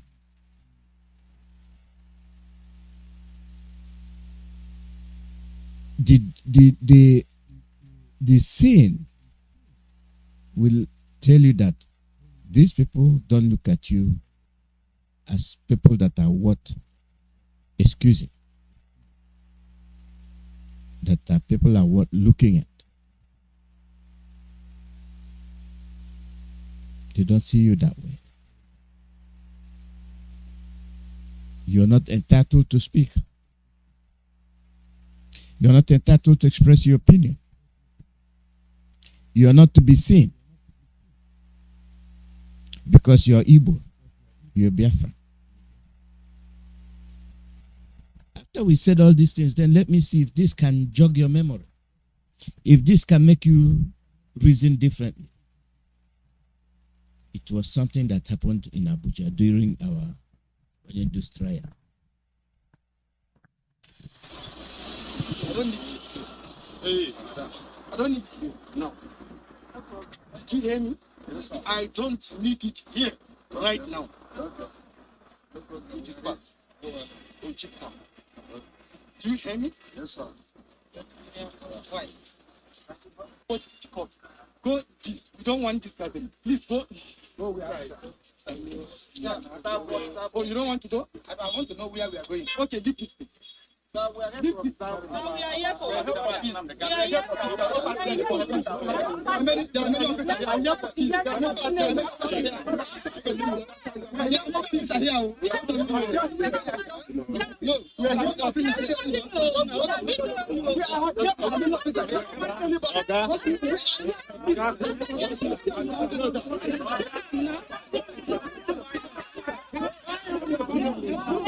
Shoot him now.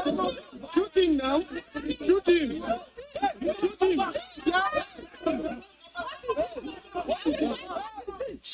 Are we here?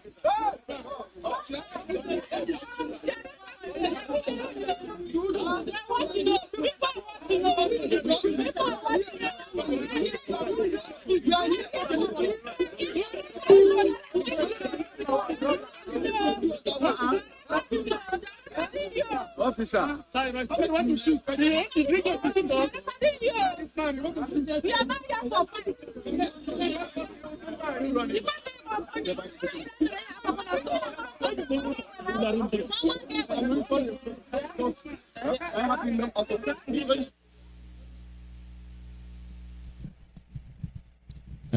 Yeah.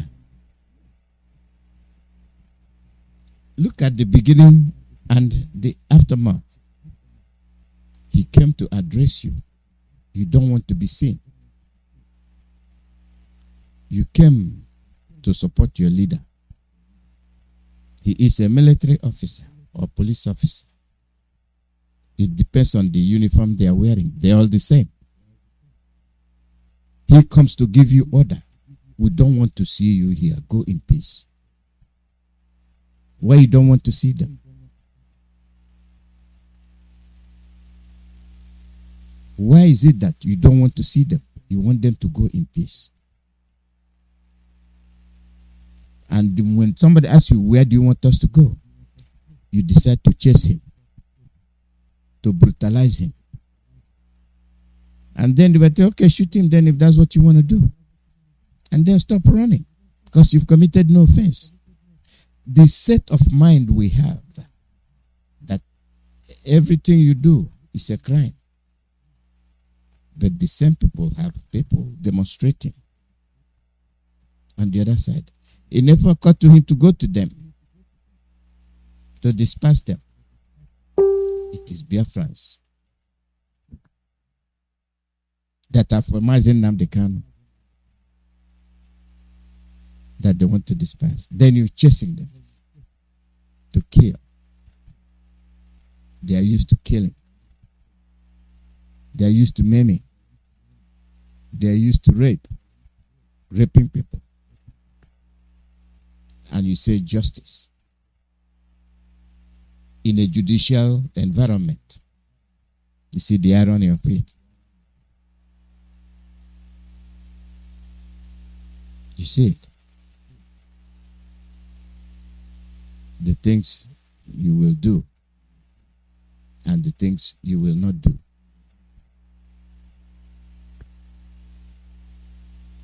What are the crimes of our people? And if we know all these things, will this not give us the unqualified and qualified reason to reject and accept our exit from the zoo, from Nigeria? Now, when you say the zoo, they cry. You see why you're called the zoo. People that gathered peacefully to support somebody that was extraordinarily renditioned. You don't want them.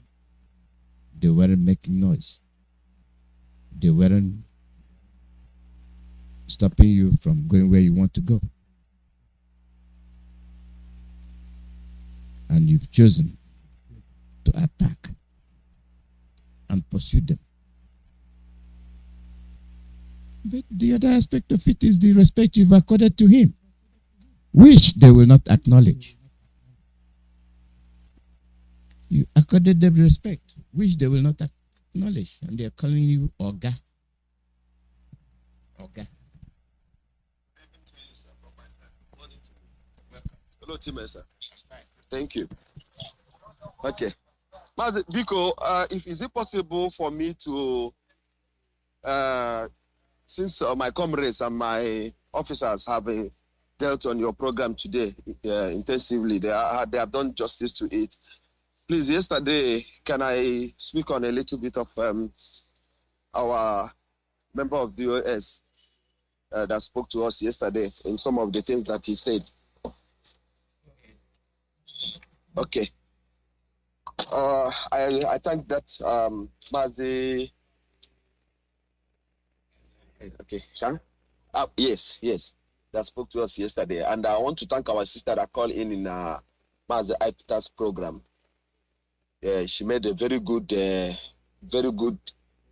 point that yesterday. I'm saying that is the name of that woman is Ugo Dia, because she spoke very, very well. Mazi, some of our brothers are trying to deviate from what we are doing to something else, and it's totally unacceptable by us, because this is our life and this is our future. The life of our children and our grandchildren depend on what we are doing. Yeah, and put some store to us. I think we are not going to accept it. Firstly, there are this particular belief that our people has, and that belief sometimes it is your personal opinion. It is not the opinion of all Biafrans. what I'm speaking now, I'm speaking my mind, and I'm speaking what I feel, not all Biafrans. I know Mas Jonathan is listening. I've called in his program before. A young man called from Lagos and was blaming the HODs for maybe they have given the order of canceling cow eating, and maybe they'll come back again and say no, because somebody said he called somebody from Lagos. He said, no, don't mind DOS, maybe they will lift it up again. The reason why DOS lift up the sit at home during Anambra election, please, let's stop this thing. If you don't want to call our program, please don't. I'm not going to call to castigate DOS, because what you did yesterday, you were hearing me. I don't want to call your name.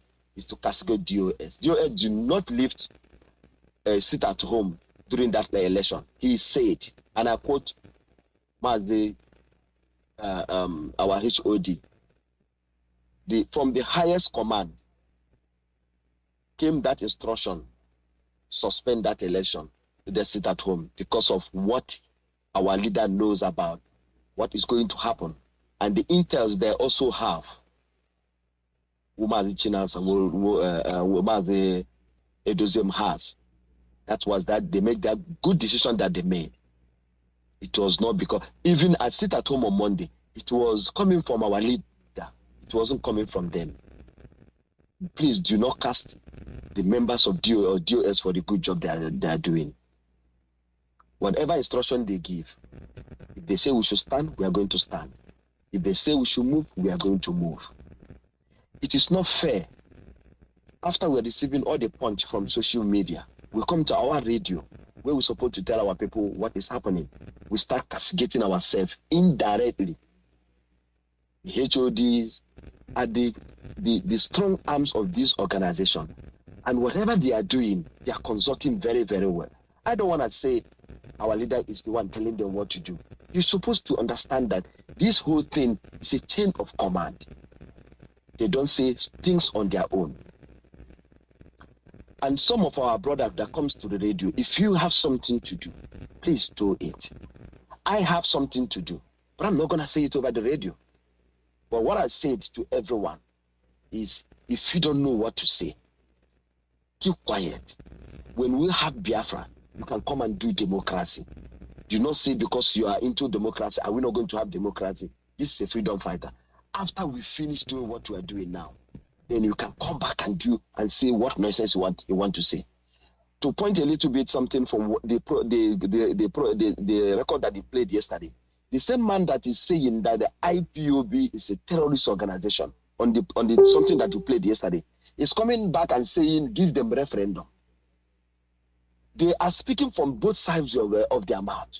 There's nothing that these northern leaders are saying that you're going to take to contest. You must understand who they are. They use what you call takia.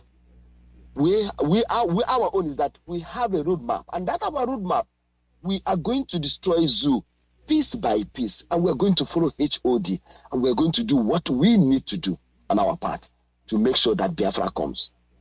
Let's assume that DOS asking you stand down is because of our leader. For the safety of Biafrans. Our leader, has he not given enough to say, stop something, then you will stop it? He has sacrificed everything that you need to sacrifice. So we need to hear from him and obey him at this critical time that he finds himself.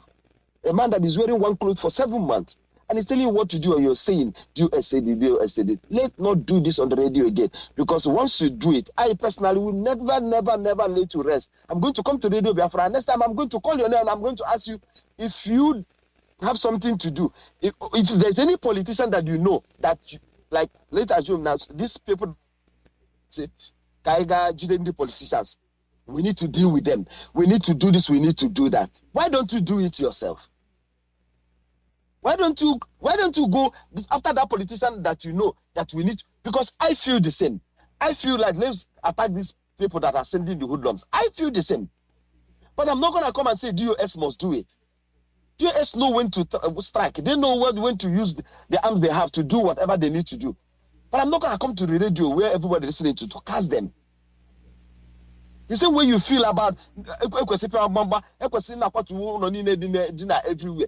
What the people did in Ebonyi State today, no one asked them to do it. They are doing it because they feel bad of what is happening. It's exactly how a revolution starts. Once it happen like that, people go after the other people, and then it continues that way. It will be naturally done. We have become a terrorist organization. We are not running away from being terrorists. When the time comes, if Onyedu is not where he is now, all of us would have been terrorists by now. So please, I'm begging everybody, let's be calm and let's do this whole thing step by step, according to the instruction coming from the Directorate of State. Mazindeo, that's all I'm about to say. Thank you so much. Thank you, Mazi. Thank you. That's in line with doing something that has been directed to be done.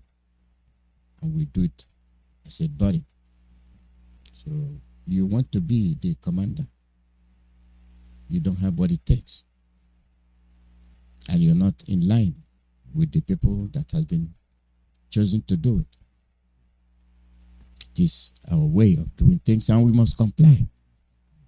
Or you work on your own side and stay out. Don't use our name. This is the end of our broadcast. South Africa is coming next. So I thank all of you. Tomorrow, Ngwa people will be here. So don't miss the program. They will be here with us. And that's the way it is. So I thank all of you. And hold on, let me give this guy a chance, and I will be off the air. Let me give him a chance. Caller, you called late. Hurry up and let's go. Okay, Mazi, good evening, sir. Quick. My name is Chuk. I'm coming from Biafra land.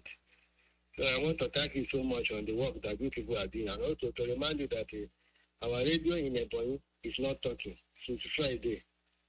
So the radio have not been talking since Friday.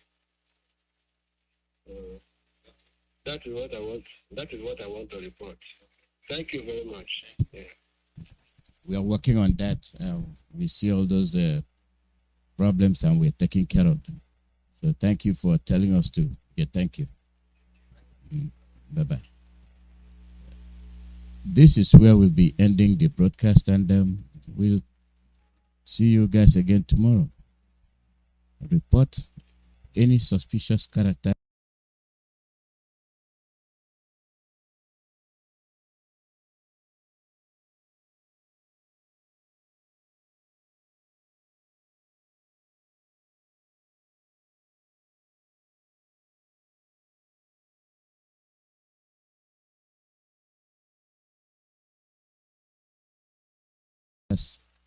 And their